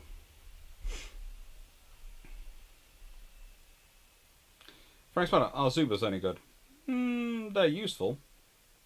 Anyway, my tea has apparently arrived. So, I love you all. You're all amazing and very kind and very helpful. And thank you to everyone who likes my videos. Thank you to everyone who shares the videos. Thank you to everyone who is a subscriber, who's a patron, who's joined the channel to have those lovely hand-designed by me emojis. Just thank you to everyone. You really do make my life a lot better and a lot more fun. And I hope you've enjoyed this evening, even if I've been slightly distracted at the end by being hungry. Ramarosa, it's a shame we can't build a viable service combatant on an LPD frame. Your main problem is going to be speed, because it has to be able to fast enough to keep up with the aircraft carrier. LPD size, lovely, but you're going to have to work on the hull and power.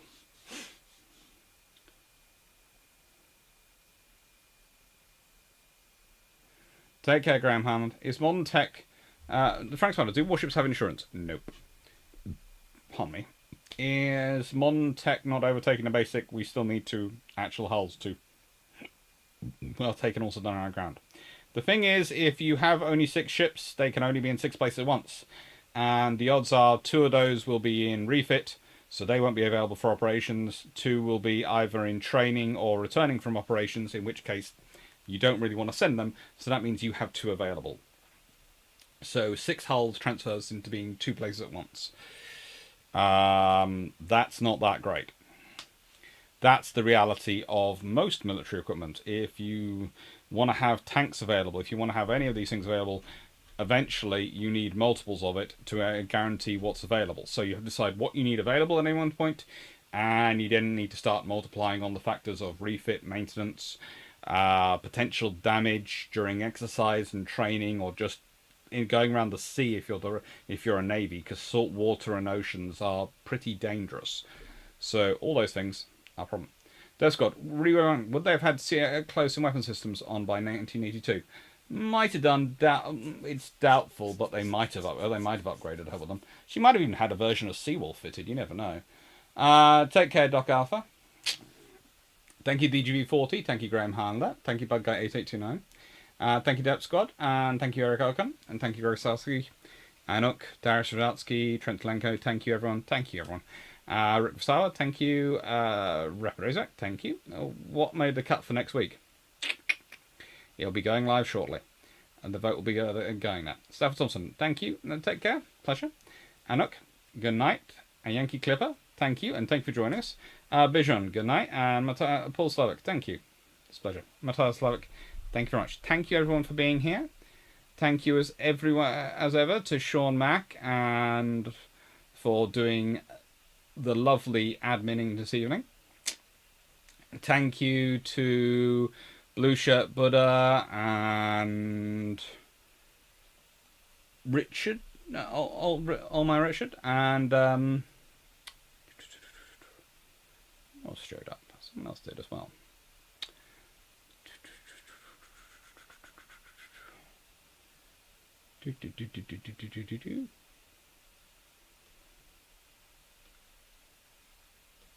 Thank you very much, everyone who's been here. Thank you. Take care. Take care.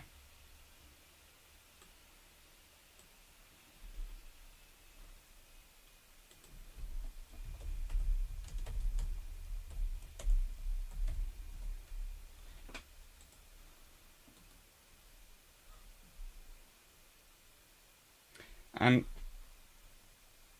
as ever, thank you for the super chats, and thank you for those who share and like the videos, because that really does help with the circulation. Thank you. Take care.